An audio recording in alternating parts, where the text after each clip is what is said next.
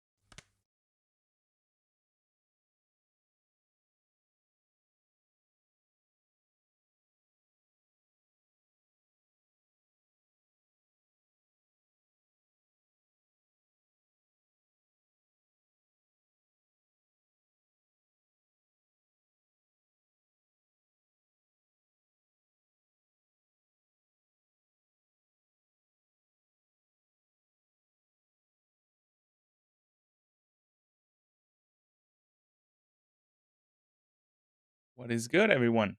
I hope you can actually hear me because you might have heard the Windows device disconnecting sound just now, and yeah, my microphone disconnected for some reason, and then it jumped to use my camera's microphone, and I don't actually know what you're hearing right now. Are you hearing my voice from my microphone like properly? Do I sound decent, or do I sound like ass? Because I don't know. I really don't know. Also, hello. Hi everybody who's here to watch some Higurashi and is now confused that I'm talking about my microphone. Also, the Higurashi cut out for some reason, but the game still has sound because the clicking sounds are still there. But the Higurashi stopped. I didn't know they did that, but that's also kind of weird. You know what is ass? I don't know, man. Also, hi Dink and hi Jay. How are you guys doing? Thank you for being here. Uh, Thank you for everybody else who's here. Thank you for those who might be watching this after I go offline. Hi, Galicio. How are you? Thank you for dropping by. Your porn bot arc? What the fuck are you? What are you talking about, man? Also, Twitch is still not working, so if there's somebody I would like to say watching, but like it's actually just listening on Twitch, then hello. I'm sorry. I tried everything Streamlabs told me to do to fix it. It didn't get fixed. I have no idea what to do. What the hell is your new profile pic on Discord? There's no new profile picture on Discord. What are you talking about? I, what are you guys on about today? All right. Before we start, I got one thing to say that I will be making a post about on the Discord in the next few days. But also, I wanted to say it on stream so you guys can know about it like as fast as possible. I spent like 7 hours in the hospital yesterday getting checkups and stuff because I am having like another surgery for the removal of the metal plates that are still in my wrist, right? Because they are apparently like the bone grew in a not so great way back together, and now the metal is apparently causing issues. So that's gotta get removed as soon as possible, which means that I'll have surgery again on the 6th of September, which is in 2 weeks today. Which will mean that I will very, very likely have to take another 2 to 4 weeks off streaming because I won't be able to use my hand. Uh, we'll see about that. I don't wanna actually, like, announce a specific period yet because I don't know how long it's gonna be, how well I can move it, how fast it heals, all that stuff. I just wanted to tell you guys as soon as I could, so you guys are already in the know about what's gonna happen very soon. Uh, yeah, that's it. Good news for the people that don't want me to I don't know. We've got Higurashi today. More Higurashi. I'm hoping all of Higurashi. It felt like we're pretty close to the end to me. I don't know. Nobody was actually able to answer that, so we'll just go through however much we can today. Like if it looks like we're really close to the end at the 4 hour mark, we're gonna keep going. But if it looks like it's gonna be more than, I don't know, another 30, 40 minutes, then we're gonna postpone that for the next week. Yeah, that sounds decent. And no, Freakler is not any better. He's worse than me. I hope you guys hear everything and everything. Oh, I wanted to test something. Oh, at that. Does that work again?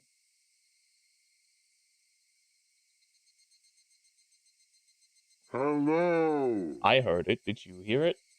It was quiet, but I heard it. All right. There's no screw you. Doesn't exist. Don't be mean on my channel. We're all nice here. I'd gone to the hospital in order to escape Rena and Mion's invitation, but the reality that was waiting for me had been too cruel. Who was insane, me or Hinamizawa? Oh, he actually notices that it might be him. Hello there, Tony. How are you doing? Think you're pretty close to the end? Good. Thank you. Or was the answer something else? I started having trouble breathing. I didn't have any clue what was happening anymore. The loud chirps of the Higurashi were. Are they actually loud for you guys? Why is it so quiet? Why was it set to 30 ish? This is better, right? Now it's better. Now you can actually hear the game. Hopefully. The loud chirps of the Higurashi were irritating me. Were even the Hinamizawa Higurashi I knew so well calling into the wind? No, that wasn't quite it. They weren't calling. They were crying. This is the second time they name dropped the game in this chapter. The pain wailing of those lost in some kind of rhythm in another world, no longer able to return to their own sunlight. I didn't do all that to end up in a world like that. And actually, at about this time, I might have been having fun with everyone else. Sadako would have gotten her smile back after realizing her uncle wouldn't ever come home, and she might have shown it to us at our first club meeting in a while. That was the kind of world I wished for. So, what was this? Why did I end up in such a strange, ghastly world? Someone I'd killed was living like normal, and I had enjoyed myself at the festival despite not being there. I don't want it. I don't want this strange world. So I still have absolutely no idea what's going on in this chapter. Like, did we actually switch worlds? I don't know. I still don't think so. I think that the village is probably trying to confuse Keiichi, and they're all in on it. When did it start to go wrong? When? When? No matter how much I thought about it, I never understood. Yakuza has the best title puns. Best title puns. Okay, the rain is fucking loud. Holy shit. I'm gonna turn that back down a bit. That is some loud rain. Holy crap. I won't be able to be on stream, but for what you have left of the game, if you don't finish it in 3 hours, you'll finish it in 1 or 2 hours of the next stream. There's not much left. Okay, thanks for the info. I rode swiftly and returned to my home. Also, have a good day. If you're gonna leave now, I hope you have a great day. It had begun to rain during my journey back, and just like yesterday, I was now soaked. But I didn't care about something so trivial right now. The pain I felt in my heart that Coach, the one person I trusted, was acting so cruelly was far worse.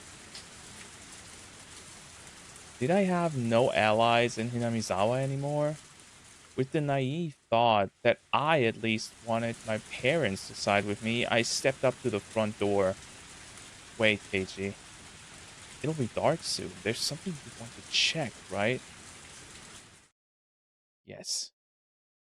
I wanted to dig up the man's corpse and get a look at his back. If there was a tiger tattoo there, I would know beyond a doubt he was Sadako's uncle.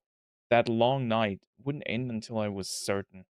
If this insane world was all reparation, all a divine punishment, then I needed to make certain whether I had been successful enough to even deserve to pay that price. I went to the storage room again and got the shovel. It had been washed in the rain, but the paint was peeling, making it look unsightly. I never, ever wanted to touch the thing again. The sensation of it in my hands was totally different from the night before. There was a roughness. Hello. Hello, Dr. Silver. There was a roughless coldness about it. How are you doing? Yeah, it would be dark soon, so I'd need a lantern too. There would be a little bit of light from the streetlights, but it would get extremely dark. Bro, really going back to the scene of the crime already? I mean, he has to find out what's going on, right? Aw, the fuck? I thought I put the lantern here, but I suddenly noticed it wasn't anywhere to be found. Then it hit me like a bolt of lightning. Of course. On that night, I hadn't brought the lantern back with me. Oh, he left evidence. Dude, this guy. It's so easy to get away with a crime. There just has to be no starting point. Well, you left the starting point all right, you idiot. I left it at the place I buried the body, and it probably has the Maibara name on it, right? If I didn't go to get it soon, it would get very dark. And then not only would I be unable to find the spot I buried the corpse, but I wouldn't even be able to find the lantern itself. That happened. It was all over. I need to hurry. In order to fit the shovel in the basket on the front of my bike, I'd need to twist it and disassemble it. By the way, just for the record here, remember that he is highly likely being followed by Rena. You know, because she was acting super suspicious about him lying about where to go. I've got a feeling she's following us. So going to the scene of the crime and digging up a corpse might not be the best idea. Hello there, Maple de Hueovo. Jesus Christ, sorry, I wrecked your name. Your test is working. You might also hear me, but you're probably not seeing the game or me, which is because Twitch has been bugging out lately, and I have no idea why, and the stream only works on YouTube. So I linked the YouTube stream in the pinned comment if you want to go over there. Didn't he also forget a shovel? I remember there were 2 shovels. You might actually be right about that. Didn't he get a normal shovel and then also use like this foldable shovel that he brought back home with him? Or did he sink the first shovel in the swamp? Funny when YouTube starts working when YouTube starting works, Twitch stops working.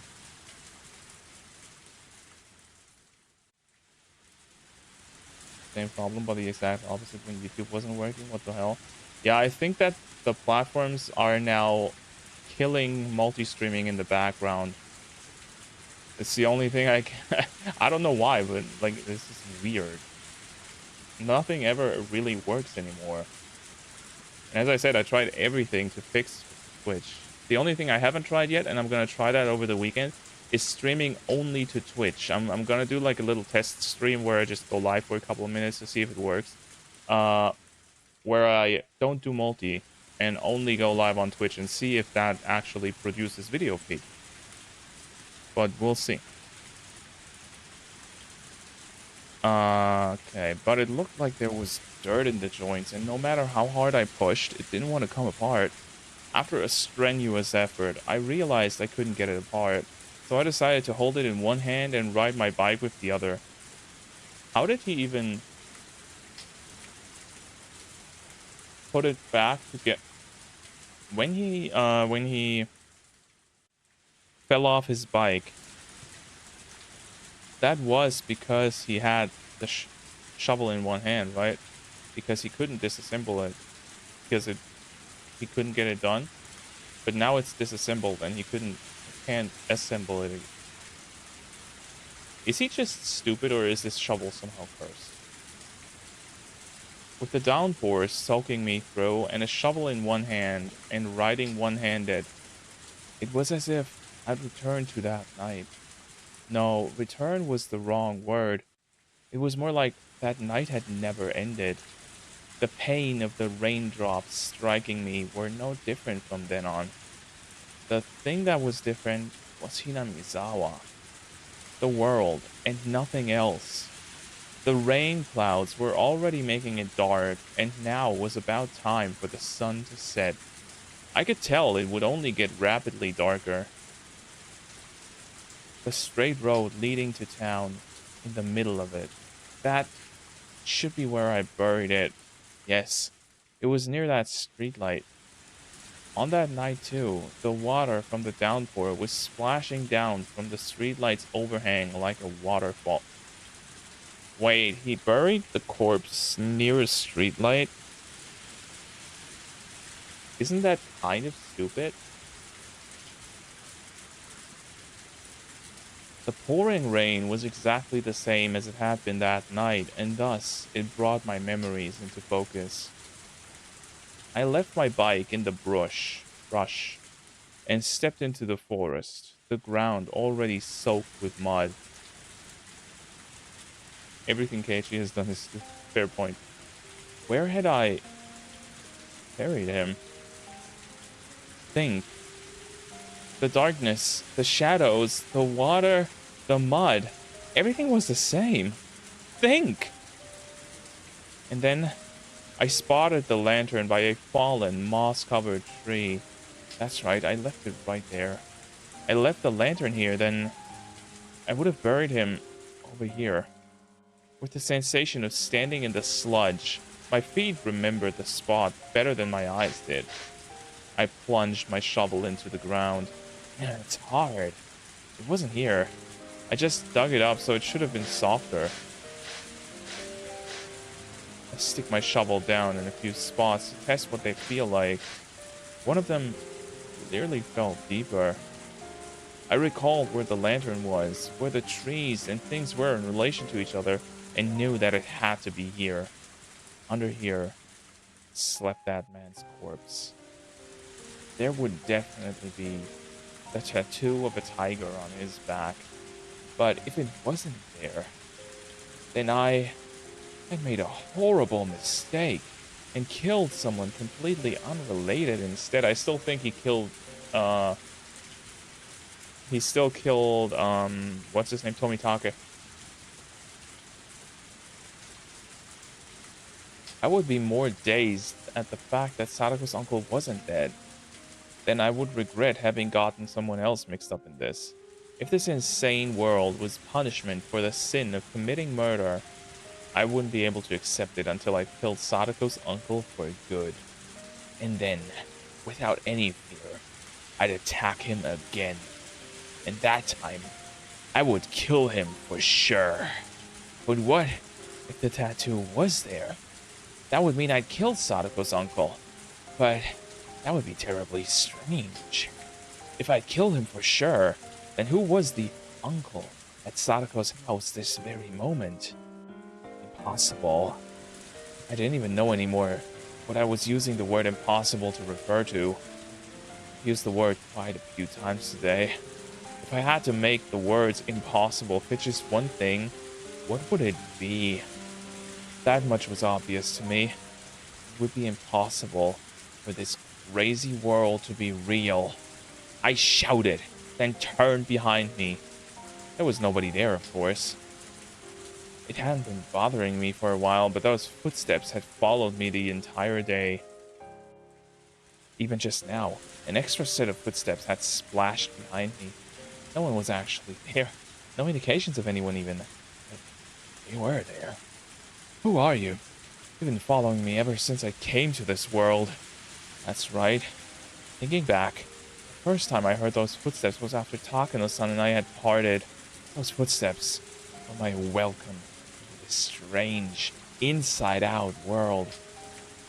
No one could be there. I get no response. Whoever it was, they just kept staring at me.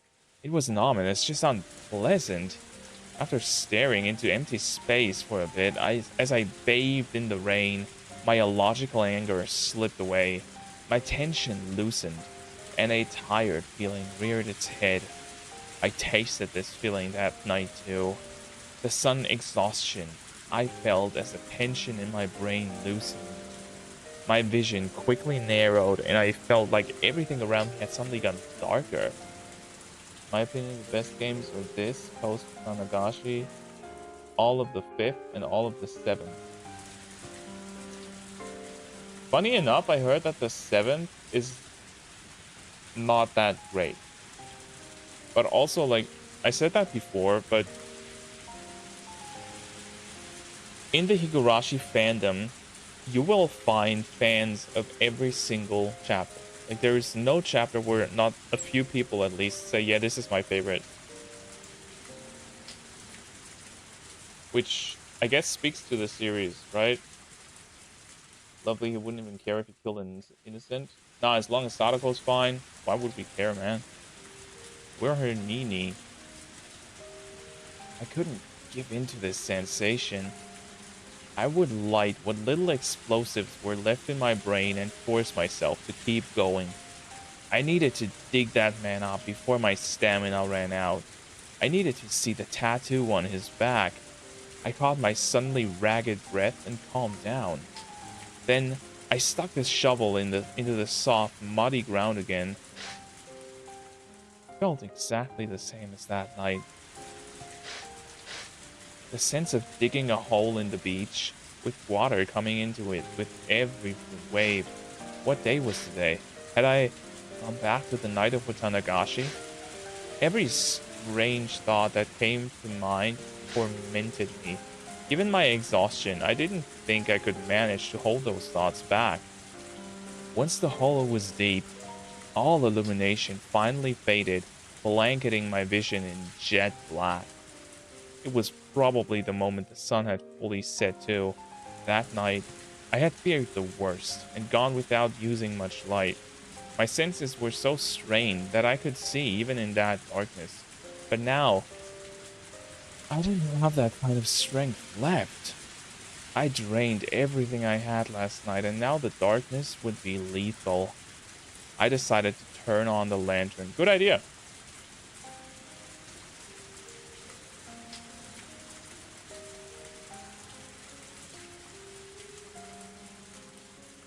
A very good idea.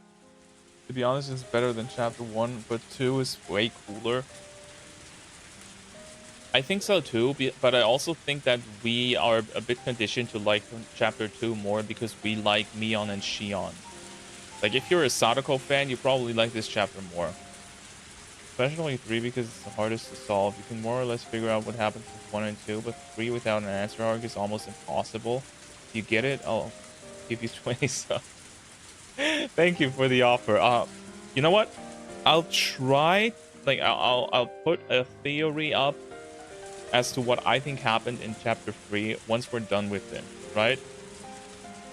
And don't even tell me if I get it right.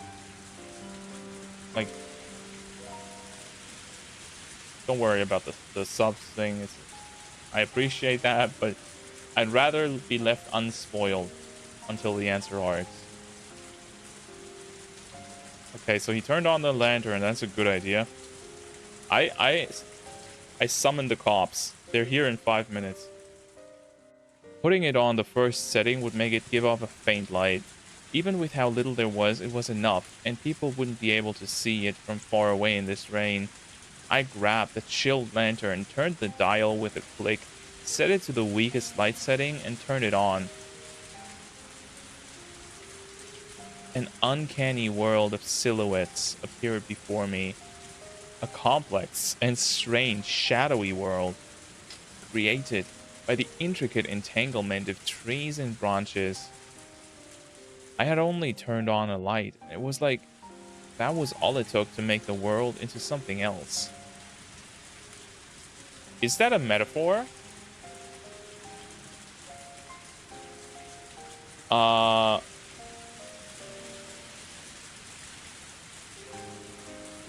Like a backwards metaphor kind of thing? That, like, look.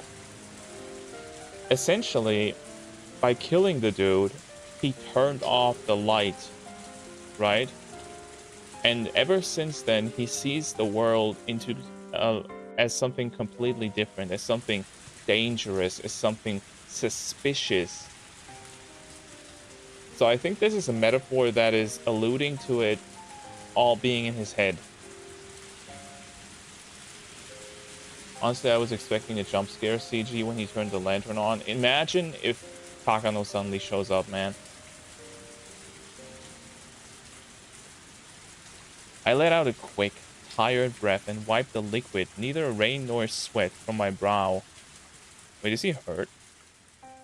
Then I raised the shovel into the air and slammed it into the mud. That moment. The silhouettes surrounding me ominously all moved at once. Oh my god.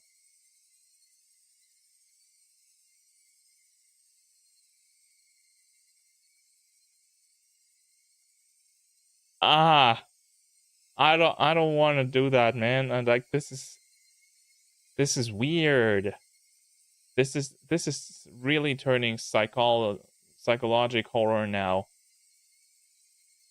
Don't have his brain ghosts suddenly move, man. Oh, okay. Inside my head, something packed in there, something coarse but not hot or cold, was loudly rushing about. The silhouettes were all around me, looking down at me, and one of them, a silhouette bigger than the others, stepped forward.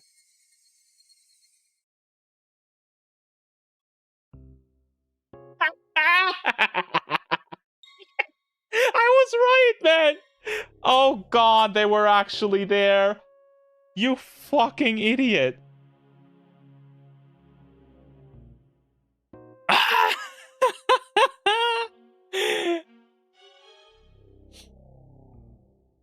Hey, Governor, what you doing there? Digging a hole? Huh? That's mighty suspicious of you.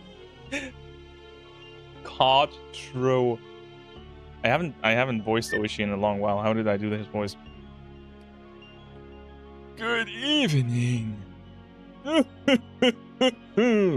moon sure is beautiful tonight. The coarseness in my brain shot through my whole spine and left me at my waist. Wait, did he pee his pants?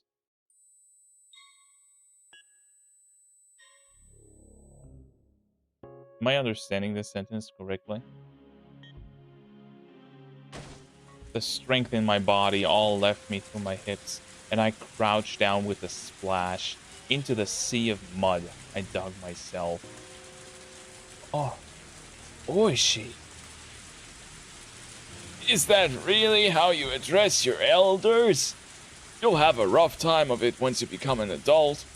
It wasn't only Oishi, but 5 or 6 of them in a row. Men wearing raincoats. I had no inkling that this many people had gotten so close. It was like, once I turned on the lantern, they just appeared there, sliding out of the shadows. Well, my guess is that, Oishi was on the phone with the professor, with the doctor, right? So Irie probably told him about the murder. So they probably rushed out here only to find Keiichi at the site of the murder. This is so good, man. I love this. Please, don't mind us. Just think of us as trees in the forest, perhaps. Don't mind them? Yes. Pay no attention to us, please. Continue digging your hole.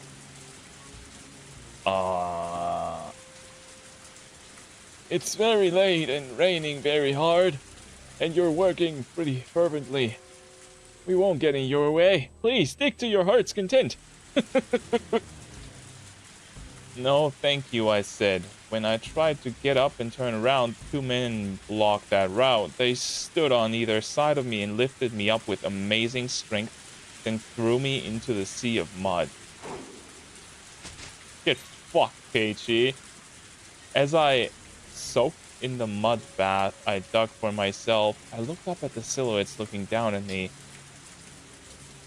Oishi squatted, picked up my shovel, and threw it at my feet for me. It bounced loudly off the mud and hit me in the face. Come, please, continue. Continue. They are actually making him dig up the corpse. Anyway, I have to go to work. I have to watch the re-uploaded live. Thank you for being here. Also, have a good day at work. I know that sounds evil, but I mean it. I hope you have a decent day. See you around. I couldn't bear the oppressiveness of the silhouettes surrounding me, and slowly, I stuck the shovel into the mud again. I felt like I was digging my own grave. They're not gonna bury him alive, right? If I kept digging, it wouldn't matter whether there was a tattoo or not, because that man's corpse would appear eventually. It was all over, surrounded on all sides and nowhere to go, but just couldn't figure it out, no matter how much I thought about it. Why were they here? Was it Takano-san? There was only one person who could have made the connection between me and this place. Dude. Thank you. Thank you so much. Again. Thank you, Galicio. Good, got a membership? True. Thank you. Thank you. I really, really appreciate that. Have an amazing day at work.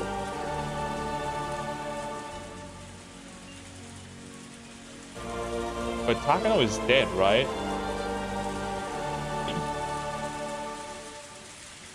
I wonder if somebody else will come in here and say, why the fuck did I get a membership? I don't even know you. Shit, I knew it. She deserved to die. Stopping so soon? Ah! Oh, he punched him. See you around, Galicio. Thank you again. Bam.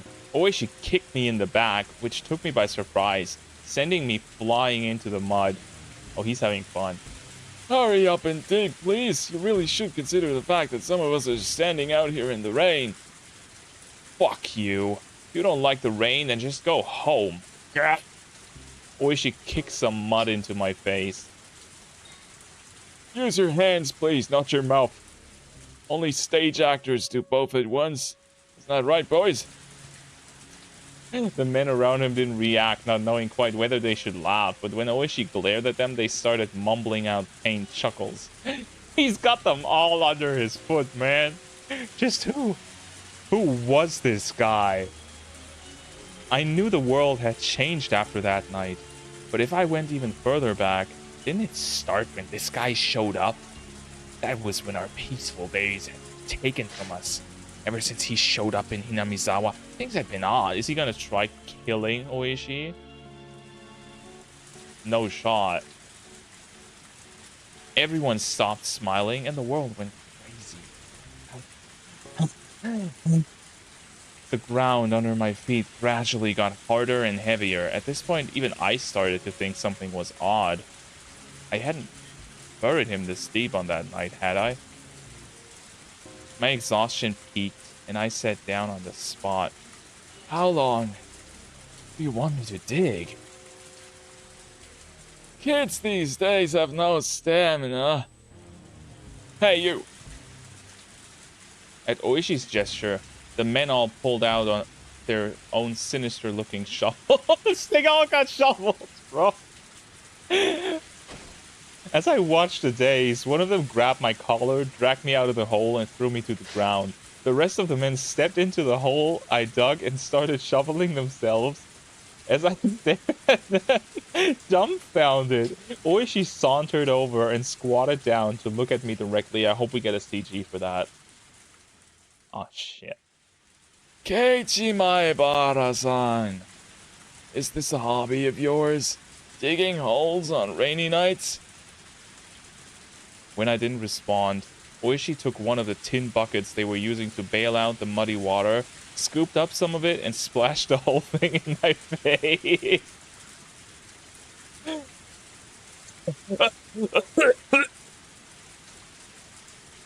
The rain's heavy today, too. No matter how wet I get, I still don't understand the appeal. Oishi smiled to himself, then scooped up another bucket full of muddy water. I'll ask you again. Bring the most sinister-looking shovels, men. True.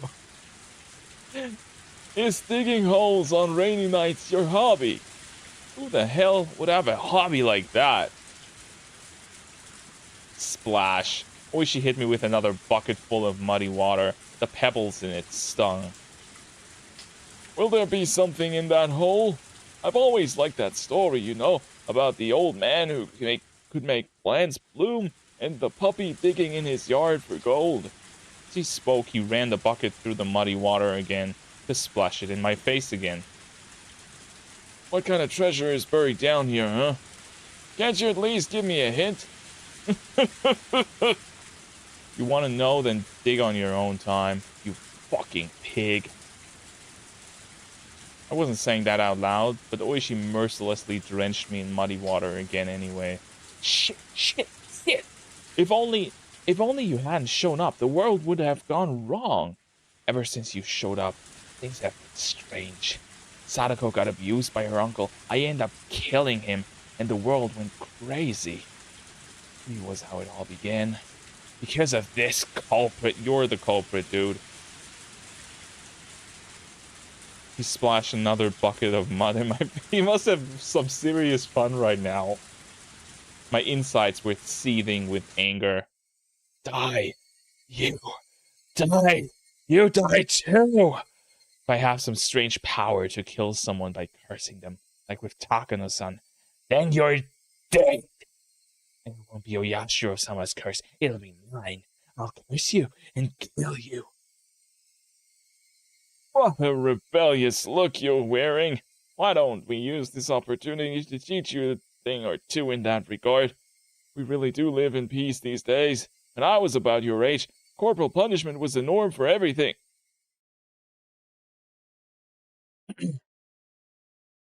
Boy, son. One of the digging men in raincoats wiped some sweat off and called Oishi over. Oishi tossed the bucket away, then turned around with an evil grin on his face. Yes, what is it? Please, look at this. They found some... I don't think it's the corpse. I think they found something else. Acceptance. Or maybe resignation. I wanted to say to them, so you blockheads finally found it. Yeah, that's right. I'm the one who killed him. You're the police, so it's your own job to figure out who he is, right? Come on, prove to me that he's really Sadako's uncle. What on earth? I think it's an old drain pipe. It seems to be connected to the irrigation channel over there. Let's smash the thing. It's not being used, is it? The men all exchanged glances, then hesitantly broached another topic. Oi, son, the ground there is pretty hard. I don't think anything could be deeper than this. Did we get the location wrong? No, at first it definitely felt like the place had been dug up before. But after digging so far, the ground suddenly hardened. I think we've gone down further than the hole was originally dug. So, what does that mean? There was a hole here, and someone filled it back up? Is that what you're trying to tell me? What? What were they talking about? So there's nothing in there. The hole is empty. Is this Takano's hole? Oh, that is actually smart. What if it's Takano? Did Takano dig up the corpse of Tomitake? Or Takano came back here and dug up the corpse of the one cage he killed for some reason. Well, I'm at a loss, aren't you? Or she grabbed my collar and dragged me to the huge hole they dug. The mud inside was like an ocean, and I couldn't see any drain pipe down there. One of the men stirred it with a shovel, letting me hear it clang against something hard. There was no doubt I'd buried him right here. But I hadn't buried him this deep. I didn't dig deep enough to unearth an entire drain pipe. So then this man, his corpse, where was it?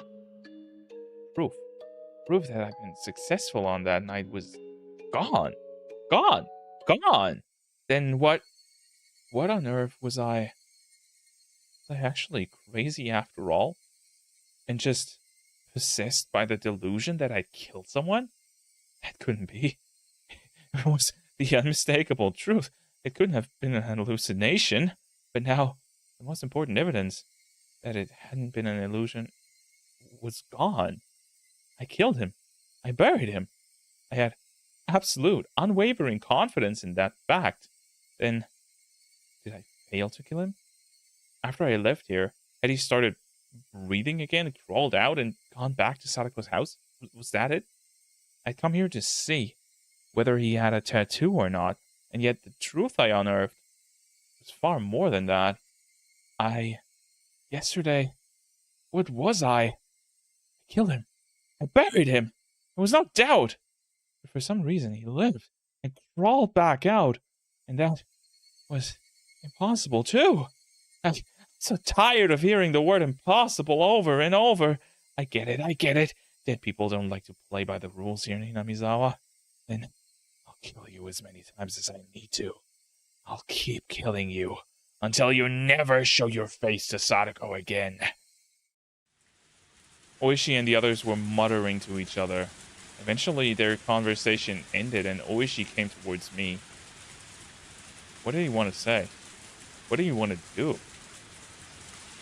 I stiffened, tensing up, and then Oishi just ignored me like I wasn't even there and passed right by me.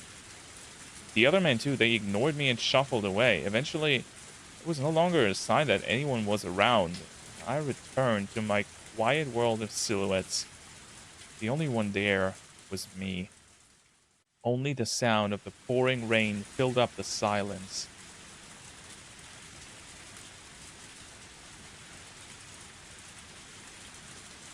What the hell just happened?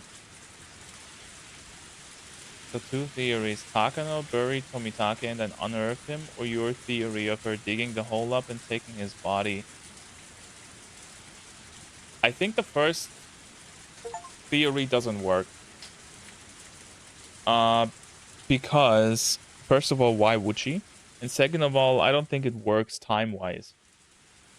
Like you gotta remember, they were both seen at the Watanagashi, so she would have had to leave Watanagashi after it's done,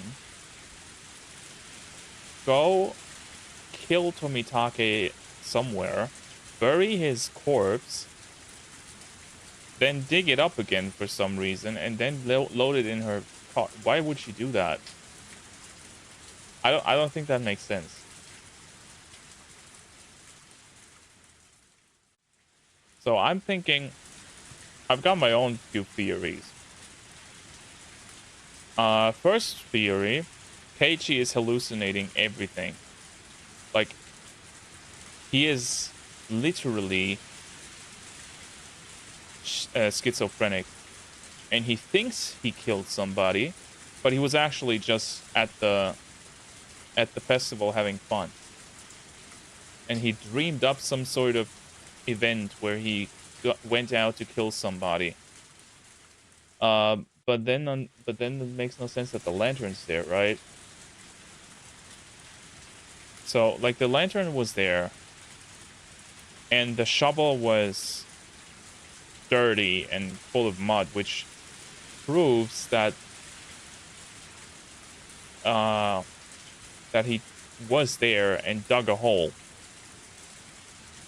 But there's nobody in there. So either he never actually put someone in there,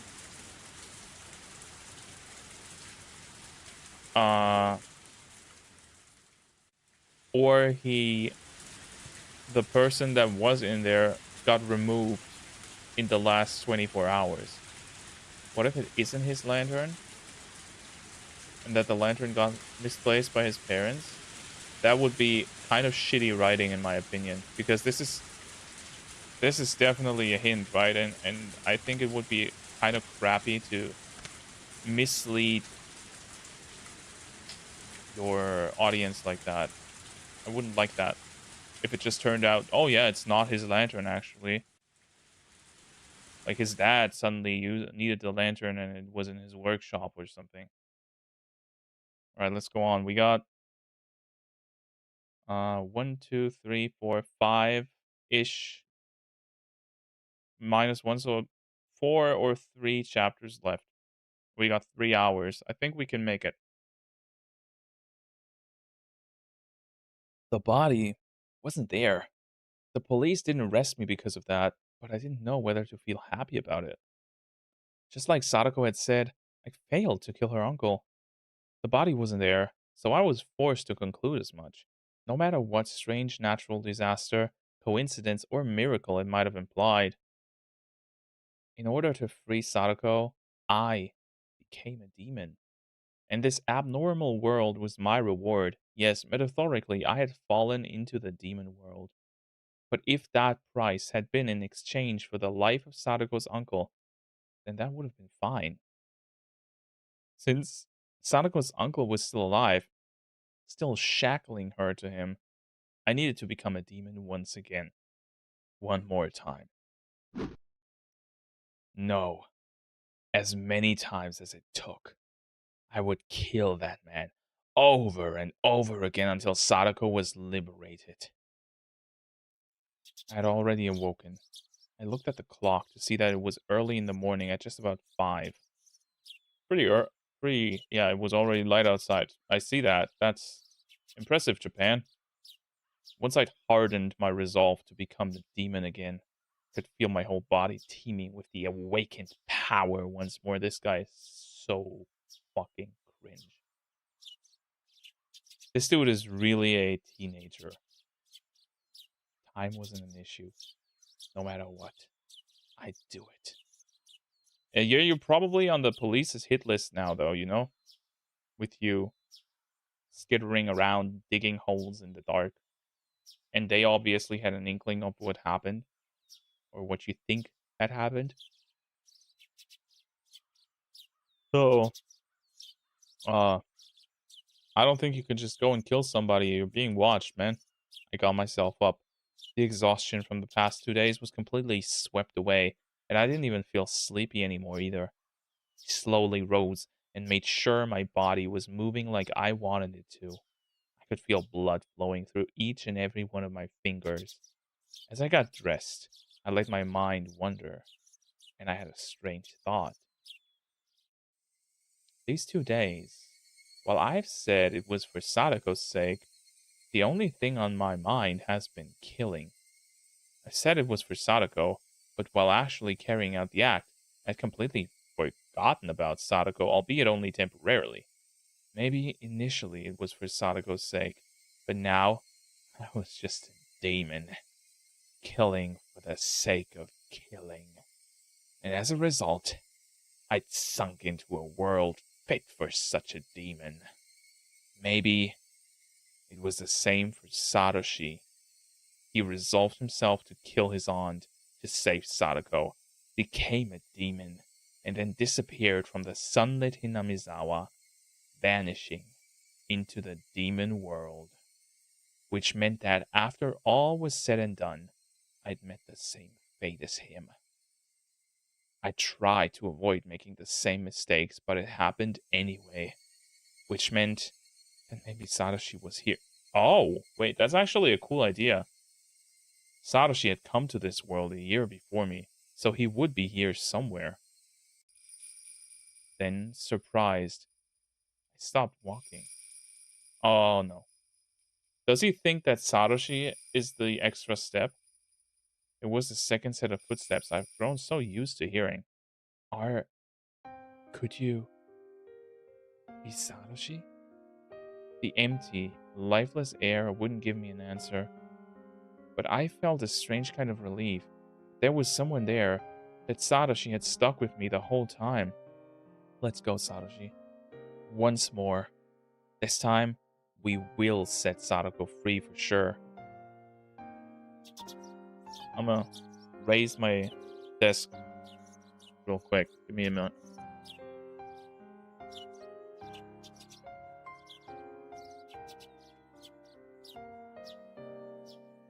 Right, I'm here. I'm standing. Hello. Yada yada Keiichi, you are still in the real world. Wake up. I don't know. Do we not believe that this is actually a secondary world? This is Tetheala, Winkler. I quietly slipped out of the house so my parents wouldn't notice. Oh yeah, speaking to yourself about some unknown person is absolutely a good idea when you're trying to slip out of the house. They caught me now when I'd been out way too late for 2 days now. They'd give me a really angry talking to. Didn't have the time to allow for that to happen. Today, I would put an end to it. If the dead body disappeared, then I didn't have to bury it. I could just burn it to ashes and then take them with me so I could kill him again every time he resurrected. I'd do it again. Kill him again. Why is there no playboy with red hair who has a gay voice? This is false advertising. We were not through all of the games yet, man. And this time, I'd set her free. Outside, the morning light was so beautiful as to stagger belief. He's totally gonna run into Rena or something, right? I went to the storage room to find weapons with which I could kill him for sure. Blunt or not, it didn't matter to me. Right now, I didn't need to care whether someone saw or if the police came. This world had gone crazy after all. A world where I'd shown up at the OSP festival and had fun, even though I wasn't there. Even if the police arrested me, I'd probably end up going right back home as if nothing had happened. Both me and the other Keiichi Maebara. Even without me, he'd fill in. I could vanish from Hinamizawa without anyone noticing. So basically, I didn't care if I was mistakenly killed. Even if I died, Keiichi Maebara would remain. After all, this isn't the world I belong in. I was going to be killed mistakenly for Sadako's sake, and that was just part of my duty as her Nini. As those desperate thoughts became serious, The morning air felt more refreshing to me, strangely enough. Oh, this one's scary. Let's go with this. It was a hatchet meant for chopping thick firewood. Its hefty steel blade was sinister, almost as though it was a tool meant for killing people. I couldn't exactly take it out in public like that, so I wrapped it a little in some old newspaper and tossed it into the basket on my bike. That is such.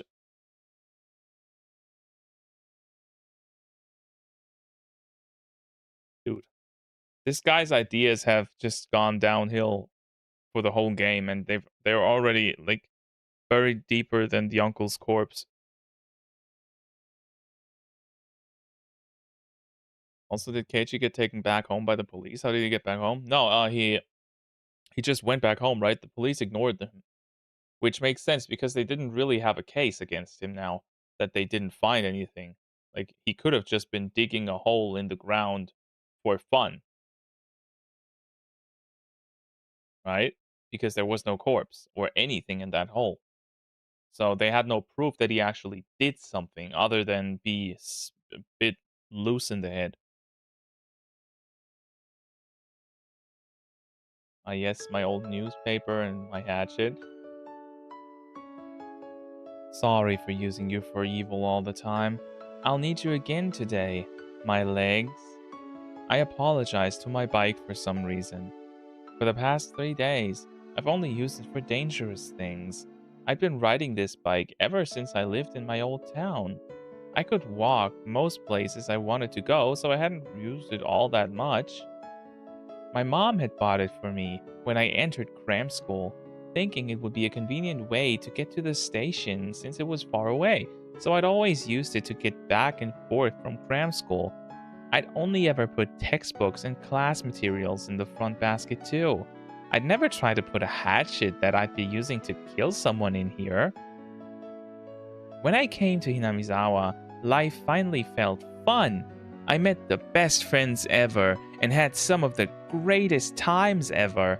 Those times might have been shattered now, but it was my greatest wish that I could get them back, even if I had to risk my life to do it. That's how fun those times had been. I killed someone, and now I was at it again, needing to kill someone. Murder was a crime. I didn't believe that people should ever think murder was okay, but still, the times I'd had were enjoyable enough for me to commit such a crime. My friends were irreplaceable, and the time spent with them a treasure. Hanging out, laughing, sometimes tricking each other, but always in a friendly way. I didn't fear committing any crime, as long as it was for the sake of taking back those times that gave my heart so much pleasure. Yes, this was a value I decided to uphold. It wasn't something I learned from a school teacher. Well, that would be a weird class.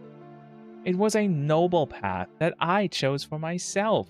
I thought back to when I'd first come to Hinamizawa. About how on the very first day, Sadako had welcomed me via a blackboard eraser with a rock in it. That welcome really surprised the heck out of me. She would laugh, get angry, cry. She was never boring. She was obviously the most childlike one among us, but she was actually lively, full of vim and vigor, and good at meddling in other people's business. That went for Mion, Rena, and Rika-chan too. Wasn't Sadako the one at the center of everyone's laughing and banter? No. Sadako would try to look cool. Then Mion would make fun of her endlessly. Then Sadako would cry, which would put Rena in a state of ecstasy. Rika-chan would be greatly delighted. Ouch. And I happened to get mixed up in it. We would always fool around like that. It was lonely when someone wasn't around, but if I had to name one for whom it was the worst, it would have been Sadako. Her smile was everyone's smile. Ever since she stopped smiling, so did the rest of us. And for the rest of us, not smiling was the same as dying. It was just like when I was silently going to cram school every day just to maintain my unchanging test scores. So basically, we were nothing when she wasn't smiling. She was full of hot air, but she was our princess, cute and unhateable. In that case, I was her knight, searching for the dragon's castle in order to win her smile back. Knights, of course, use swords, the awesome two-handed kind. I'm probably the only knight in the history of the world to be taking someone on with a thick, rusty hatchet. Then I saw an old person in the ridge of a field waving to me, and I sliced his head off. Can't help but feel kind of sorry for him. Bro is mentally ill and he's lost himself in his own mind. He happily rides his bike to kill someone. Look, man, just imagine him. I'm trying to get this across because this is exactly how I imagine him talking to himself right now, right? He's talking about going to kill someone, but he's happy as fuck. Alright, what's gonna happen to the old person? Oh my! Kate-kun! Out for a morning ride, I see. Good morning! I reflexively waved back in a refreshing way. Should I really have been feeling so happy, waving like that? Sadako's house would be right past this road, going beyond the rice paddies. The cicadas had woken up too, and the next thing I knew, I was the audience to their daily chorus. I gave myself a hit or two in the head and drove away my merry morning mood.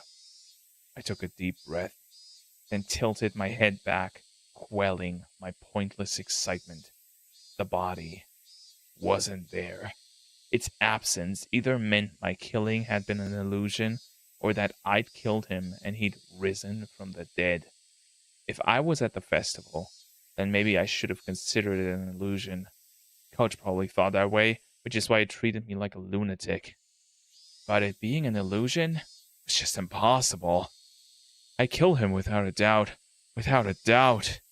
If it had been an illusion, then that would make all of this Hinamizawa I was in right now an illusion. No, it would make it the real world. And you're just crazy. Keiichi is a Dark Souls Knight build. He just needs a shield and golden parry weapon art. No, bro, that doesn't work like that. He has a hatchet, not a sword. You can't do a shield build with a hatchet. That just looks weird. If that was the case, then here's how it would end up. I was actually in a vegetative state due to a traffic accident, and I was currently dreaming in a hospital bed about how great it would be to spend time with friends in rice paddies like these. That was a terrifying thought, though. If this wasn't an illusion, then the only possible answer was that he'd resurrected. It would make him a literal monster. But if he was such a monster, then I was no less a monster myself. I didn't hesitate to kill someone, and I could even wield curses. Takano-san had probably died because I'd cursed her. Or maybe that was a little much. If Coach and Oishi-san died too, like I'd cursed to them yesterday, then I'd believe it. I set my bicycle aside and went to take a look. His motorbike wasn't here. Of course it wasn't. I sent it down to hell that night, throwing it into Onigafuchi Swamp. Or maybe, just like how the corpse wasn't here, maybe the motorbike didn't get thrown into the swamp either. The fact his bike wasn't here might have been because he gone out of town and hadn't come back home, not necessarily because I'd thrown it into the swamp. Good thinking, Keiichi.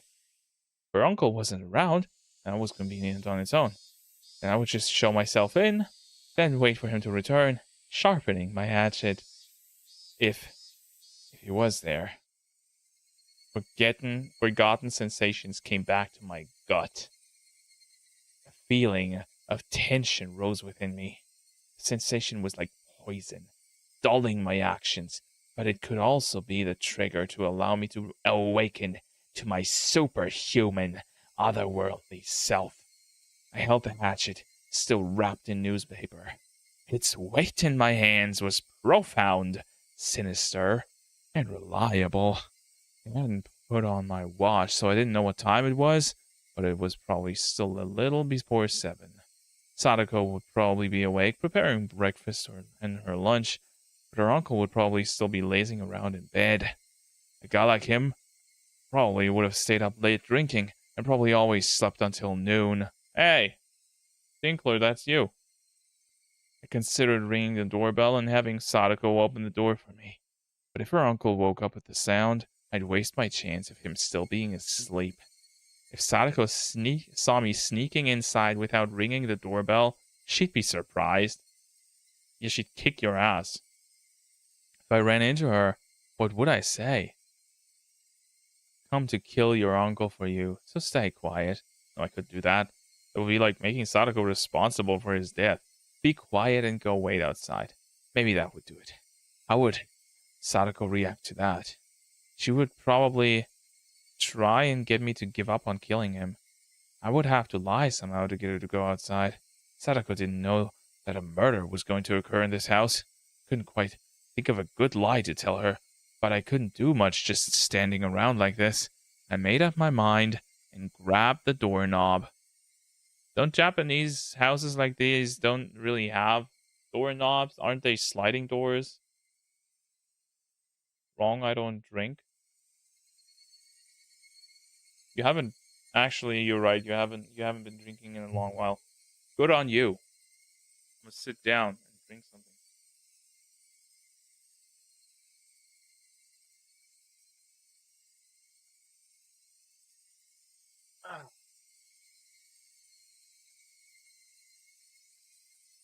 So now he's also breaking and entering, right? Then slowly turned it and pulled. It wasn't locked. The gap between the door and the wall steadily grew larger. What if he finds the uncle dead in the house now? Like, what if Sadako just killed him out of pure desperation and he completely walks in on her, killing her own uncle? Haven't drunk any alcohol since that incident. I ain't doing that shit again. Very good. The chain wasn't even on. The oppressive smell of life in Sadako's house hit me. At the entrance, there were a few pairs of shoes and sandals. Couldn't tell whether he was here or not just by looking at them. I could hear a television on somewhere.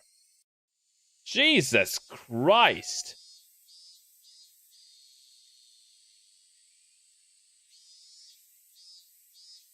The television was in the messy dining room. There was food scattered about the table, giving an impression decidedly different from a happy family's mealtime. Like, look at this. Holy shit. And the person from the child safety center thingy came here, saw this, and said, yeah, this is a good place for a small girl to live. Yeah, that's a Hiki. That's actually a Hiki, man.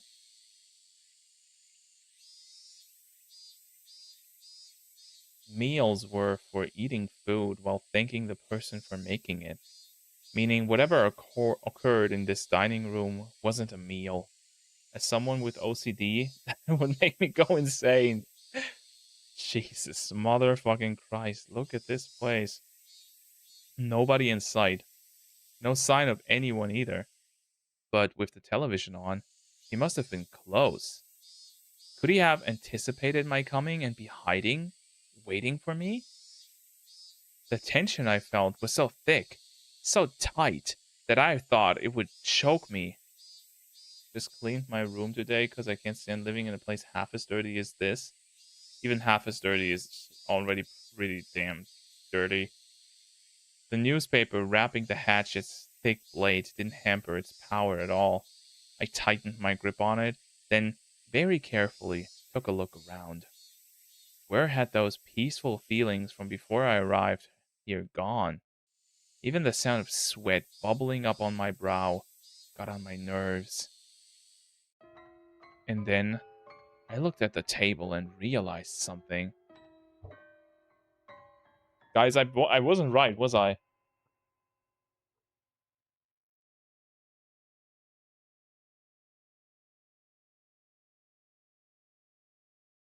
I'm gonna give out three three memberships again if I was correct. And he actually walks in on Sadako killing her uncle. This wasn't breakfast.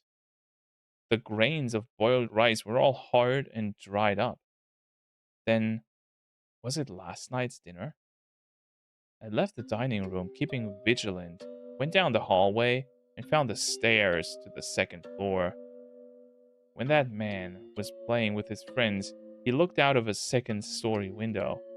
It was highly possible that room was his own and that he slept there.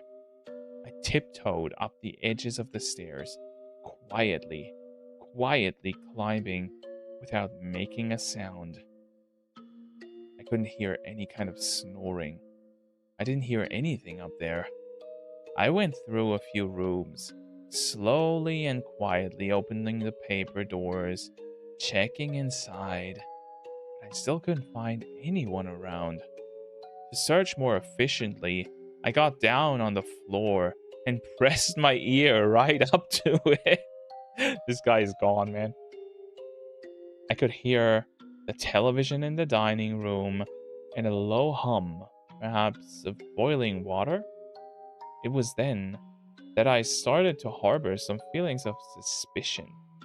This house wasn't right. It seemed like people had been here since the TV was on, but it wasn't normal for nobody to be around this early in the morning.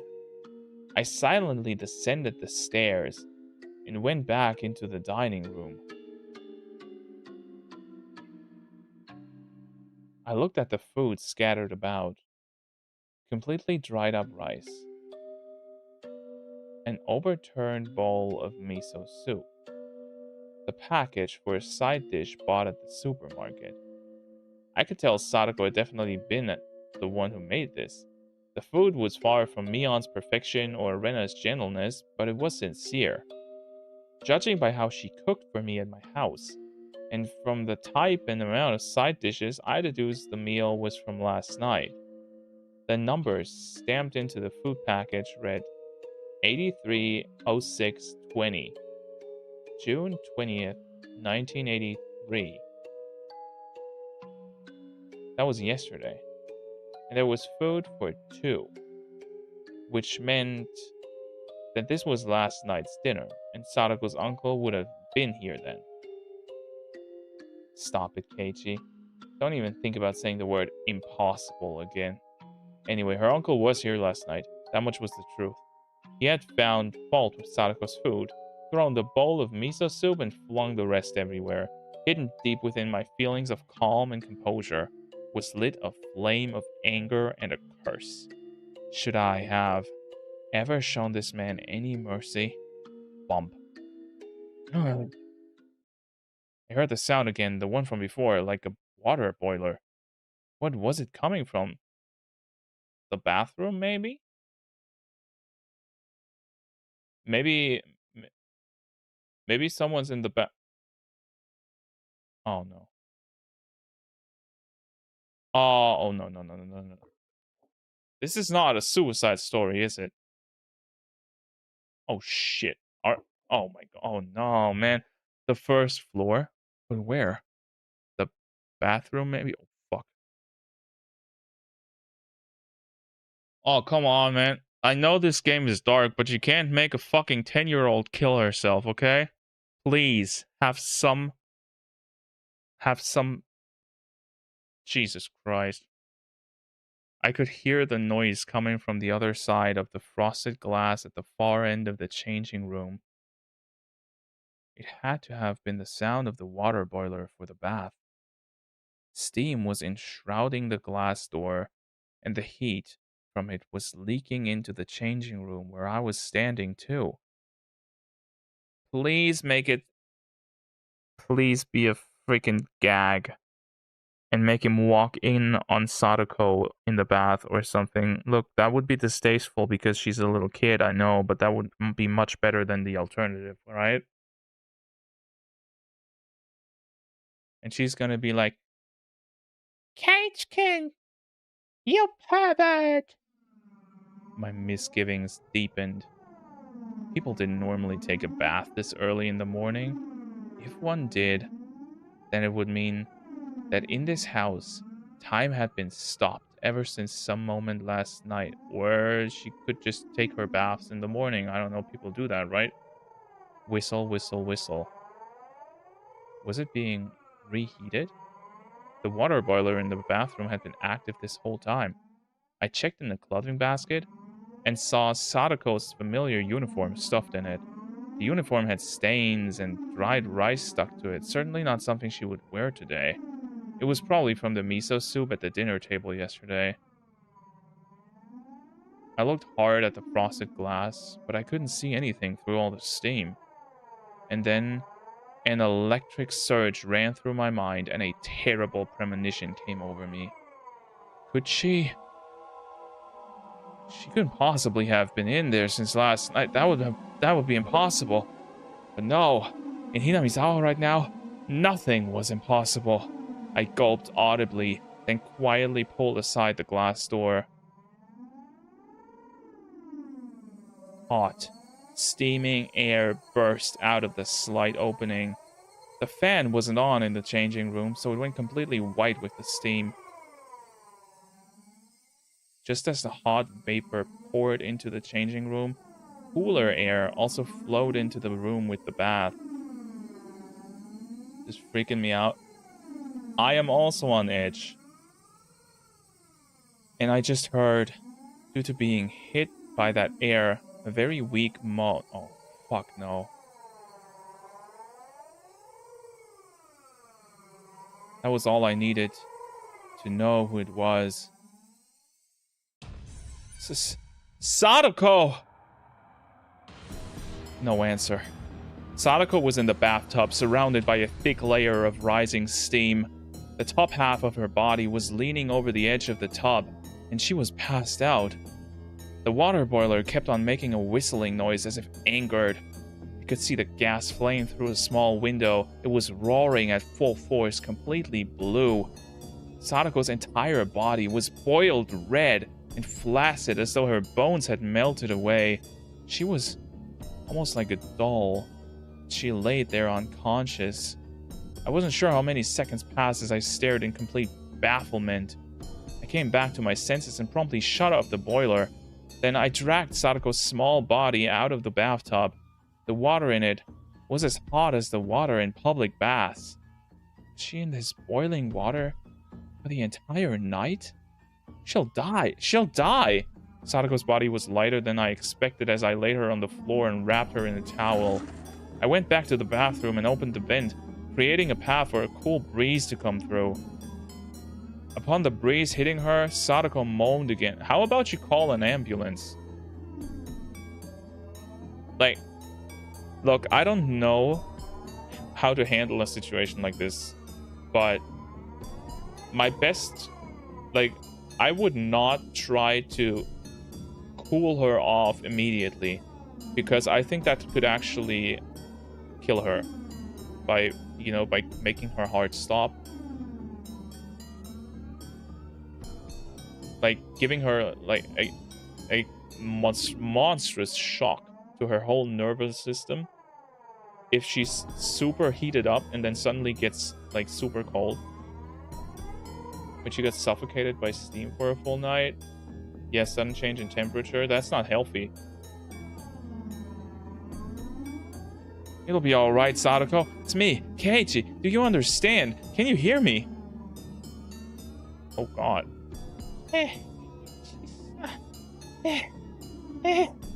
Sadako recognized me and muttered a response, but I couldn't really tell what she was saying. Her eyes were muddy and unfocused. I could tell she wasn't completely conscious. Upon closer inspection, her limbs and waist were twitching slightly. Yeah, she's probably having a stroke, right? This was way worse than normal overheating. This was dangerous. Didn't they call this a heat stroke? Think, what would the teacher do if a girl passed out in the middle of summer during a marathon in gym class or something? I turned the water faucet in the kitchen all the way on and soaked a towel in it. I then took the cold towel and pressed it to Sadako's forehead. I'm not sure if that's a good idea, man. Like, what the hell? If Keiichi ends up killing her... Jesus Christ. Sadako reacted harshly to the coldness and left out a muffled voice. For burns, right, you would soak the burn spot under running water. Oh my god. Is he gonna put her in a cold tub? Then, could I run cold water in the shower and cool her off like that? Oh god.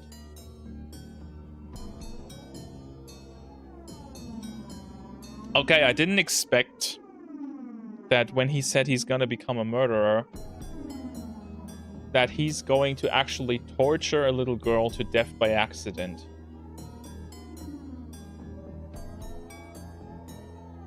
No. If it was that sudden, it wouldn't be good for... Thank you.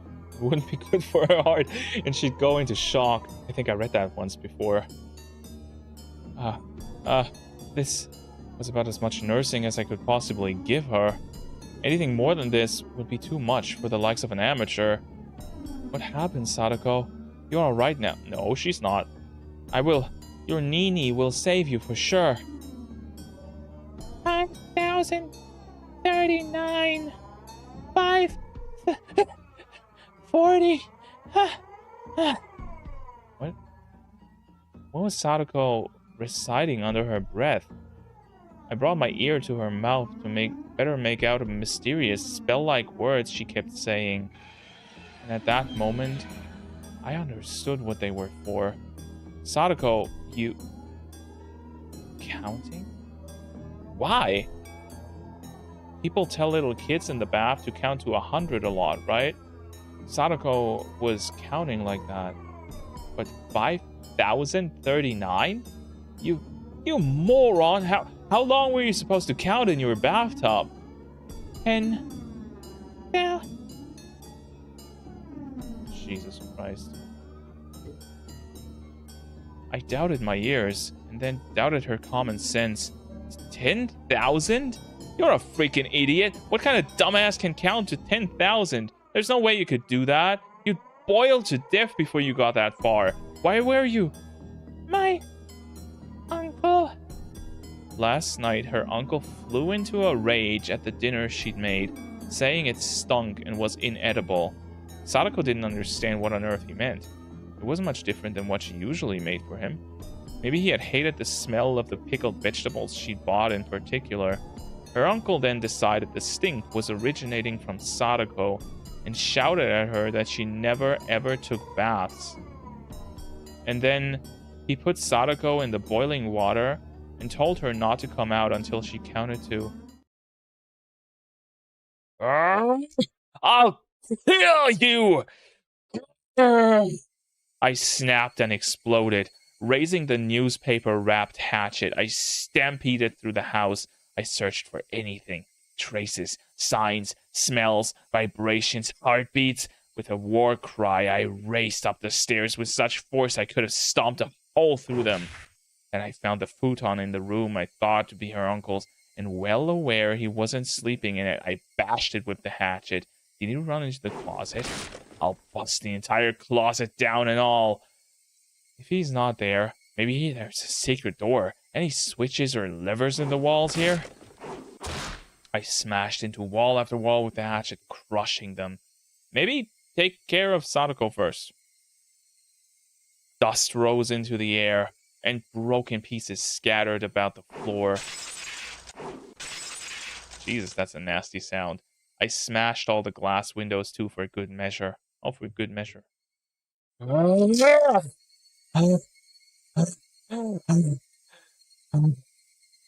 After I destroyed everything beyond recognition in her uncle's room, my reason finally kicked in and suppressed my emotions. Anyway, her uncle wasn't in the house right now. Bro, 48-minute bath is insane. He would be shriveled. And it's not just a normal bath, right? She was like, it was boiling water. Like hot tub water. I'd have to leave killing him until later. Right now, I had to do something about Sadako. I went back to the changing room. Sadako was still lying limp on the floor. There was nothing more an amateur like me could do for her. I needed to take her to the clinic. Coach had treated me like a lunatic yesterday and tried to lock me up in a mental hospital. I never wanted to see his damn face again, but I still needed to go to the infirmary one more time. I needed to have a doctor look at Sadako.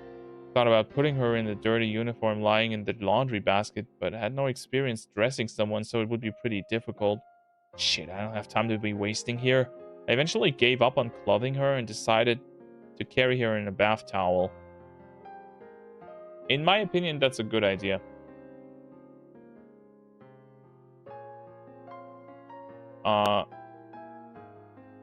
Don't waste time dressing her. There's more important stuff right now. The clinic was close to Sadako's house. It would be way faster to carry her there than to call 119 and get an ambulance. I threw the biggest towel I could find over her and prompted her to stand. Can you stand? I'll carry you over to the clinic. Ambulances do exist in 1980s right now. I mean, they always do. Thank you. Her words sounded clearer than before. She was starting to come back. I cried tears of relief just knowing she'd improved even a little bit. Sadako turned over so she was lying on her face and then put up a weak struggle to get up on a knee. I smoothly swept her up and put her on my back. The towel I put on her smelled like it was about to fall. Seemed like it was about to fall off. The towel. It hurts. We'll be there soon. It won't be long, so stay strong. It didn't hurt one bit to carry Sadako. She was light, too light. The lightness actually made me uneasy. I don't know, is this actually better than waiting for an ambulance? No. Probably not. Especially not since this is like super, super high summer, right? Outside it had gotten hotter, as though eager to attack Sadako. Fucking cicadas. Why did it have to choose this morning to get so hot out? I didn't have time to swear at them. The clinic was this way. Hoisting Sadako on my back, I broke into a trot. I think it would be a better idea to just keep her in a slightly cool room and call an ambulance. It can't take that long.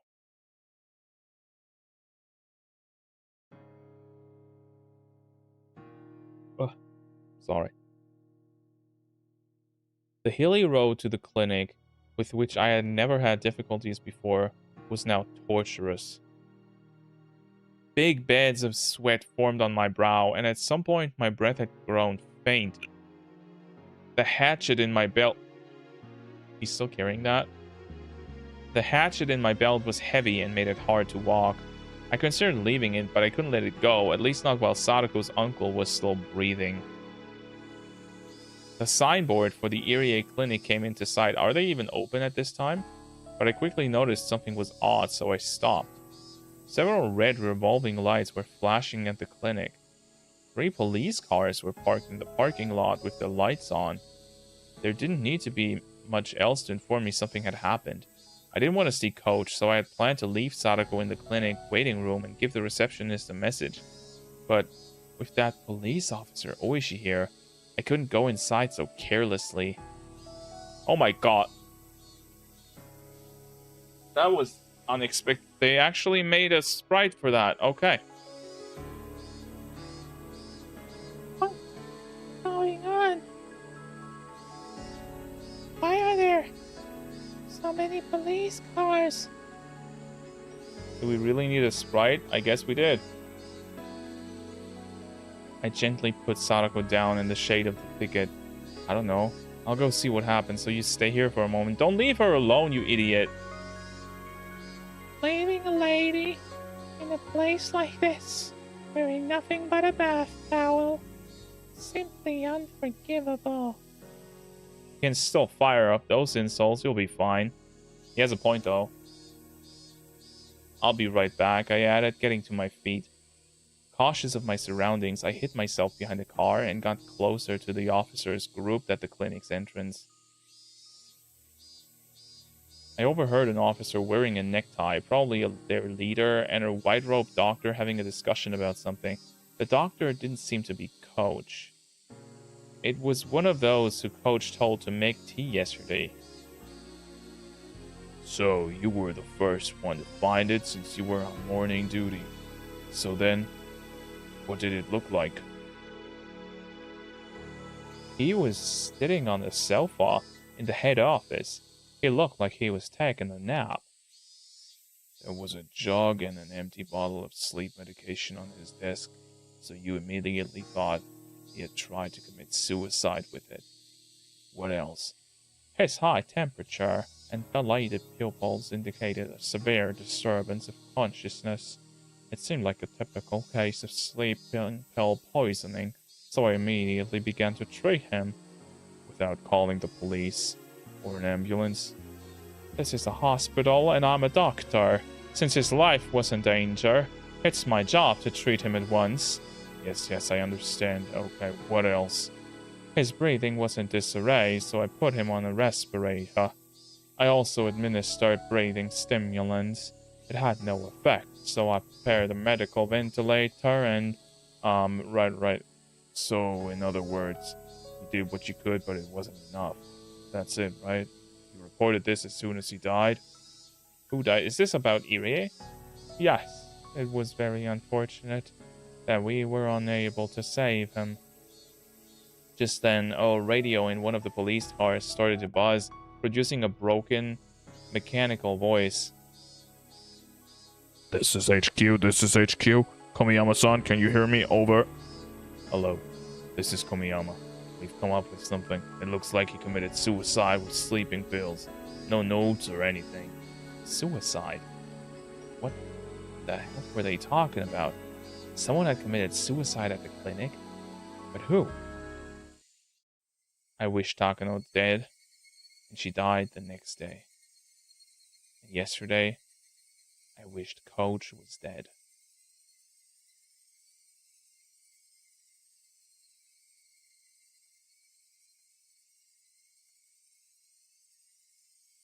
Why do things happen that make him go deeper and deeper in his own delusions? Murder and a suicide? No, this is Irie. Hello. Hey there, Marcel. How are you doing? Then, could he have... Did he use sleeping medication regularly? I don't really know. Did he normally complain that he was tired or wanted to die? Well, Irie-sensei, see I told you, was normally so, himself. He never acted like that. So I was right. Irie-sensei, they were talking about Coach. Coach killed himself. Why would he do that? Couldn't have been any reason he wanted to die. The only reason that came to mind was that I wanted him dead. This world, it's insane. I wanted someone dead. They die. That was the kind of world this was. No, it's not, Keiichi. Stop. Then, what about Oishi? What happened to him? If people really died because I wanted them to, then something should have happened to him too. Sent you back up. Chief wants you to leave the rest to them and get back to searching for Oishi's car. Oh no.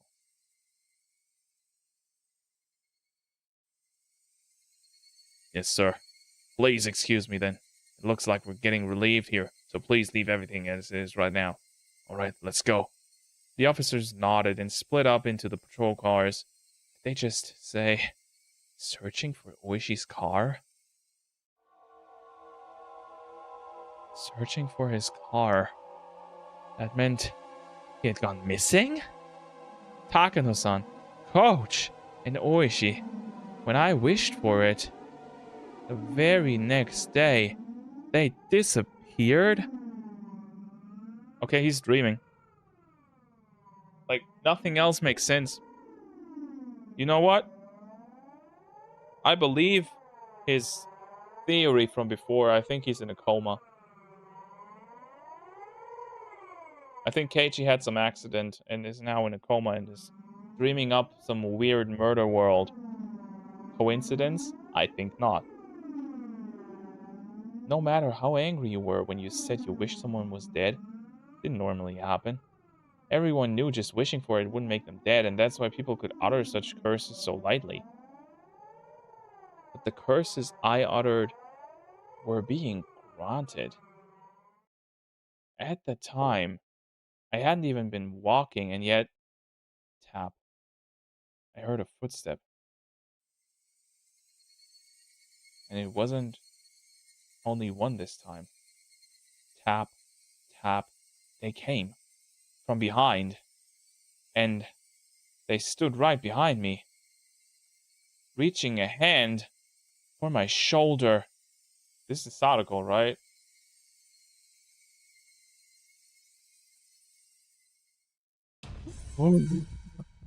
I knew what was gonna happen.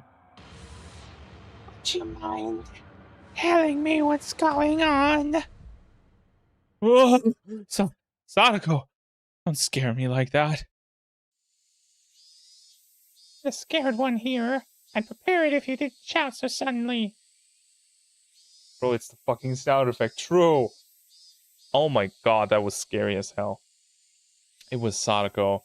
Her eyes were still unstable, unfocused, but she seemed able to at least walk on her own now. She looked far better now compared to her earlier exhausted state. How do you feel? Are you better?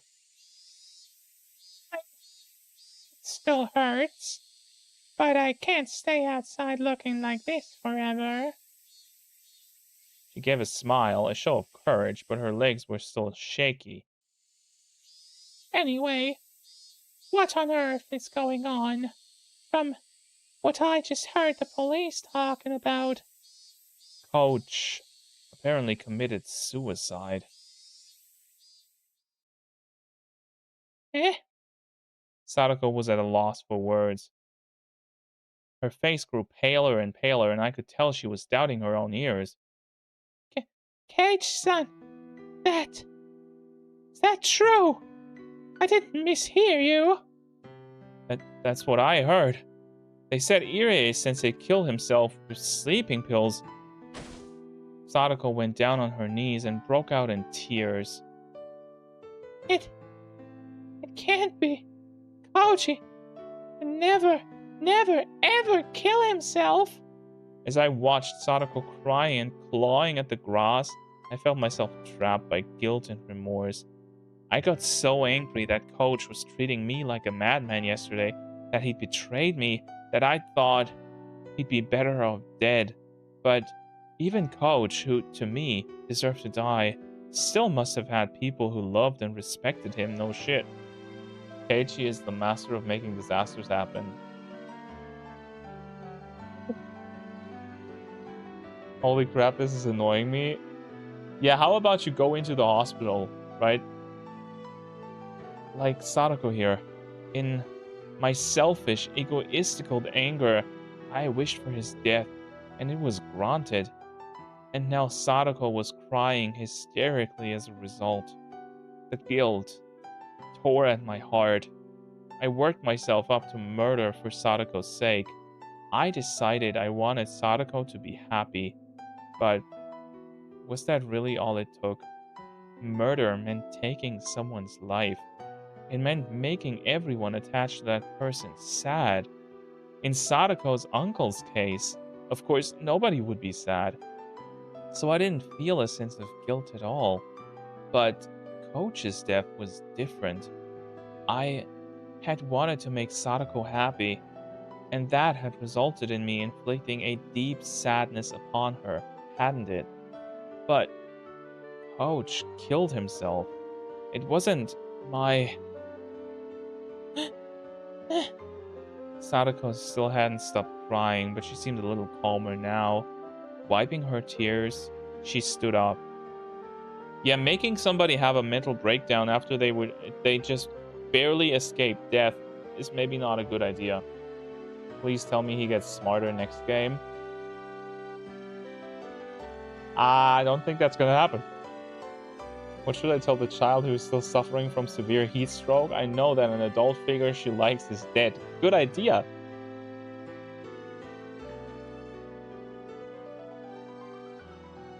Wiping her tears, she stood up. Oh, we get the full thing now. Awesome. Is this the sprite people are mad about? I'd heard that there is one Sadako sprite in the game that people got mad about. Is it this one? Because she's sexualized in, like, despite being like 10 years old?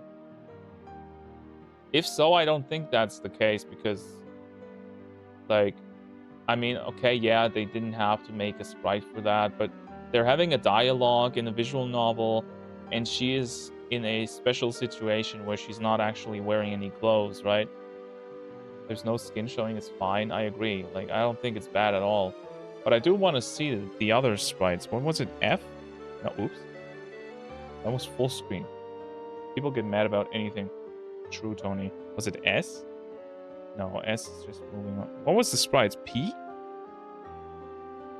Oh, yeah.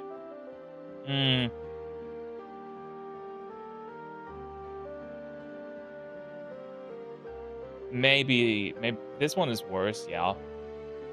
Like, it's the pose, I think. Right?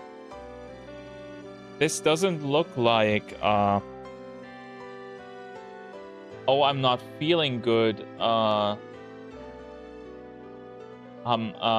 wearing a towel because I didn't have anything else to wear. This looks like an ecchi anime. Yeah. Like, I still think it's not showing enough skin to get mad at it, but this looks more like something out of a... KHQ, you pervert! Scene instead of something emotional, you know?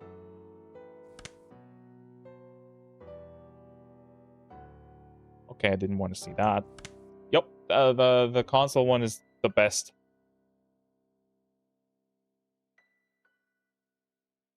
The original one is the worst. Like, the original one actually shows her butt. Why does it do that? Ryukishi7, why did you draw that? Console one is the actual one that has tagged. True. Like, I think the second one is fine. It's weird and unnecessary, but okay. But the original one, that no.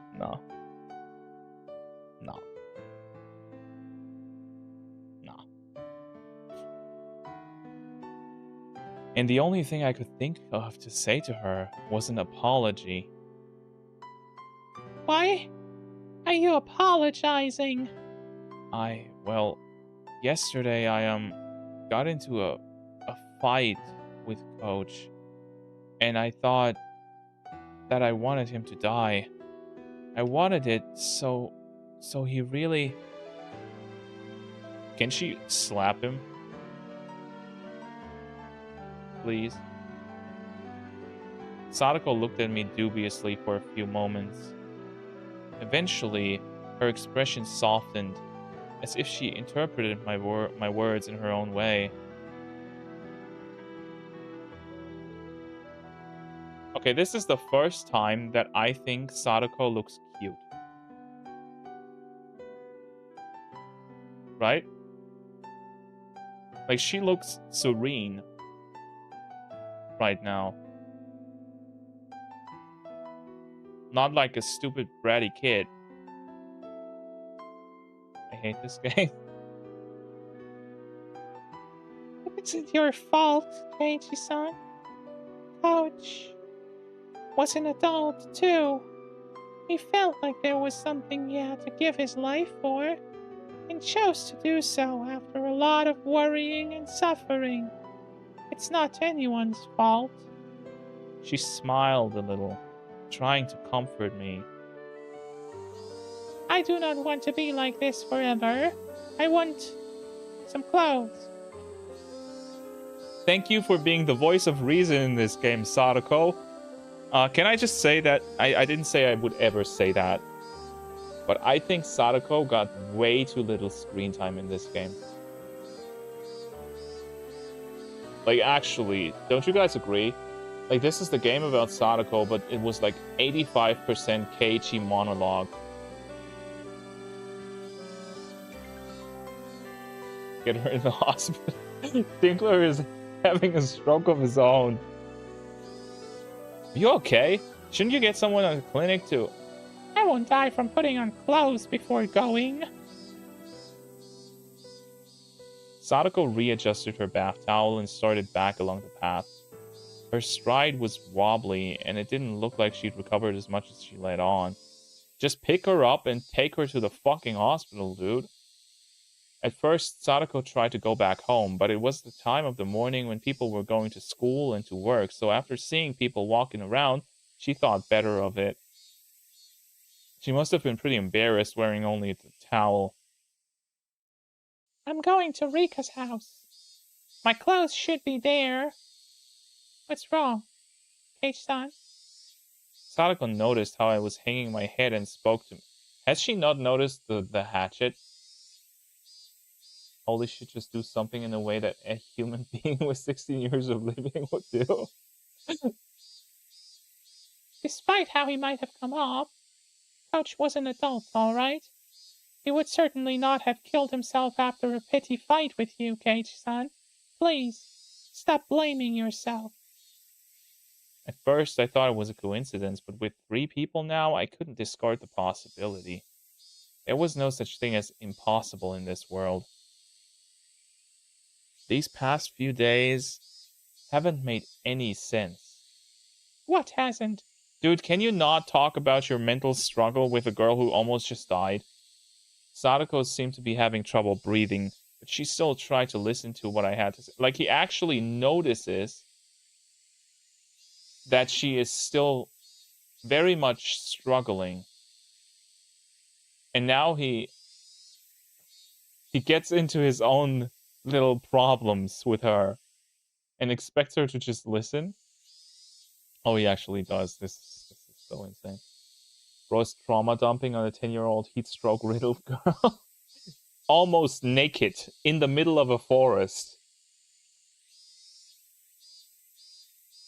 At the Watanagashi festival the day before last, you went home on the way there, right? And I went there and had a lot of fun. So it would seem. I do apologize for getting so upset with you about it. Sadako remembered how she blew up at me in the classroom yesterday and bowed to me a little. If I said I actually didn't go to the festival at all, would you believe me? Sadako looked at me confused. She couldn't help it, of course. Of course I wouldn't believe you. What are you on about? You wouldn't, right? I don't believe it either. I mean, I didn't go to the festival, but everyone's saying I hung out with them there. Nobody would believe it, right? Are you being serious? Bro, if you want to trauma dump her. I'm sorry, Dink. I'm sorry. I mean, if you want, go to sleep and I'll tell you how it ended. Yeah. Ever since the night of Watanagashi, everything's been messed up. These weird footsteps suddenly started following me everywhere. I hope this actually has a point. And while he's trauma dumping, Sadako collapses. That would be the only good thing to come off of this. Like, if, you know, if this had consequences, Yeah, ever since the night of Utanagashi, everything's been messed up. These weird footsteps suddenly started following me everywhere. Blood drained from Sadako's expression. She also having that? Footsteps following you. Yeah. I thought it was just my imagination at first, but they stayed with me. They're probably still there. I can't tell them apart now because of your footsteps, though. Sadako took a long and hard look at me. Maybe she was doubting my sanity, like anybody would. Coach did the same thing. I mean, why wouldn't he after telling him this? The more I thought about it, the more I was unable to endure the feeling that my hatred for Coach had been meaningless. On the day of Watanagashi, I didn't go. I was doing something else. The whole time, I wasn't sleeping or unconscious or anything. So it's not possible that I walked to the festival half asleep and forgot about it afterwards. That is quite strange. Then how were you at the festival? That's what I mean. I didn't go to the festival. No, I can't let myself get emotional. If I get agitated now, that'd be like proving that there's something wrong with my head. Sorry. Well, nobody believes me, so yeah. If that's what you say, Cage-san, then I will believe you. Then what? That night, I saw Takano-san, and it felt like she was looking down on me. So I made a wish that she would die. Takano-san does have that sort of air about her, doesn't she? I cannot say that I don't understand how you feel. Did you know that Takano-san died? It happened yesterday. Yeah, drop another one on her. Footsteps are the Black Knife assassins about to go a grab attack that does half your health. Fuck those. Also, Streamlabs Spot, can you shut up for a bit? How is she suddenly fine and able to hear him out and not get emotional or even stand? Well, she was only in the bath for 84 minutes, right? Apparently, she was burned alive somewhere. Is that true? She died? I wished for her to die, and the next day, she was dead. And Oishi from the police, too. Do you know him? That annoying and fat detective guy? Sadako nodded a little. I heard from the police earlier, but apparently he went missing. And yesterday, actually, I wished that he would die. Isn't she worried that he wishes for so many people to die so easily? Like, if I was her, I would run away. Is all this true? I'm not lying. I don't want to believe it either, but it's true. Takano-san, Coach, and Oishi, I wanted them dead, and then they really died. For a little while, Sadako was at a loss. A long silence ensued. You know who else is annoying and will be fat in 10 years?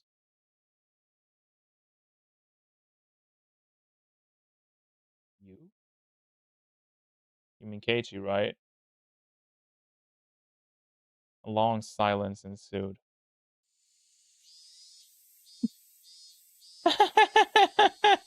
What a scary story! I should be sure not to get on your bad side, Cage-san. And that's not all. There's something even stranger. It's about your uncle. Yeah, tell her that. Very, very good idea.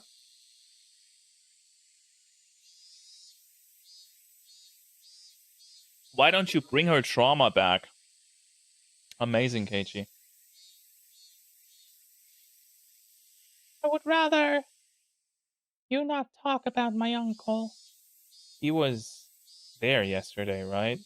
At your house. Could we please stop talking about him? I don't want to. It's impossible. He couldn't have been there. Oh my god, he's really letting it all go, huh?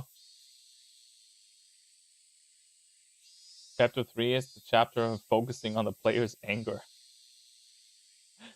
I said stop talking about him! No! No! That man couldn't have been there after the night of Watanagashi because I... No!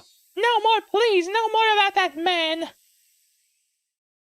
I killed him with my own hands. Even the cicadas stopped crying. Her face was streaked with tears, and it stiffened even more.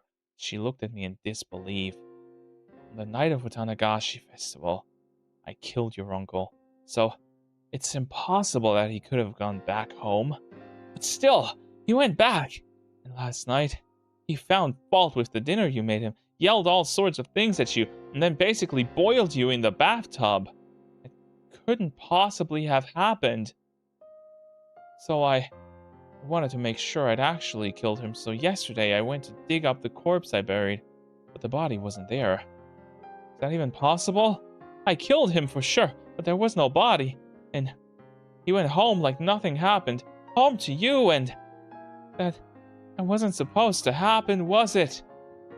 Sadako's entire body stiffened. She was shrinking away, like there was someone in front of her about to hurt her. Well, because that's exactly how it would look to her. If a crazy person started screaming at her. Like you gotta remember, this is literally a 10-year-old kid, and you just told her that you have a special power to get people killed, and that you are trying to kill her uncle. And you probably are looking rather crazy right now. We can't see it because this is a first-person visual novel, but I would really like to see that scene in the anime. Keiichi was real, I would commit a war crime on him. I find it very funny that apparently everybody in the community just hates Keiichi. The writer must have done something very well, right? If that was the point. You probably think I've gone a little crazy, don't you? I don't blame you. I can't believe it myself. Kage-san, I think you're very confused after all the people you wish were dead coincidentally died. You're just in shock at Coach's suicide and you're really upset. I think you should stay home from school today and rest. I'll be fine, so please, take care of yourself. Sadako spoke like she understood me, but she also told me to go home. I could see the revulsion in her face and knew that she didn't want to be around me anymore. Once I show you to the clinic, I'll go home. Your legs are still shaking, aren't they? Yeah, but right now it's probably from fear. We can just skip chapter 6. Why chapter 6? Isn't chapter 6 the... Oh, right. Chapter 6 is the one with Keiichi on the cover, right? Oh boy. I'm still having this hope that chapter 6 has Keiichi on the cover because we actually get to play a game from a different person's perspective. That would be sick. It would be terrible if you collapsed halfway there.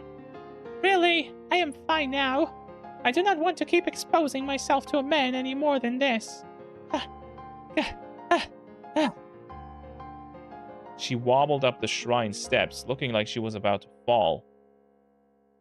I immediately ran up to her and helped her stay on her feet. Yeah, she's gonna have another mental collapse, isn't she? Chapter 6 is the answer arc to Chapter 2, right? So hopefully we get Chad Keiichi. I don't know if they actually connect like that. I still don't really understand how the whole question and answer arc thing is supposed to work. If we actually just, like, get, okay, Chapter 1 is the answer to Chapter 5, or if it's gonna be like, okay, the chapters 1 to 4 give you all sorts of things to think about, and chapters 5 to 6, despite being completely different stories, give you the answers if you look hard enough. I have no idea how this is gonna work out. But then Sadako promptly jumped away from me. That outright rejection hurt a lot. Once she got up to the top of the stairs, her breathing was ragged, and she wasn't even looking at me. So where are the other girls, by the way? Like Rena, Mion, Rika, Shion. We haven't seen any of them since yesterday. Are they just at school? Bro, I want to go to Umineko where I can watch a Redditor argue with an Italian woman for 100 hours. That sounds way more hype. Don't you like this? At this point, I was being ignored. Well, it was more like she didn't want to have anything to do with me. It really was a feeling of rejection. Yeah, now you're just a stalker, by the way. A stalker of a half-naked 10-year-old. And that hurt my heart more than any blade could have. This was the path I chose for her sake. To be treated like this at the end of it all, it was just so saddening. By the way, I've been wanting to say this for a while. Do not be Keiichi. Like, never. Sure, do something for other people's sakes, but do not dedicate yourself to do something for someone else. Because at some point, you will become overbearing. And it's going to cause more issues than it actually helps. You will think, okay, now I did everything for this person, and they're not even thankful. What a fucking asshole. But in reality, they're not at all, like, responsible for that, right? You just are putting values on them. So, don't be that. No, BKG has 360 degree vision. True. That's a perk. That's actually, wow. The way that Steam review described makes it seem so hype. Well, I've heard good things about Umineko. I'm just scared because it apparently has like 20 characters, like regulars, instead of the 6 that this game has. Don't be naive, Keiichi Maebara. You never wanted to be repaid in the first place. You didn't do it so that Sadako would thank you. You did it so Sadako would be happy. Well, you did a great job. And that was what led to this ending. Rika-chan's house was a disaster prevention storehouse used by the town council. If you went past it a little further through the shrine grounds, you'd apparently reach the back of the assembly hall. Isn't that where she lives? Sadako was heading there, walking quickly, the gravel under her feet crunching as she went. Did she want to get there as soon as possible, or did she want to run away? I couldn't tell. And then I heard the vigorous sound of wings flapping. I turned around and saw a crow. Aren't crows like bad omens? I hadn't seen many crows since coming to Hinamizawa. I saw them a lot in my old town, though. Crow? There are... I know you probably want me to say crow, right?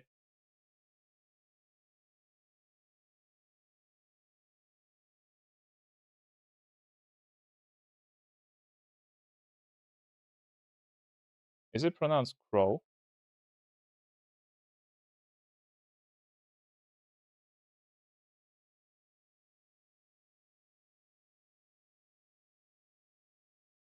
I don't know, I always thought it was crow. Because if it's pronounced crow, why does it read with... Like, why is it spelled with a W at the end? Like when you say ow. Makes no sense. English is a stupid language. It has no consistent phoneticality. That word? Phonicity? I don't know what the word is. You know what I mean. Because it's the English language and it doesn't make sense. Yeah.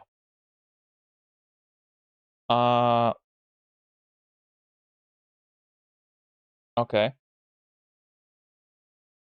So there's now a crow at the shrine grounds, which is usually a bad omen, and they aren't usually in this town, right?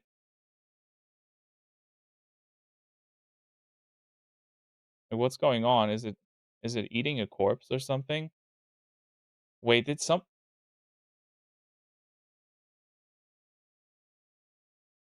I was wondering about something. How Rika's offering dance is essentially like doing what the villagers did to the sacrifices back in the day, right? Right, where they pulled out the entrails and stuff. Uh, but they do it with a futon, right? But what if someone actually did something like that to be conform with the actual festival? This never happened because we never really found out how Tomitake died. But what if Tomitake this time actually died like that?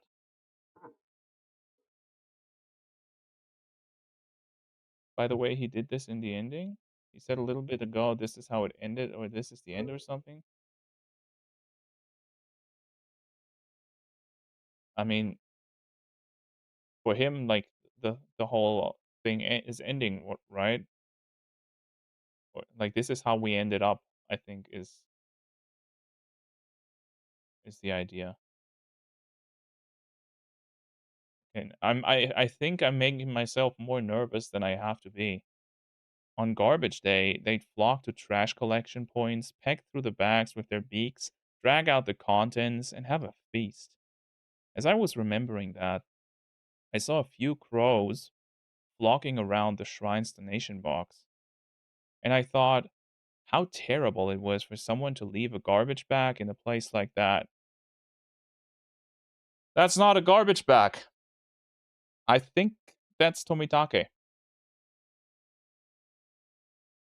Because crows, like they eat uh uh cadavers, right? The cicadas, Wyatt. Oh shit. Oh no. Wait, is Sadako gonna murder him? I don't think she is. I think something else happened. I think this whole town is already. Couldn't it be that that all the time shit actually goes completely downhill in the whole town and everybody starts killing everybody? But we've never really been exposed to that because Keiichi has never lived for so long. Like, this is the first time, right, that we live to the second day after the festival.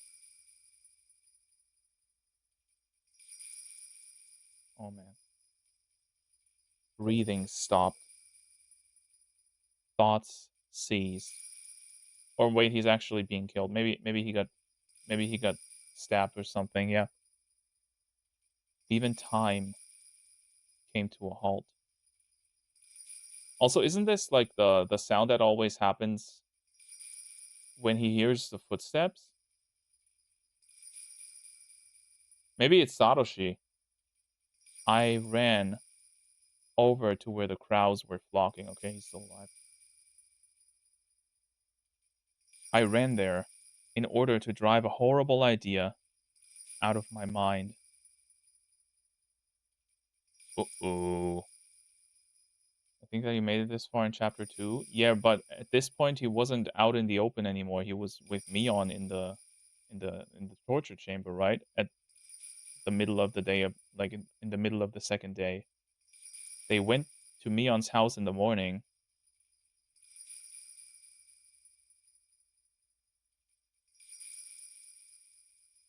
I definitely hadn't wanted this. Oh, is it Oishi?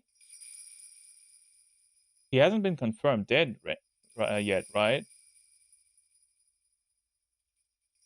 There's no way I would ever wish for this, even by mistake. This was not. This was not. Is that Rika? When they noticed my vicious approach, the crows all flapped upwards, fleeing into the sky. When the crows' big black bodies flew away, they exposed the garbage bag. Oh my god! What the fuck?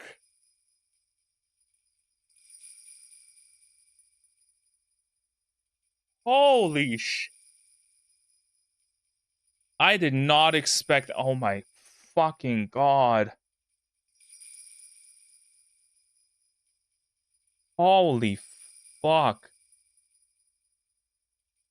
Look at her eyes, the blood. Oh my god, this...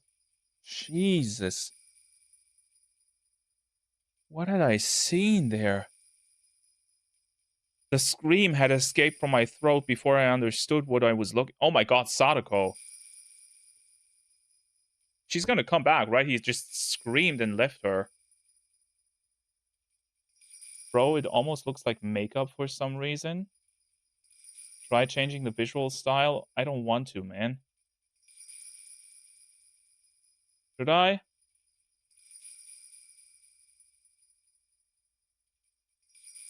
We are not. Can I even? Poopy. Hi, Poopy. Like, did they make CGs for all of the styles? Did I miss all those CGs? No way, right? I thought they only made them for the console release. Okay, we're gonna do it. That doesn't do shit. These are console exclusive CGs, man. I'm sorry. But I agree with Tinkler. She looks like she has makeup on. This was ritualistic, right?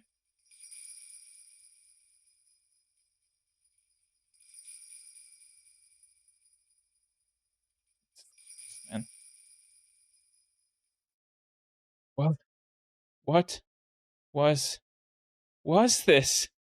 Sadako came... Oh, no. Sadako came over as well, realizing something had happened. And she looked over my shoulder. She screamed as well. This wasn't...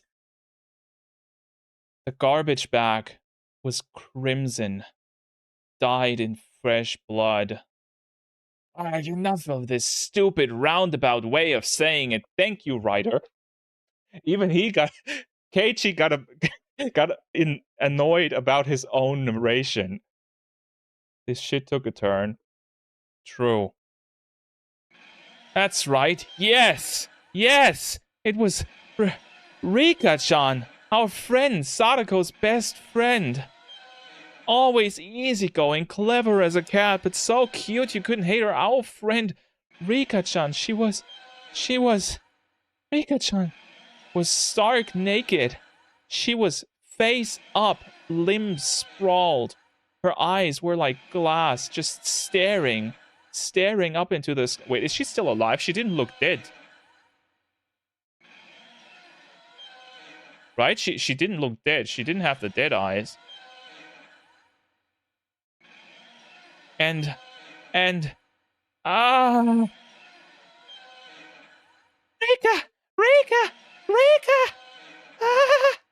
Sadako broke down, crying on the spot, and yet she still couldn't approach her friend's remains. The crows had gotten through the garbage bag and dragged... Well, oh shit. They dragged out an apple peel and spread it all over.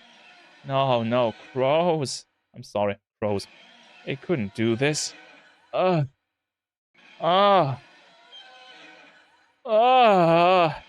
the spot, I started vomiting.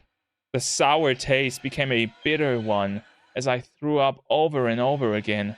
Rika-chan,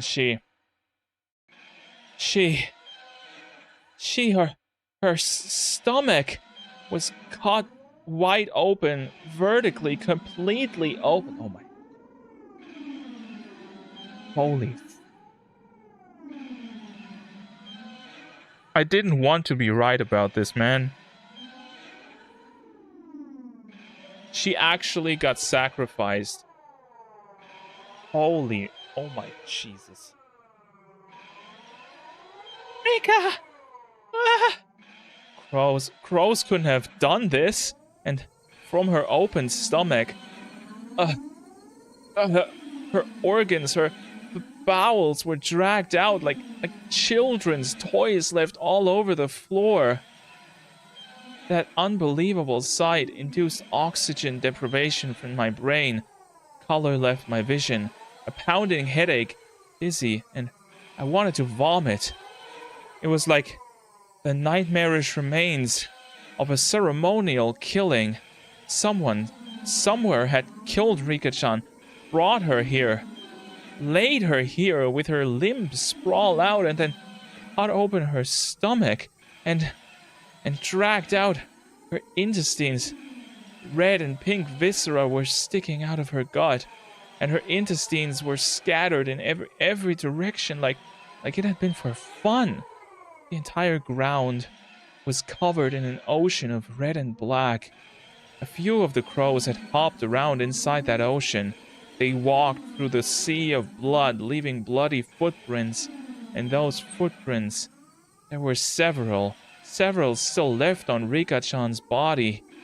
Those sinister prints made it seem even more like a bizarre ritual killing. I may have wished for Takano-san and Coach and Oishi to die, but I didn't remember ever wishing for Rika-chan's death. Yeah, it wasn't me. It wasn't me. It wasn't me. I stumbled backwards, then stepped on a newspaper. Oh no, is Sadako gonna think it was him? I had to look away. I didn't want to read that. Jesus Christ, man.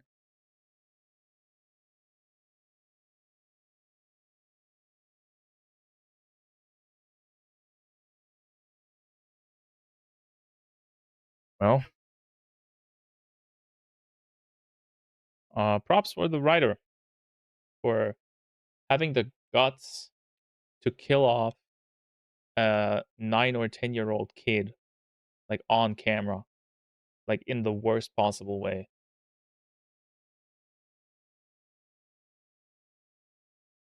We all need therapy after this. Can we just talk about how this had to be animated in 2006?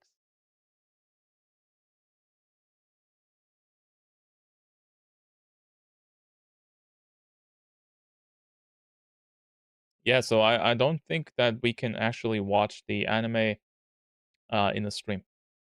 I think I'm gonna get banned if this is actually shown. God forbid. A newspaper? In a place like this? Oh.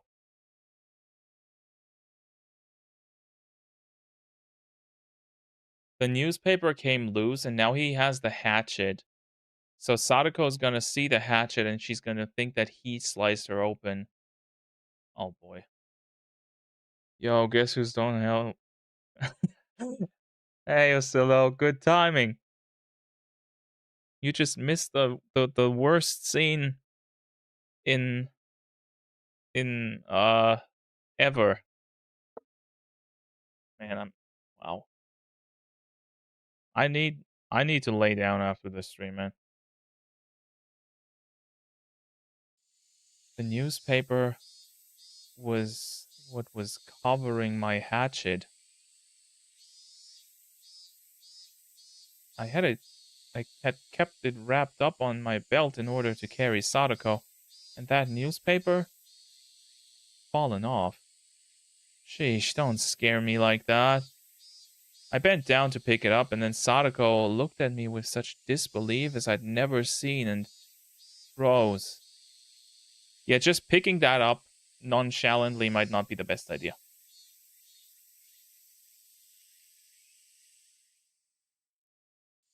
He was looking straight at me. At the hatchet on my belt.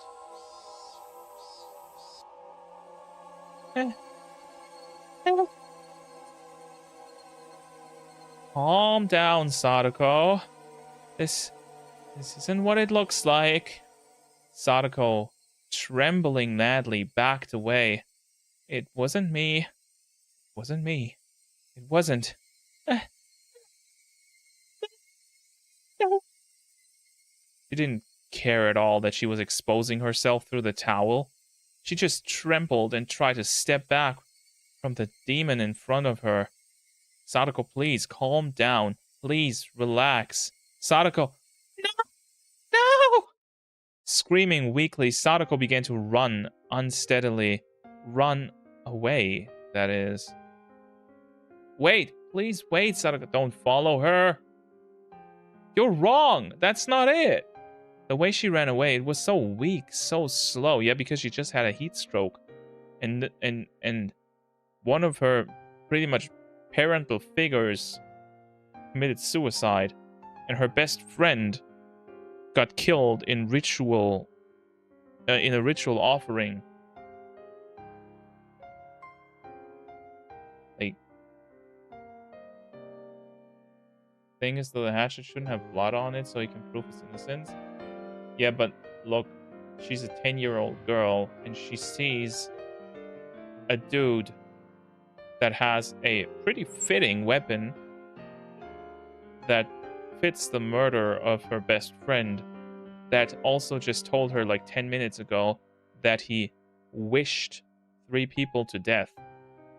I don't think it's silly at all. So if I wanted to go after her, I could have caught up. But if I tried to grab Sadako's shoulder or something right now, she might actually go crazy. So I had to follow her and try to clear this up. You killed Takano-san and Coach and Oishi-san, didn't you? You killed my uncle, and then you killed Rika. You murderer! No, it wasn't me. I didn't kill her.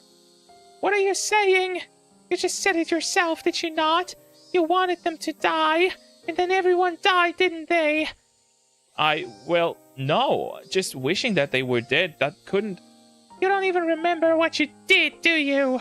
How can I trust a person like you? Didn't your memory of killing them just slip your mind? No, maybe you're only pretending not to remember. Besides, what is that hatchet for? Try explaining that. It's for... See? Cage-san, you're a killer, aren't you? Why did you do it? You were a little mean, and you were fun and kind, and once I even thought you might be my real Nini. Why did you turn into this? Might have been able to slowly answer each one of Sadako's questions at a time. But in this situation, explaining my innocence in such a short period of time was impossible. I mean, I didn't even know if I was really innocent anyway. At the very least, I killed Sadako's uncle. There was no body, but I killed him. Without a doubt. At that point, I was far from innocent. Obnoxious ad showing up during dialogue. I'm sorry, man. I already set it to conservative. Oh, by the way, well, there are a decent number of people here. Let's try another batch.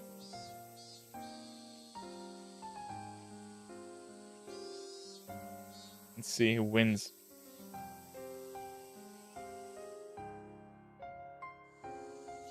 Yeah, I don't think anybody in chat won this.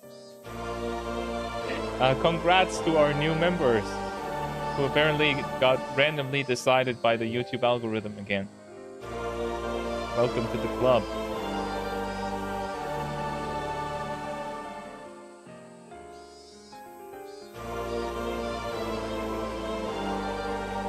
And I wish Takano-san, Coach, and Oishi were dead, and that curse of mine was granted. When I wished for Takano-san to die, I didn't think of it as anything more than a normal thing you'd say to someone you didn't like. I don't know about you guys, but I've never wished somebody would die. Not even like as a throwaway kind of "you're annoying me, man" thing. You know, it's...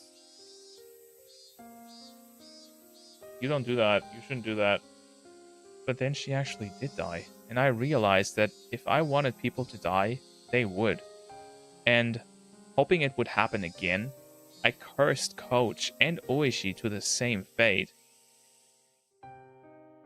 So, even ignoring Takano-san's death, Coach's and Oishi's were completely premeditated crimes.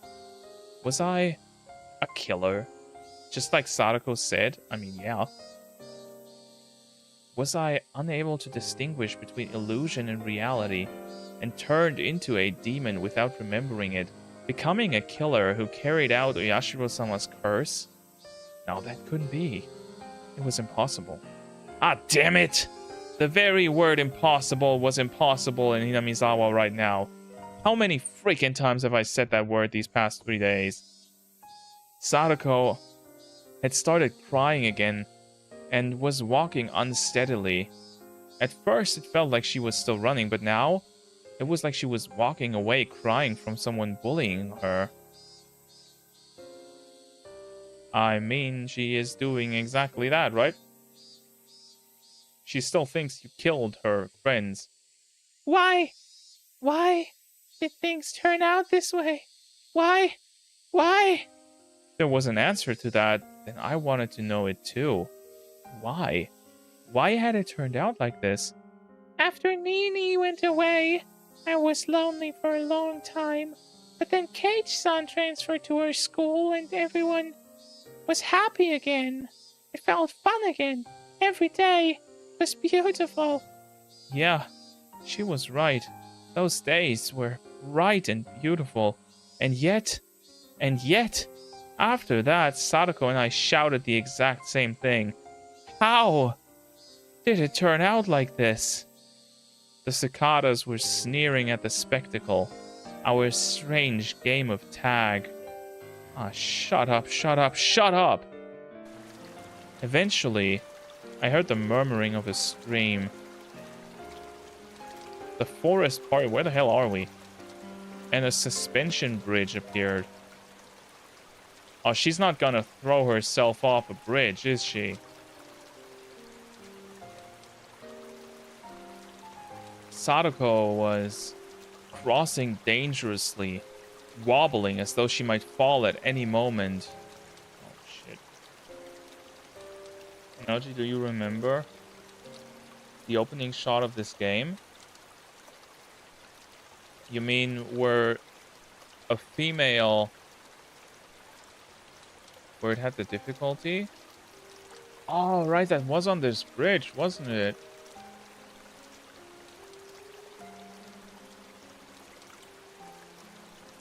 Oh, that's good foreshadowing, man. It was a dark nighttime bridge.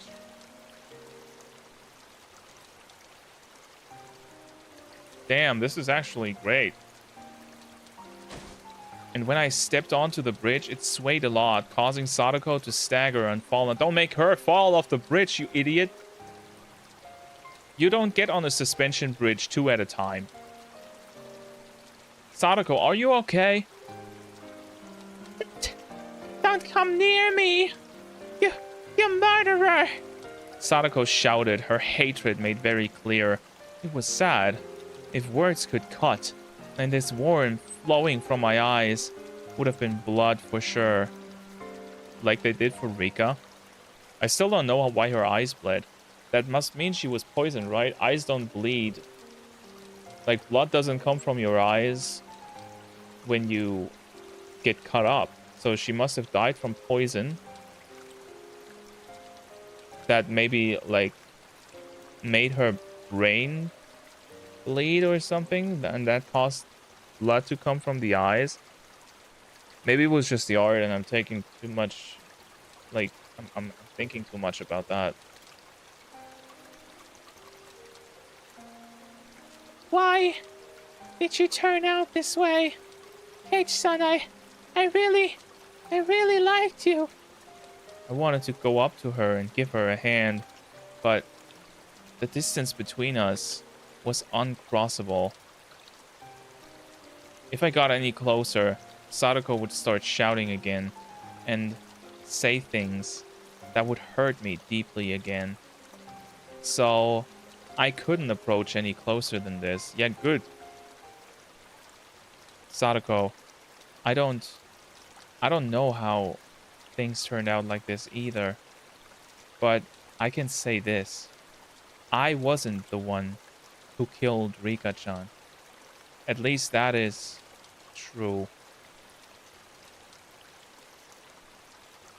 Please stop being so absurd. How do you expect me to believe anything someone who can't even rely on his own memories has to say? I tightened my hands into fists. This was mortifying. I wasn't crazy. Hinamizawa was crazy.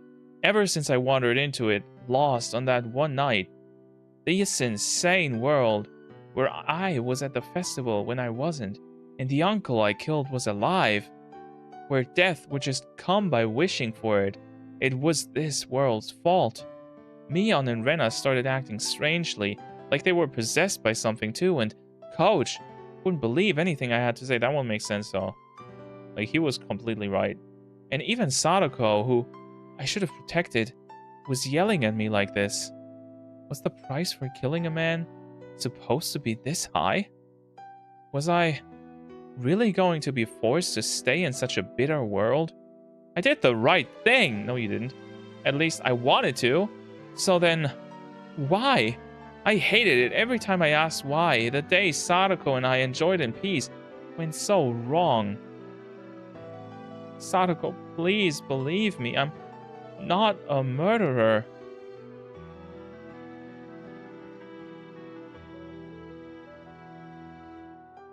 Like, dude, like, you literally are though. And you were thinking about it, riding your bike happily with your hatchet in your basket, and thinking, damn, I'm gonna kill someone today. Can Sadako just push him off the bridge? That would be the best ending. Then what is that hatchet for? Can you give me a convincing explanation for that? Is this hatchet scaring you? Okay, I'll throw it away. That's what you want, right? Sadako didn't nod, but she seemed to be in agreement with that proposition.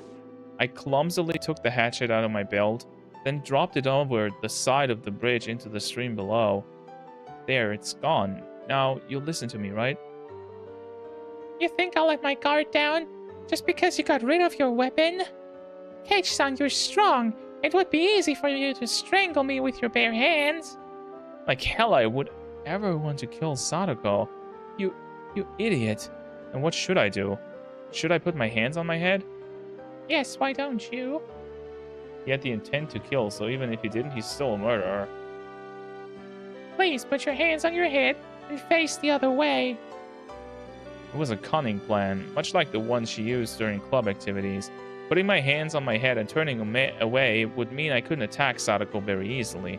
I immediately acquiesced to her request, since it would make her feel better. Is this alright?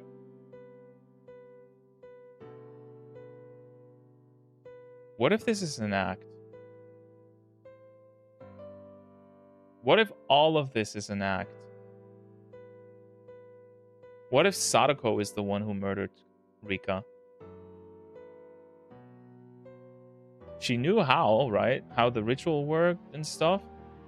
She would have easily had her let her guard down around her. So what if she's trying to kill you, like us as Keiichi, and she's like acting like the victim here, so he lets his guard down as well. Why? I don't know. I'm just... Hey there, Oscillo Gaming. Thank you for being here. Who are you? I've never seen you around here before. Is this alright? Please listen to what I have to say. Sadako stood up, then carefully approached me from behind. And then she actually came right up behind me. And now she's gonna stab your ass. Although where was she gonna hide a knife? I don't know. She was so close, and yet I was so sad that I wasn't allowed to turn around. I sort of think I understand that it isn't your fault, Cage-san. Huh? I think Probably you have just been possessed by something evil. It's that sound again.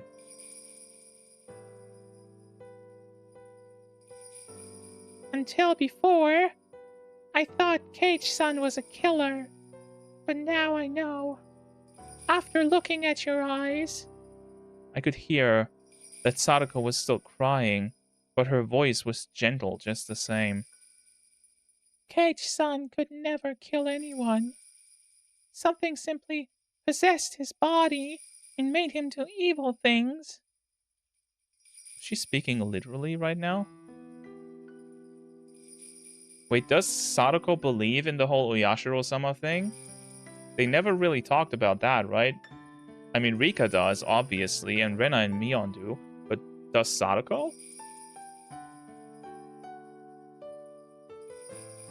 Or was she trying to admonish me? Couldn't tell.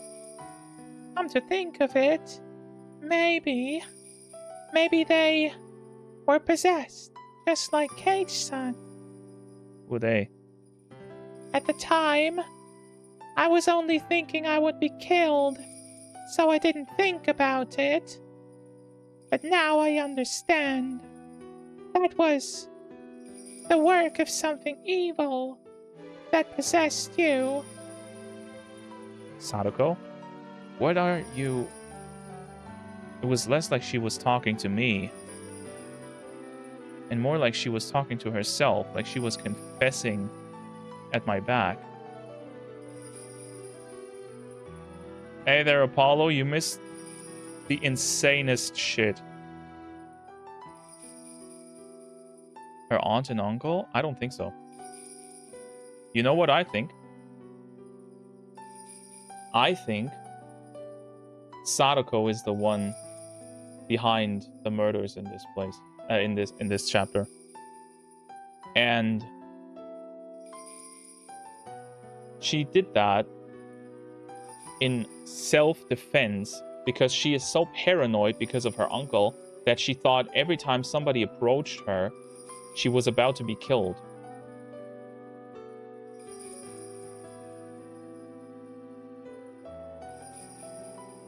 So I think Sadako is the one being possessed, or going crazy, or they're both going crazy, but now she's acting like, oh, it's all Keiichi's fault, so I didn't actually do anything.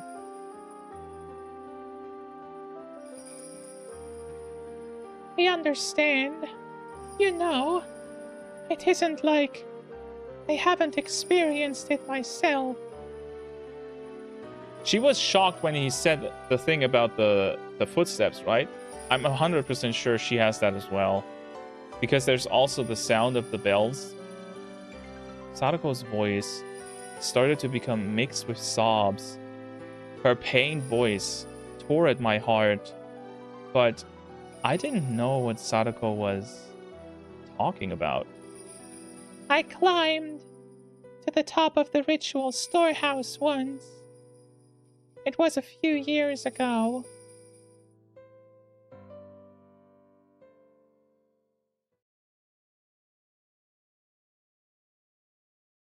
Once, when Sadako was playing hide and seek at the shrine grounds, she climbed onto the roof of the storehouse for ritual implements, which everyone said not to go near, and hid.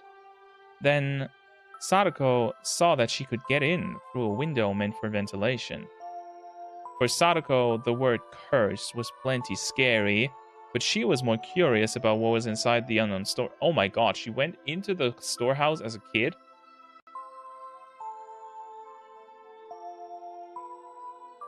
Like, the storehouse that has all the torture stuff in?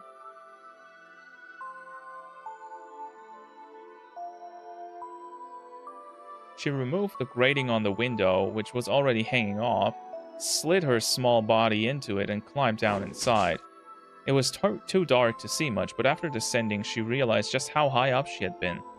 Despite the darkness, she could see a few things around her thanks to the faint light coming in from the air window. And to her disappointment, it was just a regular old storehouse. She tried to leave, but the door was locked up tight from the outside and it was made not to open from within. She would have to go back out through the ventilation window she'd come in from, but the window was high on the wall and there was no way she would be able to climb back up.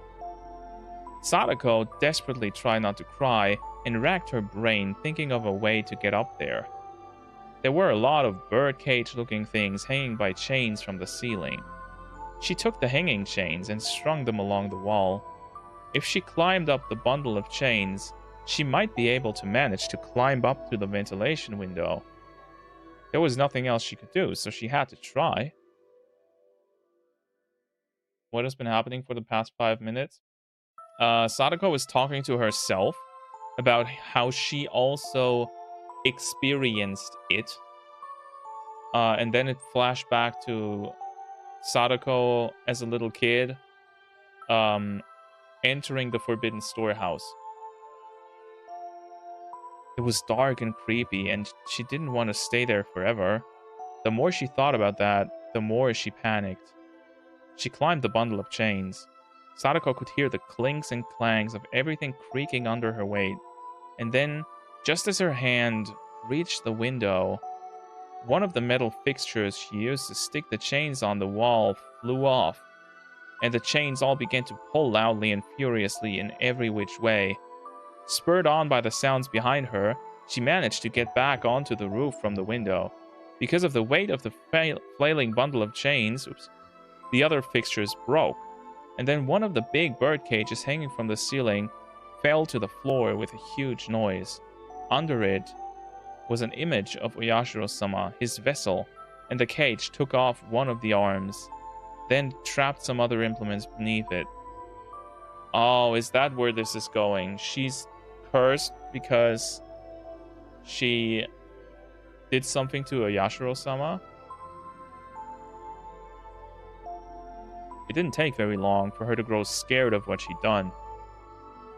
The deafening noise could be heard from the rest of the shrine grounds. A few other children heard it and gathered around, and of course, Rika was one of them. Then Rika's father, the shrine priest, with an angry look, ran over. And then, as for what happened next, it was painful to remember. The only one who knew where Rika's parents kept the key to the ritual storehouse was Rika. Oh no, did she get punished? So he scolded her, saying that this happened because Rika pulled a prank and hid me in there. He was very angry and menacing. Just looking at him was enough to frighten anyone. He exposed Rika's back, took a strangely shaped ritual cane or something, and struck her with it several times. I know this is in the 80s, but do not know. Like, what the fuck, parent? Rika's words at the time, "It wasn't me, it wasn't me, I'm sorry, I'm sorry." That pitiful voice. I still can't get it out of my head. I should have said it was me. I should have said so to save my best friend from that false accusation without being afraid of Rika's father's terrible temper. Rika gritted her teeth and cried at the crime she didn't remember doing. Ever since then, the world had been strange. I know. I understand. This is Oyashiro-sama's curse. His judgment for messing up the ritual storehouse and forsaking my best friend. Oyashiro-sama's curse? My father and mother, too. They vanished in that muddy stream. My mean aunt died, too. But then Nini, who loved me more than anyone, ran away from home. And then, Kage-san transferred in, and I thought I'd finally gotten my fun life back. But this time, Kage-san was possessed. And even Rika got killed. There's something I heard once. Oyashiro-sama, when he really curses someone, he doesn't kill them right away. He goes in order of your closest friend, and after killing them all, he kills that person last. So, Cage-san, the curse got to you. I'm sure that Rena-san and Mion-san will be cursed next. And then they'll be killed. They'll kill and be killed. No, no more. No. Calm down, Sadako. There's no curse. Nobody's trying to torment you. When I turned around, I was thrust away with amazing force. Is she actually pushing him down the bridge? Given my hands were awkwardly placed on my head, I couldn't take the fall and lost my balance. And I'd been pushed not into the bridge, but to the side.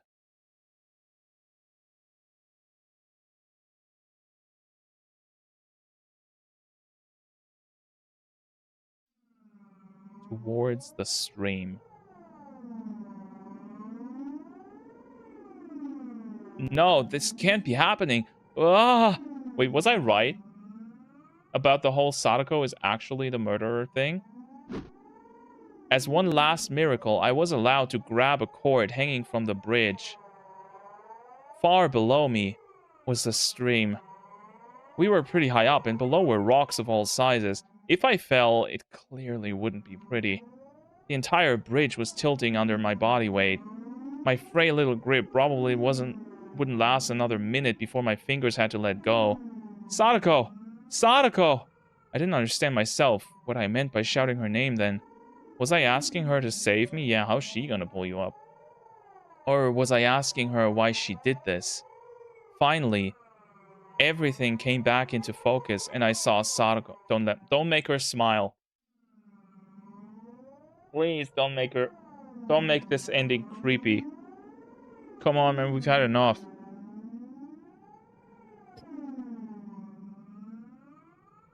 And I was surprised at what an odd expression she had.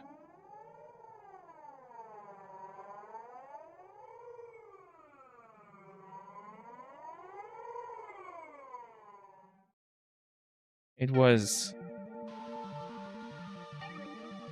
The fuck?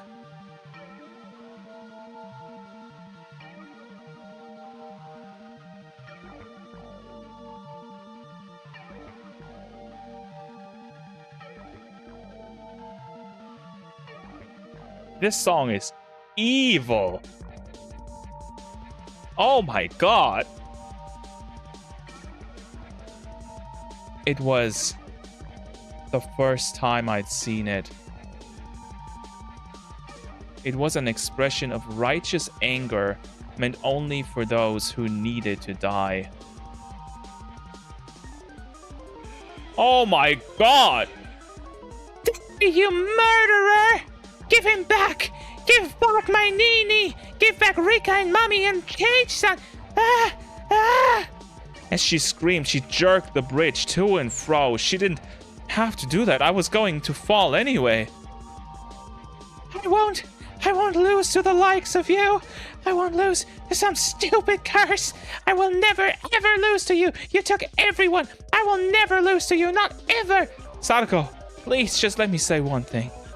I don't know what my face looked like at the time, but it seemed like it was enough to quell Sadako's agitation. I know what I did isn't exactly praiseworthy. No, in fact, maybe I should have never done it at all, but I did it because I wanted you to be happy. Please, just believe that. Yo! At the very, very end, you're still pretending to be Cage-san. Sadako didn't seem to have any more desire to listen to what I had to say. And for that to happen at the very end like this was tragic. I didn't do any of it, so you would praise me. If it made you happy, that was all that mattered. How would that shit make her happy? We were nothing. Without your smile, we were nothing. So after I disappear, please smile. If you can get on with your new life by my dying, please, just smile. Can't you at least promise me that? Turn the game up? Okay. I didn't know it was so quiet for you.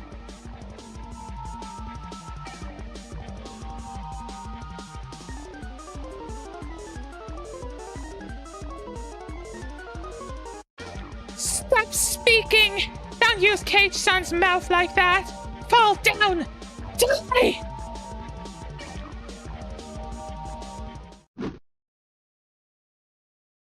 And those were the last words Sadako ever said to me. Those sad, tragic, and altogether unrewarding words. What on earth was I? My desire to make Sadako happy ended up like this. Where did I first go wrong? And what was the mistake I made? When did I make it? Was I the crazy one? Or was it Hinamizawa? Even after all of this, I thought I wasn't crazy at all. It was this eerie world that was crazy. This world I'd accidentally wandered into that one night. Because that fun world where I never doubted all the crazy times we had as a club would go on forever, it couldn't possibly have transformed into such an abnormal world. That fun world wouldn't have ever ended with this, with Sadako pushing me to my death.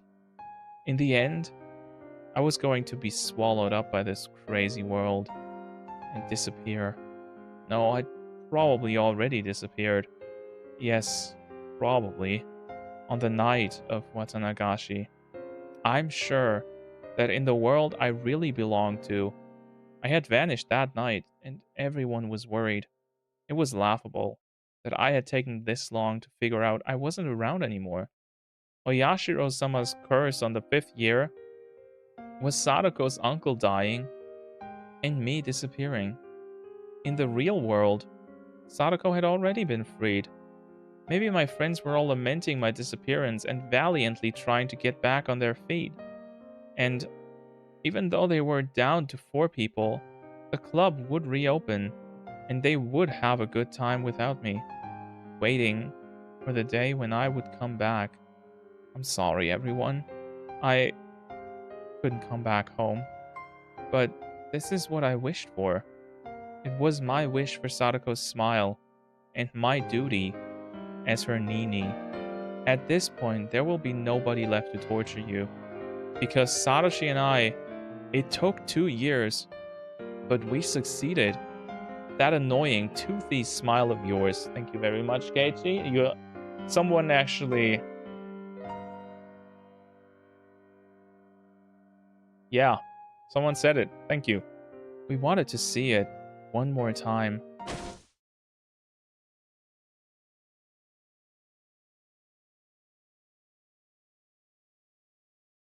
My pain wasn't gentle or merciful.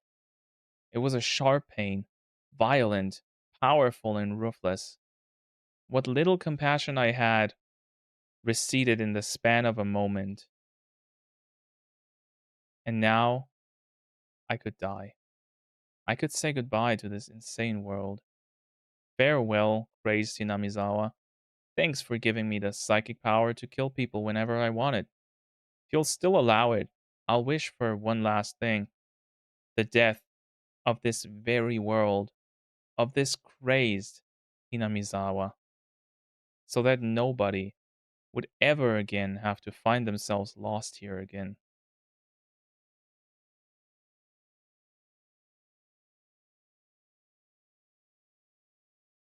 Are we done? Is this the end?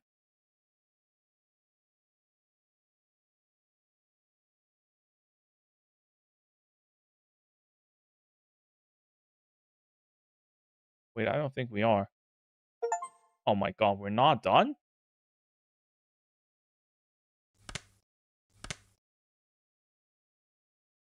Check the tip. Research notes. Okay. I really like this music.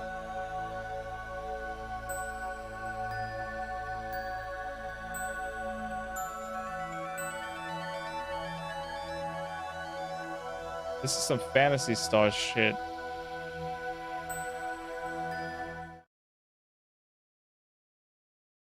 Oyashiro-sama. Nobody really knows what characters to use to write Oyashiro-sama.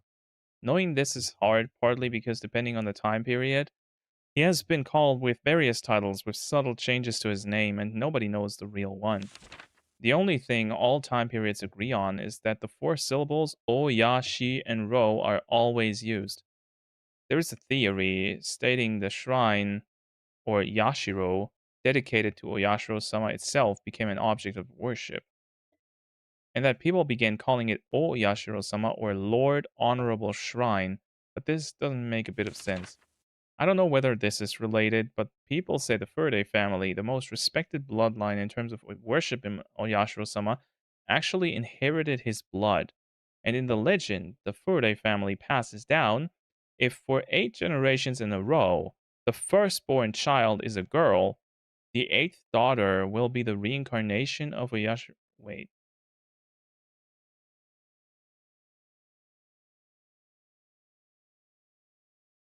Is this alluding to what I've been saying? That Rika is actually Oyashiro-sama?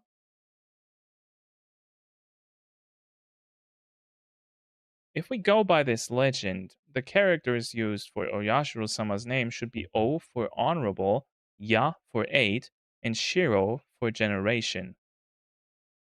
These character assignments are simply something I thought up. There's no way to verify it. If this is true, then Oyashiro-sama would have been named as such under the assumption he would come again. The second coming of an object of worship can be seen in several religions, so this isn't unusual. But a few of these religions call the second coming of their object of worship a day of judgment, or something along those lines, and we must not forget they mean for it to be the end of the world. Rika Furude, pampered and loved dearly by the elderly folk in the village. The rumors say she is the 8th generation, and Oyashiro-sama. I do not know the family tree of the Furudes, but at the very least, I can confirm that for the past 2 generations, the first child has been a girl. Rika Furude watches over Hinamizawa. If the village were to lose her protection, what would happen? Would peace between man and demon be lost? Would it once again create a hellish landscape where man-eating demons run rampant? A gruesome feast of the demons, who suddenly remembered how delicious the weak humans were, who could only cry, scream, and run for their lives. What would that look like? Just imagining it is enough to make my heart pound with excitement. Are these Takano's research notes?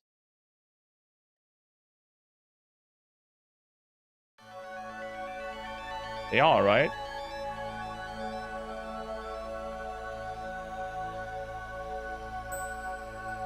Okay. Doesn't this make a bit of sense, actually, though? Like, think back. We don't know what happened in chapter 1. But in chapter 2, the murders started with Rika, right? And now in chapter 3, Rika was also the one that was killed. We don't know when she was killed, but maybe she actually was killed first. And then everything went to shit. Okay, this tip was actually interesting. I think at some point I'm going to go back and read all of the tips for these games, because I think they might actually contain some valuable stuff. I mean, they wouldn't be called tips for nothing, right? I'm going to leave you with this phenomenal soundtrack for 2 minutes or so, because I really, really need to pee, and we apparently still got chapters left. So I'll be right back.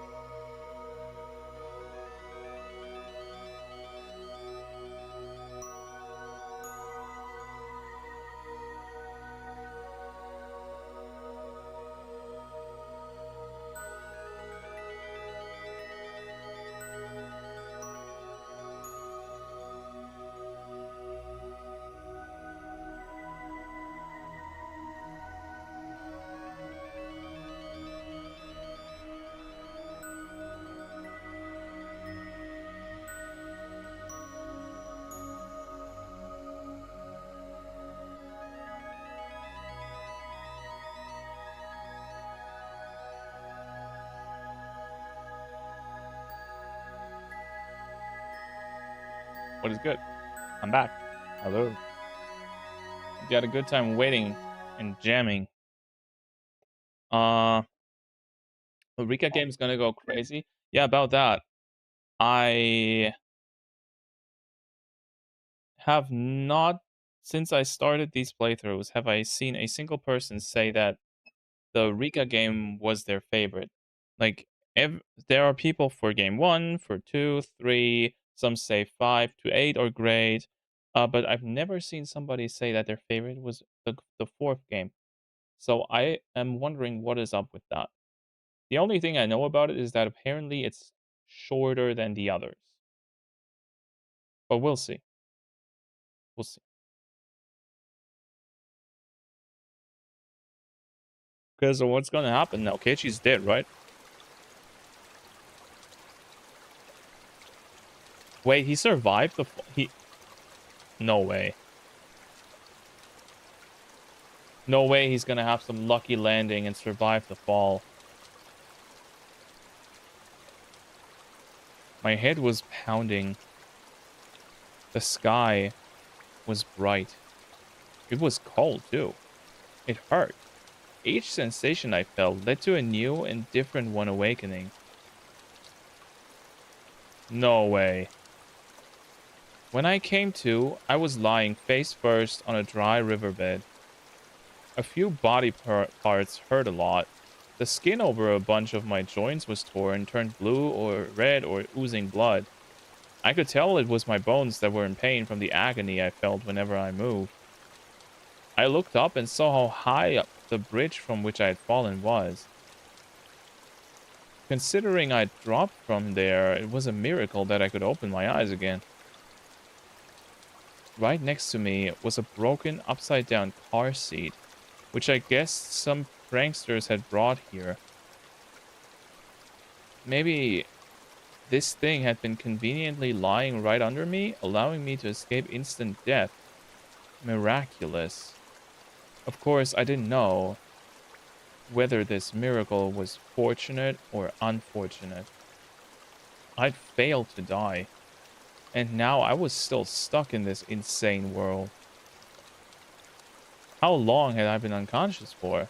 The sun was high in the sky, so it looked like only 1 or 2 hours had passed, but my body's sluggishness didn't make it feel at all like so short a time had gone by. Mentally, it felt like I'd been asleep here for a decade. Ow. Wait, what have I missed? Apparently he survived the fall. The more feeling returned to my body, the more the pain flooded in. It hurt so much, it would have been better to not have woken up. I needed to get to a doctor. Yeah, to Coach's clinic. The term Coach's clinic brought memories back, one after another, memories I wish I hadn't recalled. Sadako was no longer on the bridge. She would have returned to Hinamizawa by now, and she would put on some clothes, go to the clinic, get a checkup, and report on how crazy I had seemed. The police were waiting for me without a doubt. This time, they would find out for real that I'd killed her uncle and arrest me. Now, would they? Or would they just send me to a mental institution like I thought they might? Still, I didn't care which it was. Please, someone stop all this pain. You can boil me or cook me after that, whatever you want. I began to walk unsteadily, just limping along. I went downstream and then through an animal-like path in the woods. Animal trail-like path in the... I walked haphazardly, searching for a path I knew. Eventually, I finally came across a familiar road and set off towards the clinic. Wait, he can walk? Apparently, he can. Conveniently. Not to my house, but to the clinic which had treated me like a lunatic. It was hot and humid. There was no wind, and the air was stagnant. For a while now, I've been smelling the terrible stench of burned eggs, and it made my face scrunch up. Wait, burned eggs? Why burned eggs? And people in this world can just magically heal? I mean, it's... Yes, it is very convenient riding, but if he actually landed on that car seat and just bumped off of it onto the stones, then he probably only has at most a few broken bones.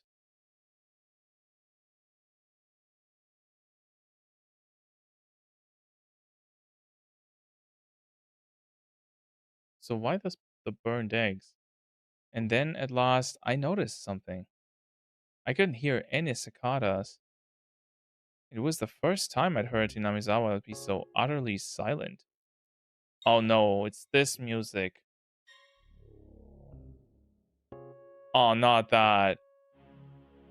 When I thought back, it seemed like birds always chirped in the morning, cicadas always cried loud in the afternoon, and Higurashi always rose up in chorus in the evening, always something to hear.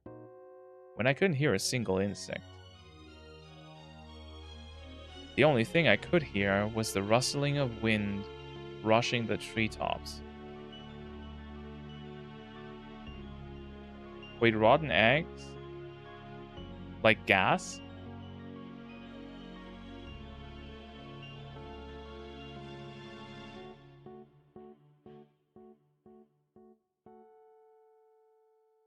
Like gas? Wait, did the swamp erupt? Like, did the swamp let go some, like, emit some sort of gas that killed the insects or something? I never experienced this sort of quiet before. Even the only sound coming from the trees lacked life somehow. Is that opening part of the song and the trailing of Rhodes keyboard notes are legit scary as fuck? I hate this song. It's so creepy and good. It's also how unharmonic it is. Like it just starts and then at some point it stops. There's very little trailing notes.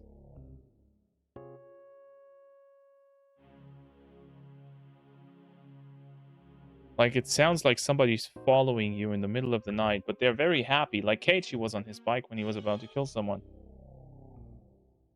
My fucking phone died. I need another recap. Well, Dinkler, up to you.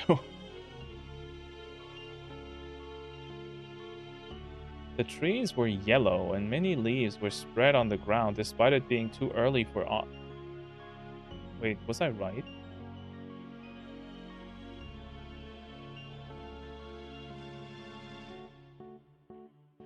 Even the weeds that had been growing so persistently at the side of the road had yellowed round and lost their vigor. Yeah, Apollo, we got pushed off the bridge by Sadako, and then I took a little break when the chapter was over because I needed to pee, and now we came back, and Keiichi miraculously survived the fall.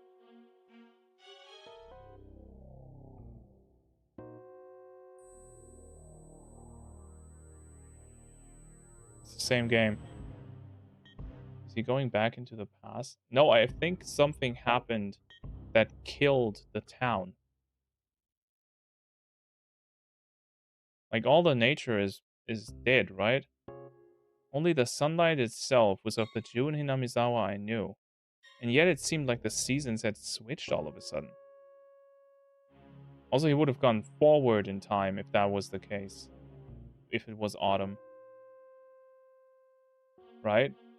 It's currently early summer where the game plays, so autumn would be next. So, and I doubt that... Wait, didn't he say he felt like he was laying there for ages? Was he actually down there for multiple months and maybe got nursed back to hell? But he'd never noticed? And now he just woke up and started walking?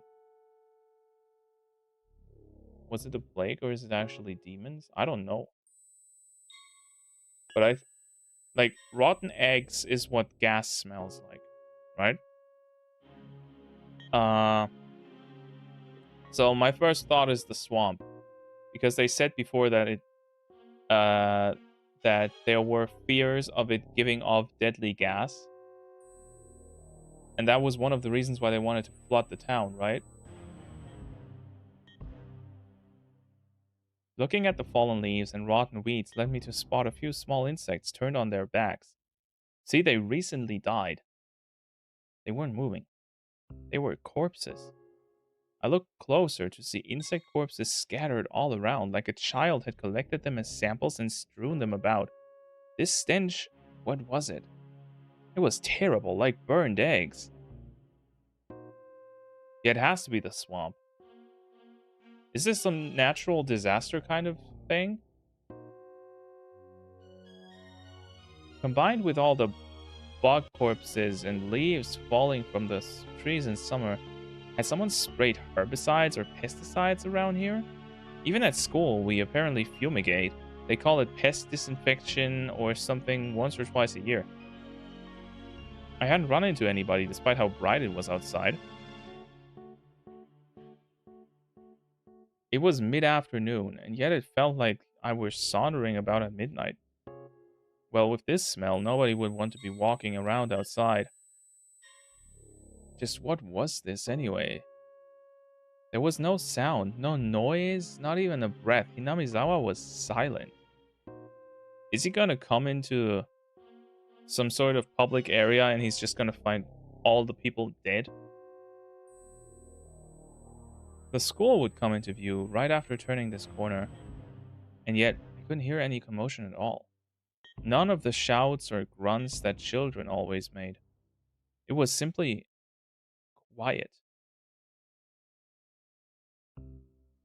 Just pretending to ignore the silence had grown intolerable. I saw the school. And finally, I heard something. It was the sound of a few trucks. There were a few very tall trucks parked in the schoolyard idling. About 10 workers in raincoats were unloading things from their trunks. It was hot and humid, even in my casual clothing. I couldn't imagine how unbearable that must have been. And then I remembered. Our school was rented from the Forest Service field office building, wasn't it? It wasn't strange at all for Forest Service trucks to be doing some kind of work in the schoolyard. Besides, what did forest rangers do anyway? I felt bad for them having to work in such heat and with such a stench about. Are they in raincoats or are they wearing masks? Is what I'm wondering. They were taking colorful cargo out of the truck and lining it up in the schoolyard.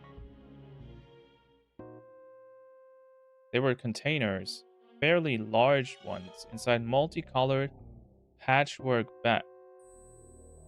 Oh.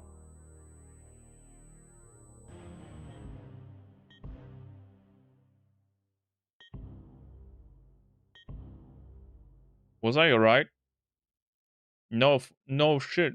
No way, right?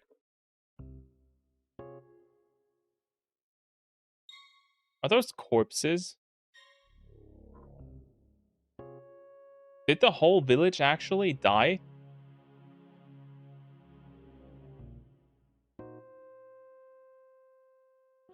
Are they collecting the remnants of the village or something? Heavy too. They were being carried in pairs yet. Yo, how did I get this membership? I have no idea. Hello there, Dark Lord Dudes, and thank you for subscribing. Yeah, so apparently when you gift memberships on YouTube, a random person gets them. Not a random person that is subscribed to your channel or currently in your live stream, but a literal random person on YouTube that has gifting enabled. That happened on Wednesday too. Yeah. I gifted 5 memberships because I wanted to do something nice for the people watching my stream. And suddenly someone came in that got a membership and was like, "Who are you?" And we were all very confused. So congrats, you got a membership. Welcome to the club. I hope you're having a good day. And I hope you have some connection to to Higurashi, because that's what we're streaming today. Anyways, back to the game. I think they are carrying corpse bags.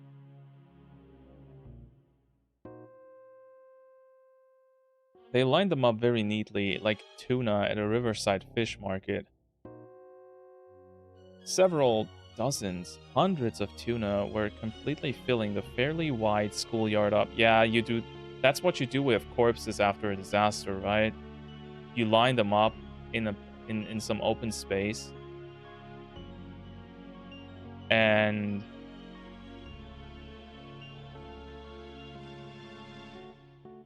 but that must mean that the whole village is dead, because if it wasn't, or at least the survivors aren't here anymore. Maybe they evacuated or something. I forgot my pain for a little while, captivated by this big forest ranger job I'd never seen before. As I stood there, watching in the daze, the people in raincoats working on the other side noticed me. One of them pointed me out, and they shouted a few things back and forth. I thought they might yell at me for getting in their way, so I decided to leave post-haste. But then 2 trucks drove up behind me. I stepped aside, and they entered the schoolyard. Shades covered their trunks, but I could tell they were completely full. As they passed, there was an awful smell that made me want to choke. It wasn't the same burned egg smell as before, but an even worse one, like rotten crab meat. Yeah.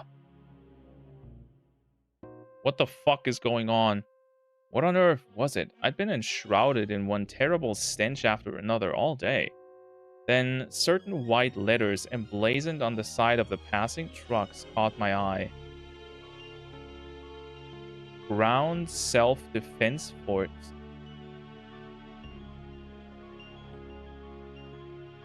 Wait, what?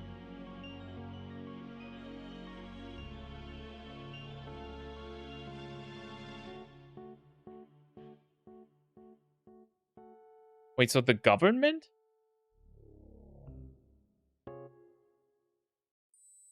What? Self-defense versus like the army? Why was the army in the schoolyard? Hi, you! Where did you come from? Suddenly, someone slapped me on the shoulders from behind. I turned around, and a canopied SDF Jeep was parked there. The SDF person had on a green raincoat and a gas mask, like in the movies, carrying a compressed air cylinder. See? They aren't raincoats. They're wearing fucking protection gear. Bro, this is literally the apocalypse ending. Okay, so 2 possibilities. Either it's the swamp, or if they want to get really crazy with it, some biological warfare happened. Maybe that's why Coach killed himself, because he developed some weapon on accident and that got leaked to some terrorist group or something. And he regretted it, and that's why he killed himself. Yeah, but why the fuck are we here? Well, the river where Keiichi woke up is like super far out of the village, right? So maybe by accident, like by pure chance, he was outside of the area of affection. That's a crackhead take? I don't think so. Like, there had to be some reason he killed himself, right? And the only 2 reasons I can think of is either that or Rika Sadako convinced him somehow. He didn't look normal. There wasn't an inch of exposed skin anywhere. Where did I... Ow, ow. When I tried to talk, I stretched a wound on my head. It made the SDF people exchange glances. I couldn't see their faces through their masks, but they seemed surprised. Do you live in Hinamizawa? Can you tell us your name and address? Well, yeah, I sort of live here. My name is Keiichi Maebara. Oh, and my address is... Yeah, okay. After seeing me tell them my name and address without hesitation, one of the SDF people watching from the jeep started talking into a radio. Base, do you read? Base, do you read? We have a 402 survivor discovered.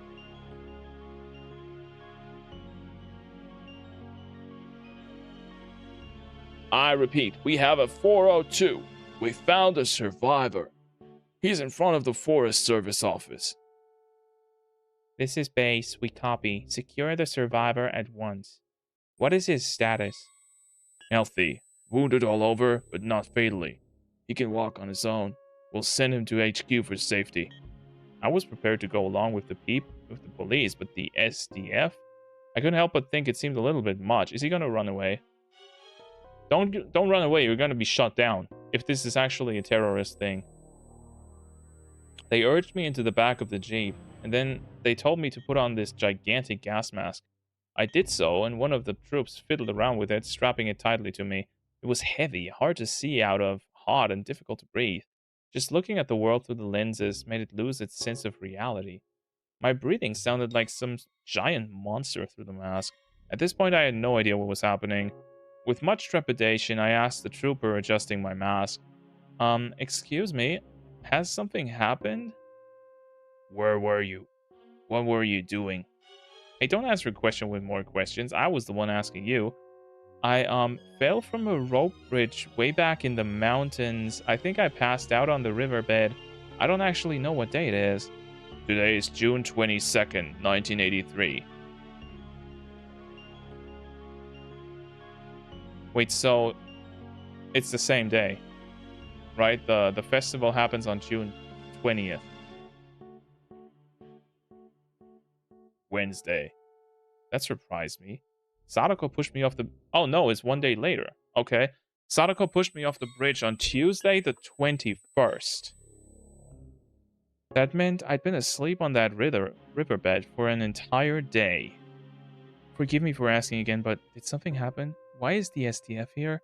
Is this a drill? Had my question been that difficult for him? None of the troopers would answer me. The one in the... What's going on? Why is the text up here?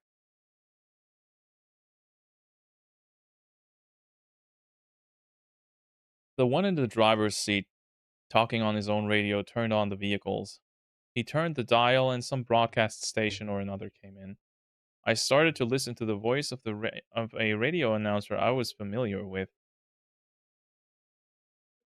Was conducted at the Prime Minister's office in regards to questions from the press that the SDF not responding to the disaster promptly was directly related to this unprecedented, unheard of catastrophe.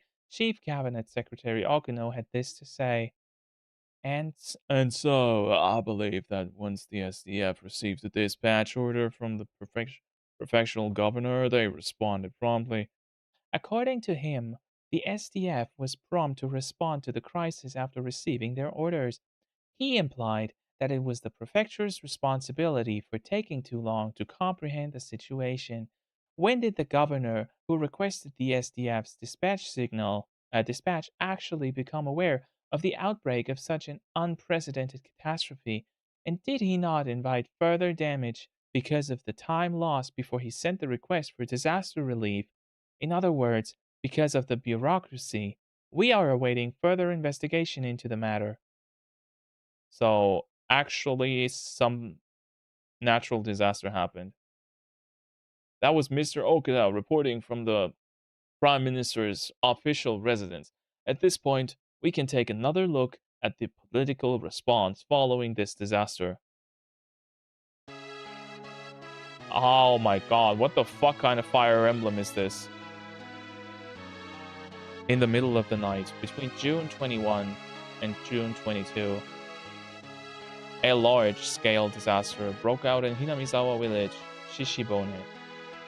The details have not yet been investigated, but there was an eruption of volcanic gas from somewhere in the Hinamizawa area. The gas was relatively heavy, and as it spewed out, it began to flow. The flow went down along a small river and headed directly into Hinamizawa village. After a few hours, it had covered the entire region. It happened in the middle of the night. 2 to 4 a.m. Every home and household in the village was afflicted. Holy shit. With most of the residents asleep, it is thought that all died without noticing the crisis. The catastrophe striking in the middle of the night caused its detection to come too late, but there was still one small opportunity to have noticed it. 3 a.m. A news dealer's shop in Okinomiya sent a vehicle carrying the morning newspaper to its branch office in Hinamizawa. Usually, the shop would be contacted upon the vehicle's arrival, but this morning, that didn't happen. The news dealer's shop made repeated calls but got no response. The shopkeeper sent his eldest son to check on things, but they lost contact with him as well. It is extremely regrettable.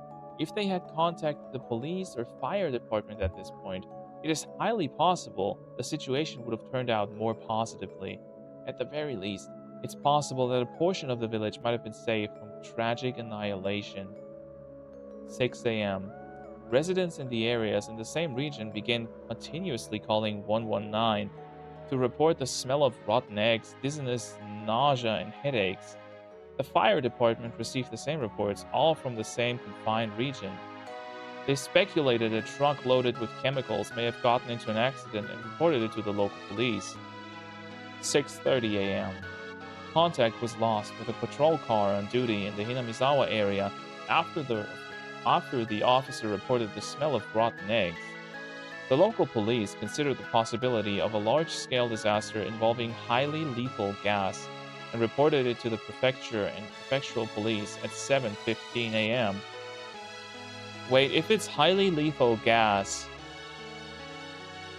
and Keiichi has been walking around this place for a good while now, smelling the gas, isn't he gonna die as well? That's sulfur, alright? Yeah. That's sulfur.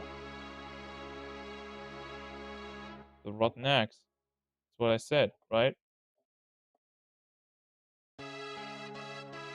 Well, this is unexpected. 8 a.m. The governor was traveling to nearby prefectures for inspection, so in accordance with regulations, the prefectural environmental disaster prevention chief was provisionally escalated to Director General and set up a disaster countermeasures office. However, without contacting the governor, the countermeasures came too late. As has recently been pointed out by citizens groups, his trip with honorary Diet members to inspect other prefectures was based solely on good relations, and it's rumored they preoccupied themselves with a drinking party. Good job. Sources closer to him claimed that the governor had been drinking all night and had gone to sleep in a drunken state. He was completely drunk when the environmental chief phoned him as well, and apparently he could not get him to pay any attention to the matter. Shit! And so the authorities, in the hour or so it took for the governor to grasp the situation and sober up, did nothing but accumulate information.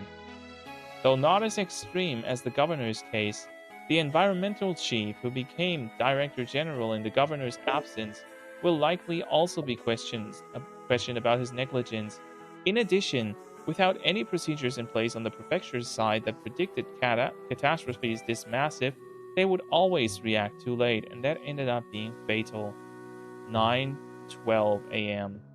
On the advice of the prefectural police, the governor requested a disaster relief mission from the SDF. By the time the chemical defense unit equipped with protective equipment arrived on the scene, 8 hours had already passed since the incident's outbreak. Whatever the case may be, it was unfortunate this happened while everyone was sleeping in the middle of the night. Had the same disaster occurred during the day, it likely would have been entirely different. All households in the Hinamizawa village region were wiped out. There were over 1,000 victims.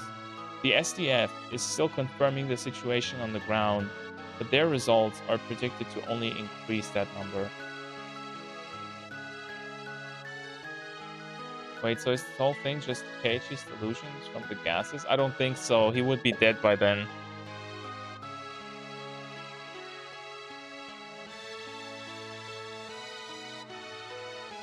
Hello, Joe. How are you doing? This was on the day of the festival. No, this is 2 days afterwards. Here with us in the studio today is Dr. Fujiwara, a professor at X University, who is well acquainted with volcanic disasters. Doctor, can such a sudden and horrible outburst of poisonous gas actually happen? It isn't all unusual for this to happen right around craters, at least. Japan is a volcanic nation, and so has many active volcanoes. There is always a danger of hazardous gas around any of these craters, and it's generally a rule among mountain climbers not to go near them. Wait, is the swamp actually a volcanic crater, and not a swamp?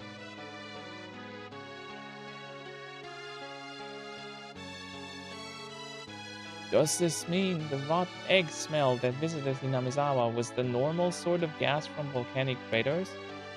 Judging by how it smelled like rotten eggs, we think it was hydrogen sulfide, a gas seen particularly frequently in accidents compared to other volcanic gases. If it's dense, it becomes extremely dangerous. Hinamizawa village is very far away from the craters of any volcanoes. Can hydrogen sulfide be generated even from a place not close to a crater? I don't know all the details, so I can't say anything concrete. But in other countries, there are records of gas eruption due to magma buildup under hot springs. It's an extremely rare event, but it's possible for such a thing to happen even in a region not near craters. Thank you very much, Doctor. We appear to have an announcement from the Japan Defense Agency. Miss Morikawa, are you there? Yes, I'm at the Japan Defense Agency. The agency has just made an announcement regarding the source of the Hinamizawa village gas disaster. Analysis from the Ground Defense Forces Department of Chemistry has found that the gas was a mixture of carbon dioxide and hydrogen sulfide. Cracker theory, but did Keiichi throwing his shit into the swamp upset the crater and make it erupt and spread gases all through the region? Nah. That just because you throw something into a swamp doesn't mean it somehow suddenly erupts like that. Although the motorcycle would have been pretty heavy, right? If it somehow like landed on the ground of the swamp and it cracked open the ground, and that led to leaking because the ground is actually volcanic or something.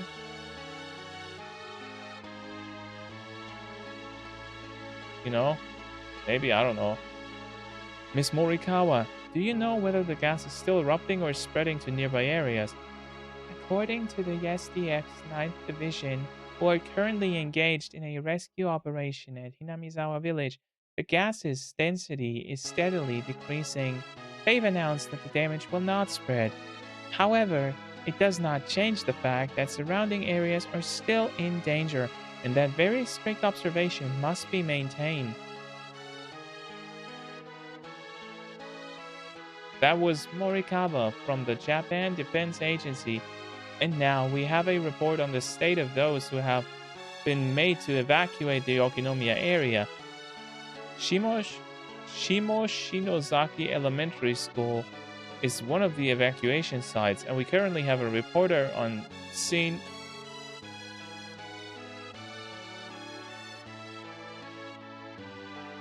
Wait, what? Inside the jeep, clambering and bouncing along the rough road, none answered my muttered question. An unprecedented catastrophe had destroyed Hinamizawa in a single night? Where was Hinamizawa village anyway? Someplace deep in the mountains, right? Names of places I'd heard about on the radio were always like that. They were all places I've never heard of, much less knew the locations of.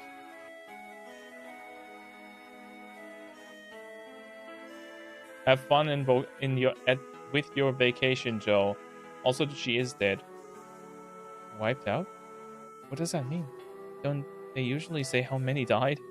And how many were injured? How many people were alive? Where did everyone evacuate to? Eventually, we came into view of Coach's clinic. For the first time, I saw the flag of Japan hanging on a pole outside. Japan's circular sun hung down as though exhausted. Many SDF tents were set up in the clinic's big parking lot, and many strict security vehicles were parked there as well. When they saw the jeep coming, men in white clothing and gas masks came running out of the clinic, frantic, carrying a stretcher. "You're gonna be alright. How do you feel? Can you walk?" "Yes." "Ow, ow." And because of my ows, they forced me to lay in the stretcher anyway. People who seemed like doctors were looking at me and notifying others of my condition via radio. Multiple wounds, high possibility of fractures and internal damage, large laceration in the head. Pupils normal, but even without bleeding from the fundus, brain damage is still possible. And then from the clinic entrance, people lying on stretchers were brought outside to replace me. Judging by their clothing, they were from Hinamizawa, and that's how I knew they were victims. They brought the stretchers in front of a truck. 2 troops, holding shoulders and legs, like some kind of baggage, picked them up and threw them into the trunk. What? In the trunk of the truck, people's bodies piled in heaps. They were just like baggage, and that told me they were already nothing but shells. At that moment, I remembered all those colorful socks filling the trunks, and them lined up in the schoolyard like a fish market. Oh, were that the kids? And that's why they were hundreds of empty shells. Corpses. Corpses. Corpses. Corpses. Corpses. Corpses. Corpses. Corpses. Corpses. "You jackasses, don't just throw the victims in like that. They lived here." The troops carrying the sacks answered with a humble salute. The world didn't need this insane version of Hinamizawa. My final wish, again, it was granted. I didn't understand anything anymore. None of it mattered. I wished, I cursed, and then it happened the next day. Then please, tomorrow morning, let me die. That insane night, it's still going on. Please, please, end it already.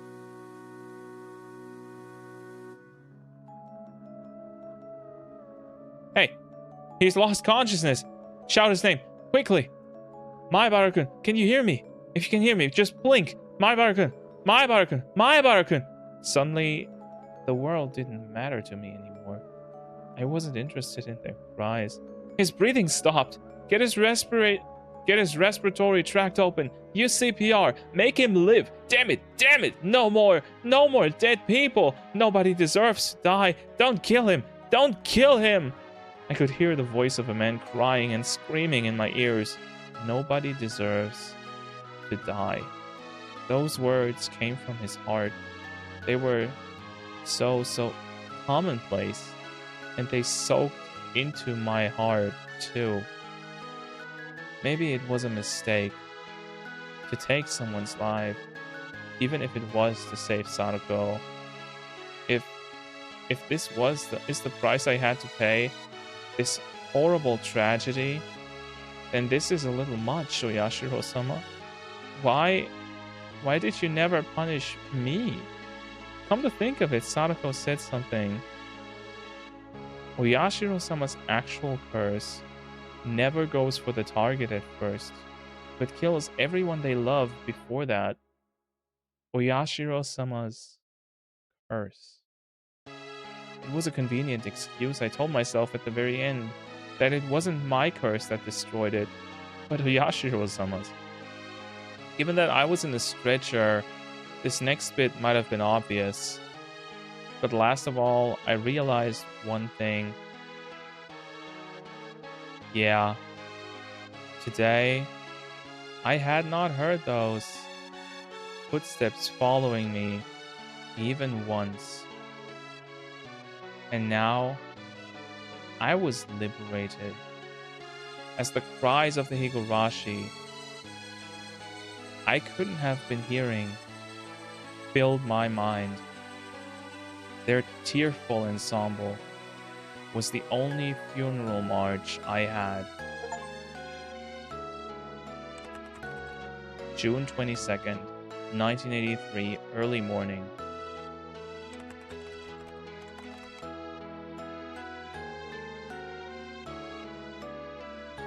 Still on the theory that it all was a delusion made of the gases? I don't know, man. A widespread disaster occurred in Hinamizawa village, Shishibone, X-prefecture. Volcanic gas, carbon dioxide, and hydrogen sulfide erupted from Onigafuchi Swamp, one of the Hinamizawa area's water sources, and spread through the entire village. There were 1,200 victims. 20 have gone missing. The catastrophe was unprecedented, forcing local governments to evacuate approximately 600,000 people. According to later investigations, magma pools and hot springs were uncovered directly under Onigafuchi village, a swamp, and the gas that gushed from it was determined to be the cause of the disaster. In addition, directly after the incident broke out, many came forth claiming this disaster was a curse based in Hinamizawa village legends, first sparking a wave of chaos. They were apparently local legends of a curse spreading a miasma destroying the village, and some scholars believe a similar gas disaster may have happened in the past and remain part of these legends. If they find a motorcycle, I get a year membership for free. More extreme periodicals suggested this was an extension of the string of freak death incidents that had been happening in recent years in Hinamizawa village, stirring interest in theories about this curse of Oyashiro-sama. In addition, relatives of those in Hinamizawa village who had escaped the disaster complained of sickness afterwards and were hospitalized. Some of them even died of unknown causes, further encouraging such extreme opinions. On top of that, several relatives professing to be possessed by Oyashiro-sama's curse committed suicide in strange ways, and the impact the disaster has had on the entire nation can no longer be ignored. Wild visions of terrible toxic gas sneaking around in the middle of the night, killing people, spilled across the country, causing a steady stream of people complaining of insomnia, difficulty breathing, headache, dizziness, etc. Some who identified themselves as being obsessed by it began doing odd things. Most of these were mistakenly attributed by the tabloid press, but afterward, some even began to call the mental issues arising from the Hinamizawa tragedy the Hinamizawa syndrome. The Hinamizawa village region, the object of all kinds of rumors and speculation, is currently closed off, and even flying overhead is prohibited. The prohibition was, at one point, undone as a result of a decrease in the gas's density, but that autumn, another gas burst was confirmed, leading to the area being cordoned off again. Word is that the area is sound asleep, all traces of its former life intact and left to rot.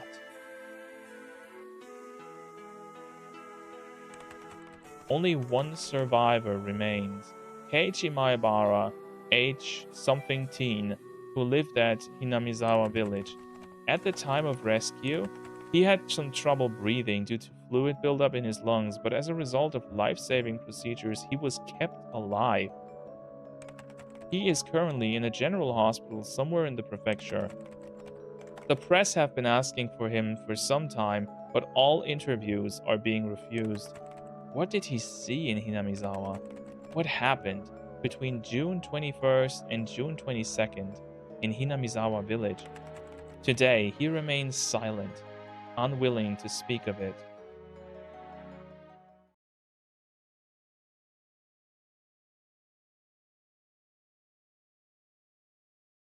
Oh my god. Tomitake possibly suicide. Miyotakano strangled to death. Body was found burned. Oishi missing. Katsuya Tumatani went missing. That's his partner. Irie suicide. Rika Furude possibly murdered. Gas disaster. Reina Ryugu died. Mions died. Oreo Sonozaki died. Sadako went missing. Teppei went missing. Maebara died. Tomita died. Okamura died. Chie died in an accident. Died. Kasai. Who is that? Shion Sonozaki committed suicide. Keiichi Maebara attempted suicide. Diagnosed with mental disorder. Higurashi when they cry serial murder novel number 3 Tatarigoroshi. Okay, this is just the credits.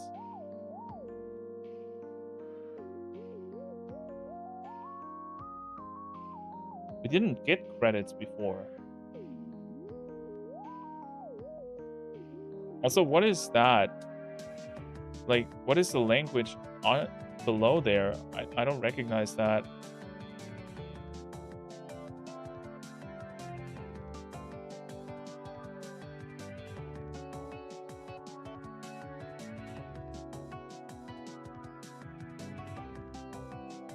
I think it's actually, I think this is just English with weird spaces, with wrong spaces in between. My brain is churning because I still don't understand. I don't think it's real. No, it was real language. This was English. June 2003. An elderly couple living in Osaka Prefecture discovered a cassette tape while organizing the possessions of their son, who passed away 8 years ago. Their son went missing when his fishing boat capsized in 1995. He was 74 at the time of his death. It's Cthulhu's language. 8 years later, in 2003, they had begun to organize their son's remains in order to organize their minds, and came across the cassette tape in question. From 1975 to 1989, the deceased had experienced working as a journalist for a photography periodical, and this tape is thought to have been created during that time. The label on the tape read 11/28/1983, Keiichi Maebara. So, like half a year after the accident, 5 months. It is thought the tape was recorded during an interview with Keiichi Maebara, the only survivor of the Great Hinamizawa disaster that occurred in June of 1983. As the only person who lived through the disaster on the night of June 21, shrouded in mystery, many interested parties attempted to question him, but he never once spoke physically to anyone in a public space. Therefore, the tape caused quite a stir, possibly being of extremely high value. Like, it's really hard to talk about stuff when I know I'm being recorded. Please don't worry about it. Here, it won't be a problem if I do this, right? After this, the sound quality dramatically decreases. Did he cover the recording device with something? Well, let's get started. Here's my first question. Keiichiken, where were you the night of the great disaster? I had gone behind the shrine, then took a path through the woods for a while. There's a rope bridge there, a little while before you get into the mountains. I fell from there and lost consciousness. Did this happen during the night of the disaster, between 21st and 22nd? No, it was the morning of the 21st, on Tuesday, which means I woke up the afternoon of the next day. I think I was out for a day and a half. Why on earth were you there? I mean, I'm sure everyone wants to know, but the bridge you fell from that day, a weekday I might add, was quite far from both your house and the school, wasn't it? Speaking frankly, there's some who say you knew of the great disaster beforehand and fell from the rope bridge as you were trying to flee the village. This isn't a joke. Please don't be so arbitrary about this. I think it's a terrible thing to say, too. Please don't be offended. Anyway, about the rope bridge you fell from, it was right here on the map, right? The rope bridge beyond the back of the shrine and through the path in the woods. Probably. I never went over there, so I can't say for sure. I guess I just want to know why you were out somewhere you'd never been before on a weekday morning. And then, well, about the riverbed you fell unconscious on. Have you heard the rumors about that being impossible? Impossible? That word. Again? Again? Again? For a little while, Keiichi Maebara mutters the word impossible several times. Why would it be impossible? You know how the volcanic gas originated in the Onigafuji swamp? Some scholars did some pretty delicate simulations and modeling and discovered something very interesting. The volcanic gas was heavier than the air, so it went along the ground, flowing into lower and lower places, kind of like what water does. And with Onigafuji swamp as its source, they were able to test how much time it would take for the gas to erupt and spread across the whole village.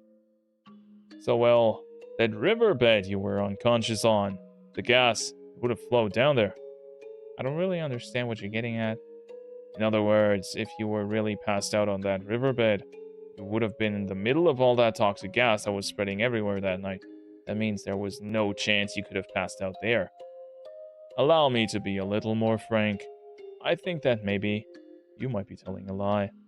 During the Great Disaster, you were hiding in a safe place, keeping an eye out for when the gas got thinner, then reappeared and were secured by the SDF. How about that? Is that right on the mark? For a short time, the journalist presses Keiichi Maebara further, in a teasing way, but all that can be heard are heavy sighs. Even if that was the case, I wouldn't be surprised at this point. What do you mean you wouldn't be surprised? Was this recording really taken of Keiichi Maebara? Some harbor suspicions. This is weird. You said it before, didn't you? That it was impossible. Impossible things happen in that Hinamizawa all the time. There are people who shouldn't be existing. Dead people end up alive. It's not really that unusual. Never thought I, of all people, would be asked to prove that I was still alive when I was supposed to have died.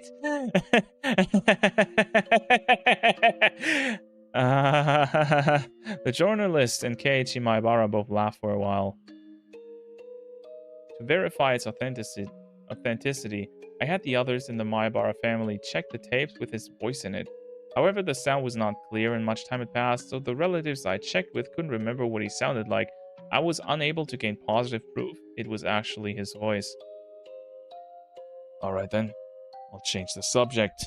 What do you think of the debate about whether this disaster was the curse, the 5th year of the serial fake death incidents in Hinamizawa? I don't think it was. It was the curse that year, after all. What do you mean? I was just answering the question. Doubts also remain regarding the date, 11/28, written on the tape. What if it's Satoshi? You mean the person that survived isn't Keiichi, but Satoshi? The curse, well, you probably won't believe me when I tell you this. I was the one who caused it. I was the one who wished for the whole village to die, and it happened. What an exciting story. Exciting? I suppose you could call it that. After Maebara Keiichi's failed suicide attempt on a certain August day 2 months after the disaster, he was diagnosed with mental disorder and transported to a treatment facility. This is literally insane asylum storytelling. I haven't seen a story this out of the box like ever. True. I was the one who killed Takano-san and Coach and Oishi too. At the time, I had some kind of divine power. Yes, I suppose it was like footsteps. Footsteps. Wait, what's that supposed to mean? Have you never heard footsteps before? Tip tap, click, click. The facility never allowed any news coverage, so it's extremely unlikely that a tape from the media dated after August 1983 would have his voice on it. Today, when you're walking around, try stopping suddenly. Something interesting will happen. Anyway, if you hear an extra footstep, even though you'd already stopped walking, you'd better be careful, you know. uh, yes, I'll be careful. Is what I'm saying really that funny to you? However, the reporter had been criticized for his forceful methods of collecting data while he was active, so there is still a possibility that he broke into the facility and forced Mayabara to talk. You've been doing nothing but laugh in my face this whole time. You were just like Coach. You pretend to sympathize with me, so listen to what I have to say. But your eyes are telling me you think I'm a lunatic. That's not true. No, I can tell. Your eyes are the same as Coach's. Is this truly Keiichi Mayabara's voice? The authenticity of this recording is still wrapped in mystery. I never heard the footsteps again after that day. So I don't think I have that terrible power anymore. Perhaps right here, right now, I'll wish for you to die. I'll wish for your death for saying all these unpleasant things. Yes, this time, why don't I decide how you die? Takano-san was burned to death, so let's go with the opposite. With water. I hope you drown and die. How's that? 15 years after this tape was created, the reporter, just as Keiichi Maebara had predicted, died in an accident out on the sea. If I'm in top form like I was then, you die before tomorrow morning for sure. Now then, I wonder how many days it will take you to drown. Holy shit, this is mental asylum. You'd better be careful, you know. Don't go getting yourself killed by some stupid curse I put on you, okay? The recording ends in the middle of Keiichi Maebara's laughter. And Keiichi Maebara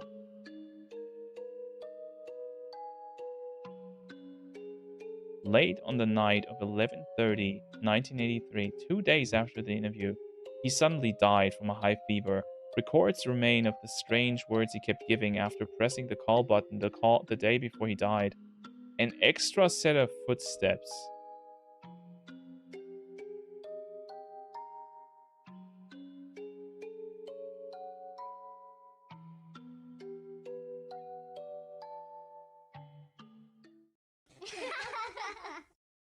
The fuck?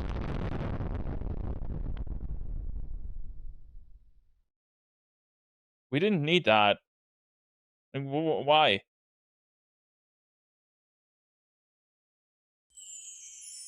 A new scenario has been unlocked. All cast review session has become available.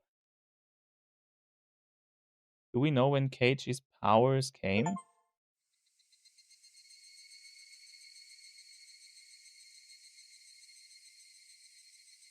Well.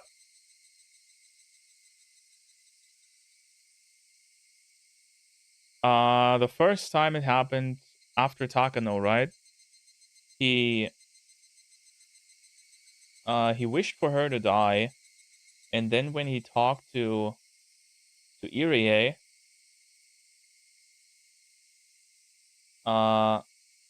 he found out that she was burned to death.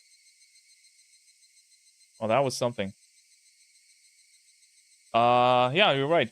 I don't know how to process this.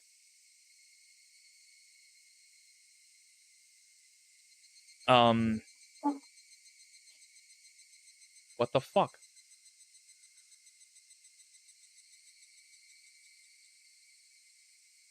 So if I press extra, does that just put us into that scenario?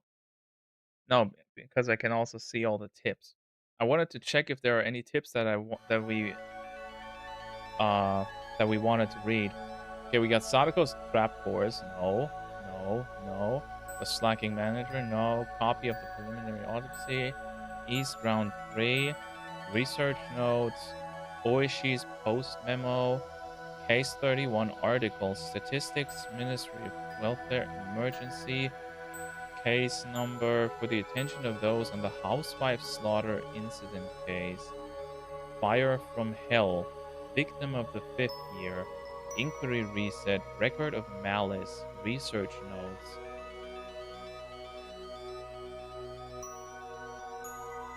Yeah, there are too many that I want to read. We can't get through this.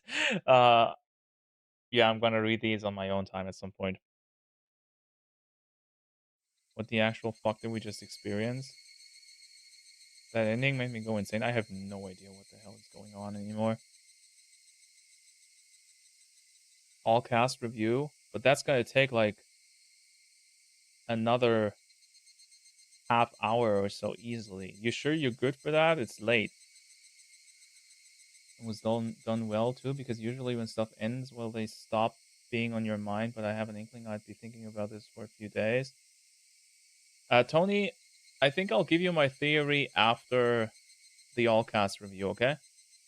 We didn't watch it for the second game because we ran out of time like crazy. We were already like an hour over time. But let's do this one.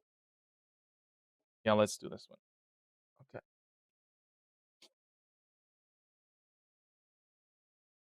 Okay, for those that don't know, the all cast review is usually just like an outside look on the story from the main character's point of view. So basically, they discuss the game in character for us, which is a very interesting thing to do. I like the first one.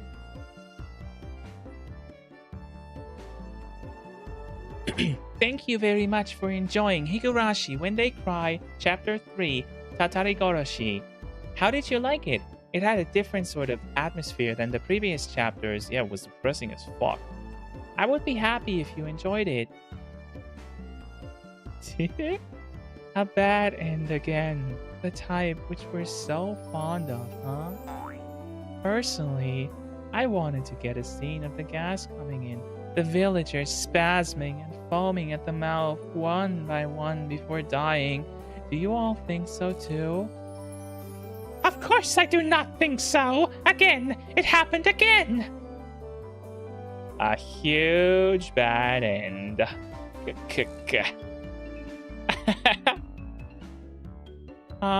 Mi-chan, you sure seem happy about the bad end.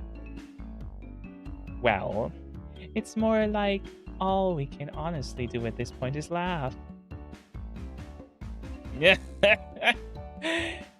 terrible endings. How is his voice again? Dude, I'm doing too many voices back to back. Are there any more chapters? 5 more.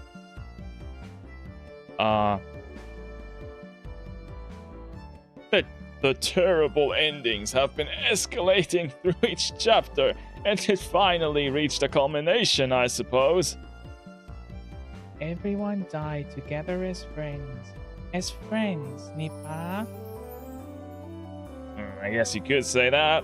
I die every time, though, and I'm a little tired of it. It would be nice to have an ending where I didn't die once in a while. Tell me, Take-san, you're kind of like a time signal. When you die, it's like, oh, we're in the second half now. Kind of. Actually true, though. Okay, now here are our guests that debuted in this chapter. Everyone, give a big round of applause. First is Coach, Irie Kyosuke-san. I'm honored to have your introduction. Hello there! I was a minor character, but having a full portrait like this makes me feel really important. It's true. You had too many appearances, too much dialogue, and too strong a role for a minor character. I don't know how much I'll get to appear from here on, so please root for me. Thank you very much. Next up is our teacher, Chie-sensei. Hello there, everyone. I've appeared in various scenes, and this time I was given that memorable scene, the curry showdown. I just can't forgive those who were sly curry. Yes, I wonder. Oh, someone give Chie-sensei a seat, please. Okay, now everybody's here. Rena, you can do the honors again. Okay, everyone. Please pick up the cup nearest to you on your table. There are plenty of different drinks. These after parties have gotten really lively. How many do we have here now? Including us, I think there are about 10 people. Now we finally have the same number of minors and adults. We can all drink without being ashamed. Speaking of beer, how is it that something so delicious when cold turns so bad when warm? One of the 7 wonders of the world, I say. I wonder why. Okay, I'll pour some beer. 1, 2, 3, 4, 5, 6. Oh, there were 6 adults here. Meep. I would like the foamy barley tea as well.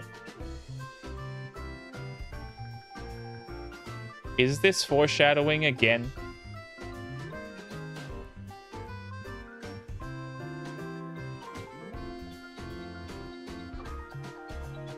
Rika-chan, you can't drink? Anyway, Rena-san, let's get this moving. Well, okay. Can I have everyone's attention, please? All right, everyone. Excellent work on the Tatarigoroshi chapter. Cheers! Let her drink? Yeah, let her drink. You're 8, you started too late. What are you, German? Okay, everybody's happy. Okay, then. Let's get down to our traditional plot discussion. Still, though, this chapter just confused us yet again. Well, if anyone has an opinion, please raise your hand. Wow, everyone's being so discreet. No hands. Then why don't I break the ice? Oh, excuse me. Could you change the music, please? To something a little more mysterious. Yeah, that's good. I hate her and love her so much. This woman, man. The mood has been set. All right, Takano-san, take it away. I think that just by poring over the Tatarigoroshi story, the mystery won't be revealed. I know what you mean. Obviously, that's how these stories have been set up. Was there something like that in particular? I don't know if I'm right, but in Onikakushi, when Maibara-kun was eaten in the restaurant with Oishi-san, Sonyazaki-san found out, and it was a little mysterious, right? It was certainly mysterious just in Onikakushi, but after reading Watanagashi, a few things made a lot of sense. Oh, because it wasn't actually Mion, but Shion because she worked here? When I mentioned a restaurant with cute uniforms during the story, it must have meant Angel Mort. And Angel Mort is owned by the Fonozaki family, so... Someone who knew Kei-chan was there too and told me it actually makes a good amount of sense, right? That's what we mean. There are subtle differences in the Higurashi stories, but I think there are 3 facets that are same for each. The character settings, for example. I was scary in Onikakushi, but that wasn't only because it was Onikakushi. It was because my character was the exact same in all 3 stories. Is that it? I agree with the characters being exactly the same. The most extreme case being me dying in the same way in the same place every time. No matter which story it is, you always die on the same day. There's a scene where during Watanagashi, Takano-san and Tomitake-san sneak into the ritual implement storehouse. The same scene may have still happened in the other stories, even though it wasn't portrayed. I still think it happened.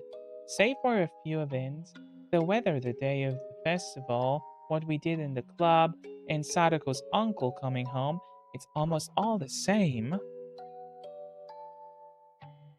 Which means we have a bunch of more questions. If the stories are told in exactly the same environment each time, why do they end up being so different? That's actually a very good question.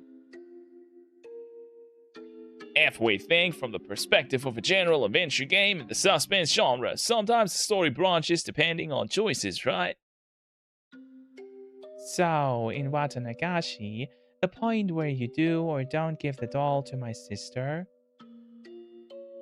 An unavoidable bad end from a choice so early on, that's pretty scary.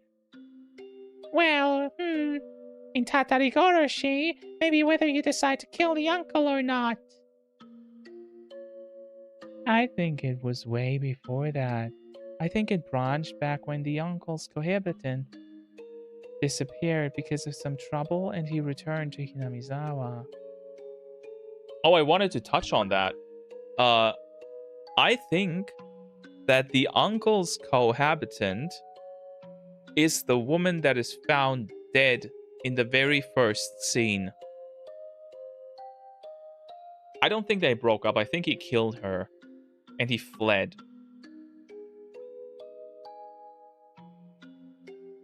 And since his corpse was also never found because it was he and Sadako and I don't know if someone else were reported as missing, right? Instead of as dead in the ending. So I've got this feeling that the uncle has actually more to do with the story than we think. Then what was the first branch in Onikakushi? I think it was when I appeared and started talking about the serial freak death incidents related to Yashiro-sama's curse. You know, I just thought of something. If Cage-san gave the doll to Mion-san, and if Oichi and my uncle hadn't appeared, would we not have spent our time in peace without anything happening? I see. Sadako's gotten right to the point. You're right. You can say that again. Then maybe we should pray Oishi-san and her uncle don't show up in this dark story, and then we can prevent Sonozaki-san from getting in a bad mood. Everyone will be happy. Yay, Big Sis, you're needed for the bad ending. Be careful, everyone. If you make my sister mad, you're sure to get a bad end. By the way, this is Shion. Since you hadn't seen her yet, Apollo.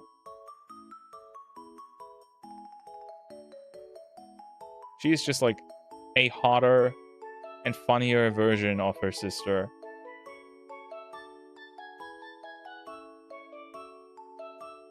Also, I love this theme. It's Rika's, right?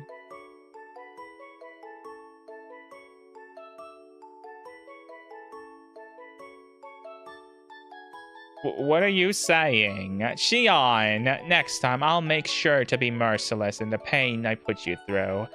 You can cry and apologize as much as you like. It won't work. Just you wait.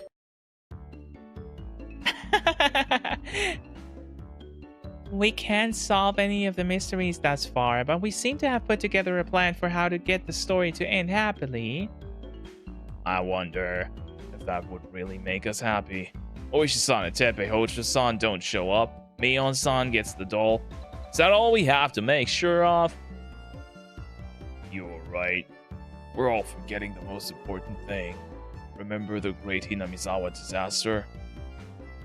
You cannot prevent natural disasters. Should we have everyone in the village put on gas masks and move away? It's probably Oyashiro-sama's curse, so we need to make sure not to make Oyashiro-sama angry.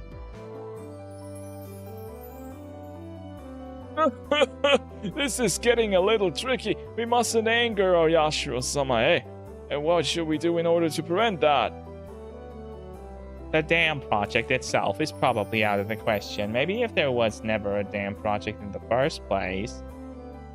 That would be hard. If it didn't happen, we would need a ritual to quell Oyashiro-sama's anger. Striking a sacrifice into the Yonigafuchi swamp. A ritual sacrifice. Sinking. A sacrifice? Who do we sacrifice? Come on, use your head. Someone who is destined to drop out from the story no matter what happens. Oh, Tomitake. If he's gonna die anyway, then we may as well have it to help out Hinamizawa. When you say someone who drops out no matter what, you're talking about me, aren't you? I knew all along. I knew you had some very important role in this story, Jiro-san. I still think he does, by the way. I think there's more to it than him just being a plot device to tell you when the scary stuff starts. We'll get you to play your part. And with that, we have a blueprint for getting a nice, happy, good ending, don't we? Let's give it a try since we have the time. Everyone involved, come over here. First, we stop Uncle Hojo, whose lover ran out on him, from returning to Hinamizawa. Hi, my name's Uncle Hojo. He has no portrait, so I'm standing in. I'm so lonely and blue because my lover ran away. Time to go back to Hinamizawa lockup. Yeah, Sadako-chan and haha, raise her into a maidservant. Why don't I take my motorbike back? We'll just put it in the key and click. Click. Kaboom! Judgment! To ashes and dust shall you return! Sadako-chan, don't you think this was a little too much gunpowder? I hope Coach is alright. Next, we stop Oishi from showing up. This time. My name is Kurado Oishi, a hot, good-looking middle-aged man who looks like a blues singer. Kaboom! Meep. Judgment for you. And lest we forget, a follow-up service for my sister. Come here, big sis. There's a cute little doll for you. Oh, how nice. Something about this just doesn't sit right with me. And finally, we must quell Yashiro-sama's anger. Then, will our last actor please come up? Tie him fast, wrap him up, and hang him. He'll sing for 3 days, right? I'm not that patient. Let's just get it over with. And with that, the case has been closed. The end. This is so dumb. This is too silly, true. Oh no, all of a sudden this arm of mine is glowing with an awesome power. This pile of corpses is a pretty big deal. Oh no.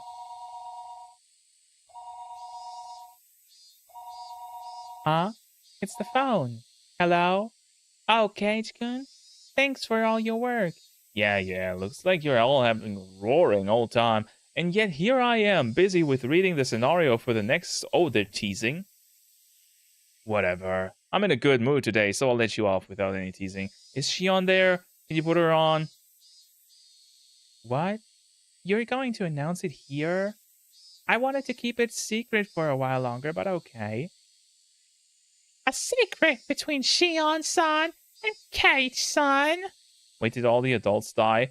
All of the adults besides Takano and all of the adult men died, actually. Yeah. all of the adult men died.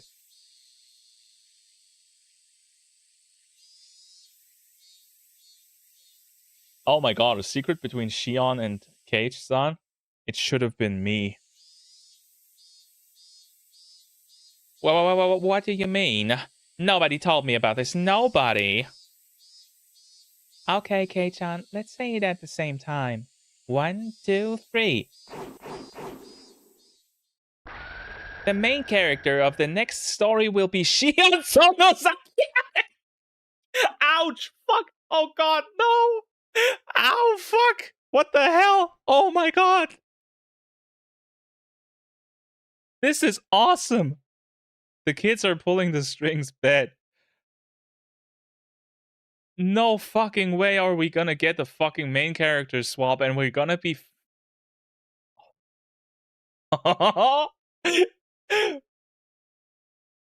This is fucking insane. Okay, I love this.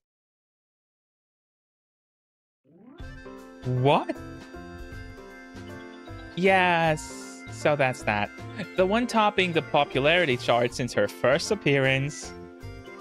The late appearing younger sister of twins being popular has been the pattern of things ever since the days of TH. I have no idea what that means and it doesn't matter. Anyway, I've been fired from my main character post for once. If the rumors are right, I might even get a portrait finally. Yahoo! Well, portraits of Kei-chan would be a big waste of disk space. If it couldn't all fit on one disc, there's a pretty high chance he'd be the first one dropped. Are you okay with this, Shion-san?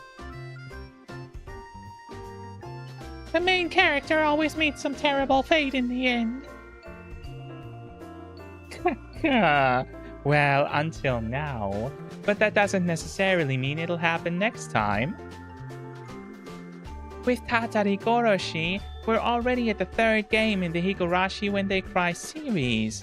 The first half presented a lot of strange and exciting mysteries, but starting next time, the mysteries will start to be solved in the second half, making the start of the investigation arc temporary name. That means it'll be a thrilling story where I become a detective and solve all these crazy, unfair mysteries. You'd all better think up good signature phrases like, "You, sir, are the criminal." It won't happen, never. You'll get too close to the three families' secrets, be imprisoned, and then get tormented. You're a shoo-in to meet a violent, unnatural death.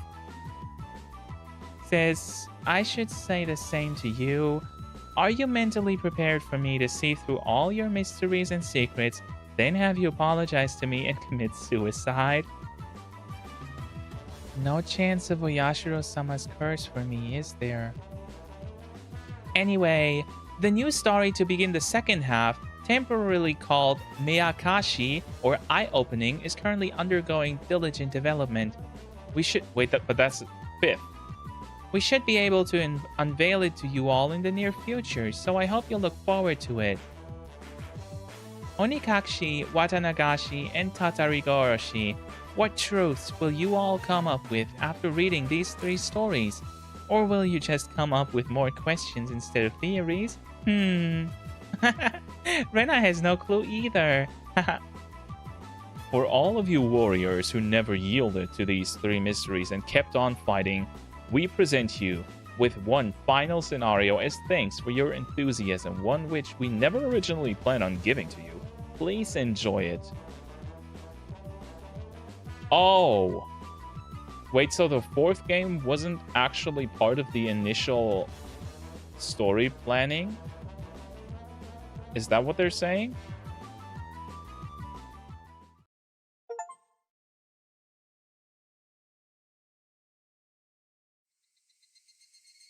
So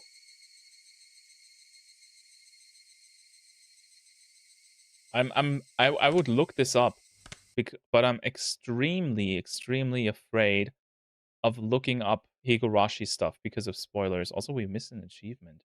Read all tips. Okay, I forgot that's a thing. But look, this is Meyakashi, right?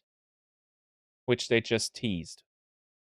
Which is the first part of the answer arcs, and now we know why Shion's the poster girl, because apparently she's the main character of this arc, which is fucking insanely cool. But this is chapter 5. So did they, like, slide in? Oh, is that why it's smaller?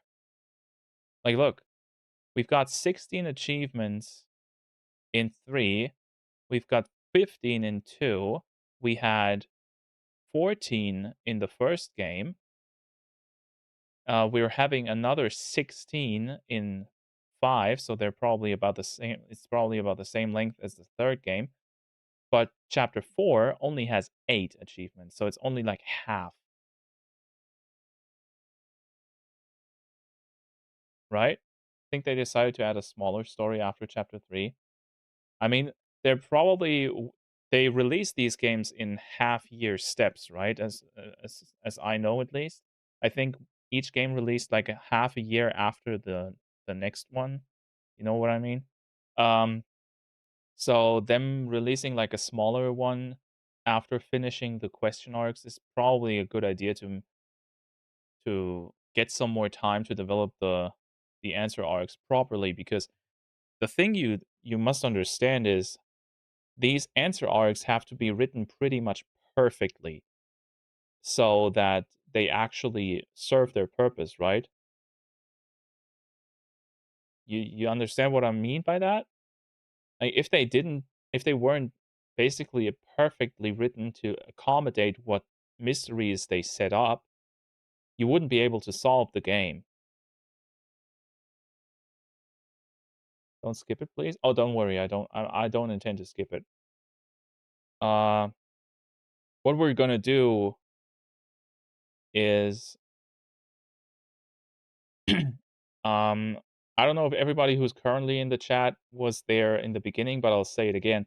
I'm getting surgery in my hand into like today in 2 weeks, which means I won't be able to stream on that Friday, and I probably won't be able to stream for a bit after that. I'm expecting around 2 weeks of a break I'll have to take from gaming. Um, Last time it was 4, but that was also when I broke my wrist, and now it's healed, and they just removed the metal, so the only thing that has to heal is, like, the cut and maybe a bit of damage from removing it. Um, but I'm expecting, like, about 2 weeks of a break, and I'm not starting this game next Friday and then won't be able to stream for, like, 2 weeks. That doesn't really make sense, right? That would just put a massive break in between. So what we're gonna do is we're gonna be doing only Elden Ring next week, and we're gonna start Higurashi Chapter 4 after my hand is healed up. When I can stream again, we're gonna go back to the usual schedule of Wednesday Elden Ring, or once we ever finish Elden Ring, we're gonna go to Hollow Knight, and then Higurashi on Fridays. That should work, right? That also gives us a bit of breathing room between the Higurashi games, which I think is probably good. Wouldn't playing Elden Ring be worse for your hand? I mean, yeah, I mean, I'm only going back to streaming after the hand is healed up again, right? I'm not saying I'm gonna take a break only on Fridays. I'll probably have to take a break for like 2 weeks straight of no gaming, is what I'm saying. But I'll let you guys know how exactly it'll work out once I know. I don't know currently. So we'll just have to wait and see. I'll keep you updated as much as I can. All right. And before we end this, mystery writing sounds so hard. True.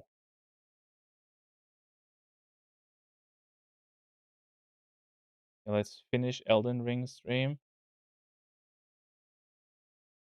As if that would ever happen. My theory for this game is that I have no fucking clue. I don't even know what to say, man. Like, I would like to give you a theory, but I have so many ideas in my head.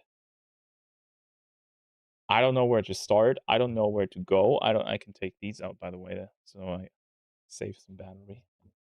Actually, hear myself talking uncompressed. That doesn't happen often.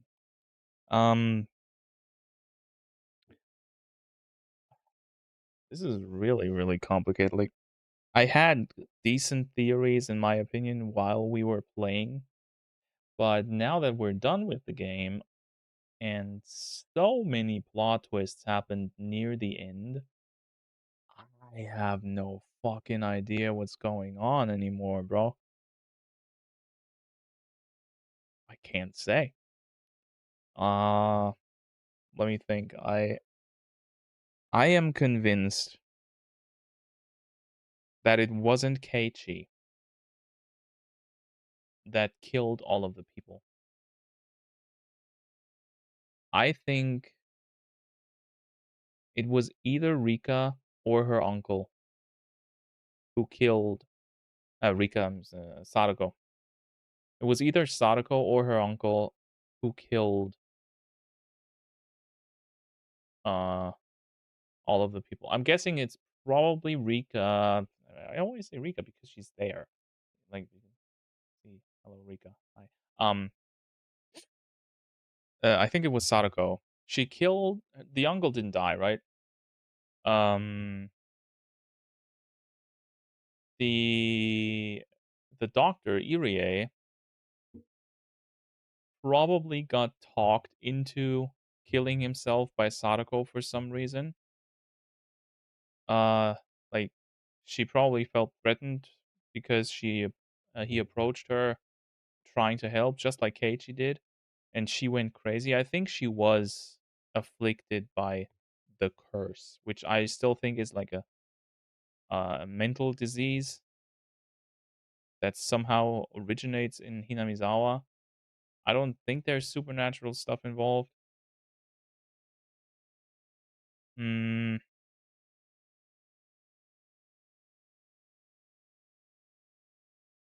yeah, I'm betting on Rika. Sadako. I think it was Sadako. And she wanted to do that to get rid of the curse because she thought that everybody else was somehow trying to get her, and she was acting in self defense. And then she ran away after the disaster because she wasn't found dead, right? So I think she killed them, but I also think that she's unaware of them actually, that she's at fault. I don't think it was premeditated or anything like that. I think she just went crazy, like Keiichi in the first game and Mion in the second. By the way, Dinkler said something I think during the after party thing right there, where he said that they're making it out to be like chapter 2 just happened because Mion didn't get the doll and was sad. That's because it is, right? I mean, it's kind of sounds like a dumb thing when you isolate it like that, but this was the starting point, and every story has a starting point. Like this is where shit went downhill. She she noticed that she has no chance with the dude she likes, and then she gets jealous because her sister starts doing stuff with him, and she's like all the people in this series are mentally at the brink, right? And it's basically the chapters are just showing what happens when one gets pushed. I'm still in the theory that each game is a character's paranoia display, that is assuming each chapter is a different MC. No, it's not. So far, all the chapters have had Keiichi as the MC, but they focused on different characters. Like this was pretty much about Sadako, right? Or about her circumstances. It wasn't that much about her in the sense that she was in the limelight of the actual story and had a lot of dialogue. It was more about her life and saving her, but she didn't have that much screen time. Watanagashi was basically Mion and Shion Paradise. Like 85% was Mion and Shion dialogue. And the first game was mostly introducing all the characters and, well, Rena carrying a cleaver. Also, Keiichi develops in different ways. True. So yeah, I think Keiichi had some multiple personality thing going on, but I don't think he actually killed anybody. I think he thinks that he did, but I don't think he did.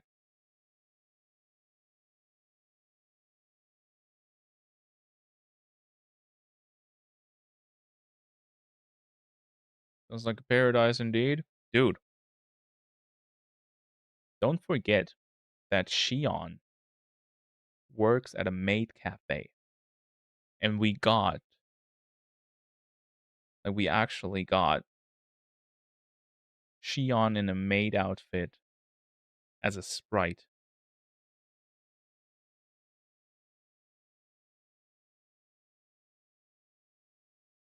You know, that's all I'm saying. That's why chapter 2 is my favorite. You consider it's really some fantasy stuff, curses, demons. That sounds like too easy of a cop out. Uh, if they actually go down that route, they'd have to write it insanely well for it to not sound stupid. You know, because we are sitting here with all the games released and are thinking about all this stuff. How could this have happened? What are the implications? Blah blah blah. Uh, but it's even worse for the people that had to wait half a year between the releases, right? And I think it would have pissed off a lot of people if at chapter 7 they just came out and said, "Hey, you know what? Higurashi, that's a fantasy story here. This is Oyashiro-sama. We're playing chapter 7 from Oyashiro's perspective now." I don't think that happens. That'd be weird. They'd have to really, really, really, really write this very well, and it's a very tight rope. So either this dude is much more of a writing genius than I'm giving him credit so far. He's a very good writer, but he also has his flaws. But I don't think that's gonna happen. Yeah, that'd be disappointing. So he'd have to really have a massive plot twist that would be satisfying for people who have been following this story for a long time, but also turn it into something completely different. Also, I forgot what I wanted to say. Why I don't know why I thought I had a second point. I don't think I have. It has to be psychological horror stuff. Yeah, I think so too.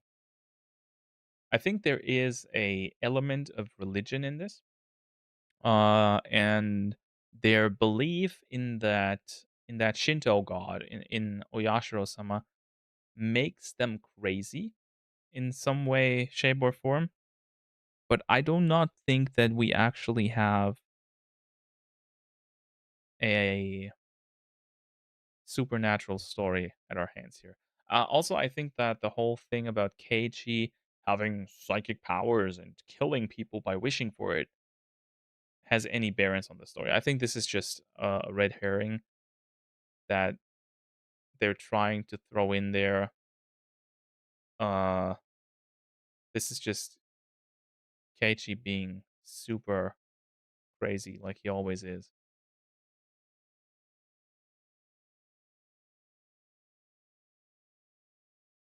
Anyways, that's a lot.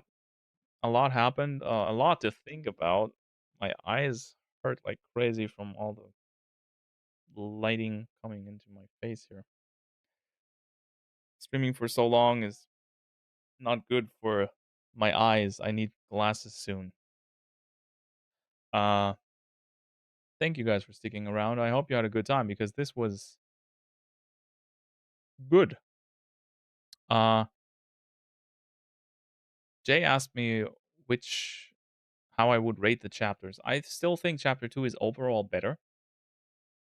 Um, but chapter 3 definitely had the most surprising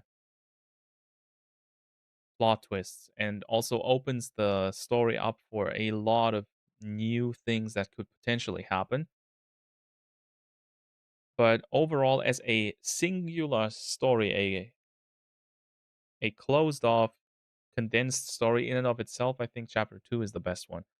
I do think that chapter 1 is the worst one, though, by a good margin. I think chapter 3 was a lot better than chapter 1. The only thing chapter 3 really did that I didn't like was it had too much fluff. Like, look at that. I almost spent 30 hours on this, which is in line with the other games. Okay, don't forget I said anything. But it could have been shortened by like 5 hours and it wouldn't have been bad. The whole baseball thing, I don't know if this was actually foreshadowing, but I don't think it had any impact on the story. That was kind of nonsense. So I don't know. It could have cut that. That would have been 2 hours saved. Thank you for your stream. I've been enjoying your theories and voice acting. Thank you, Tony. I appreciate that a lot. But I'm gonna leave now because it's also getting late for me. I got stuff to do, and Dinkler should go to bed. Thank you for dropping by. I'll see you guys on Wednesday for Elden Ring, and then for more Elden Ring because now Higurashi's done. Have a good weekend. Have fun. Play some games. Go swimming. I don't know if it's hot for you, but it is for me. I'm probably gonna go to the pool. Have a good one. I'll see you.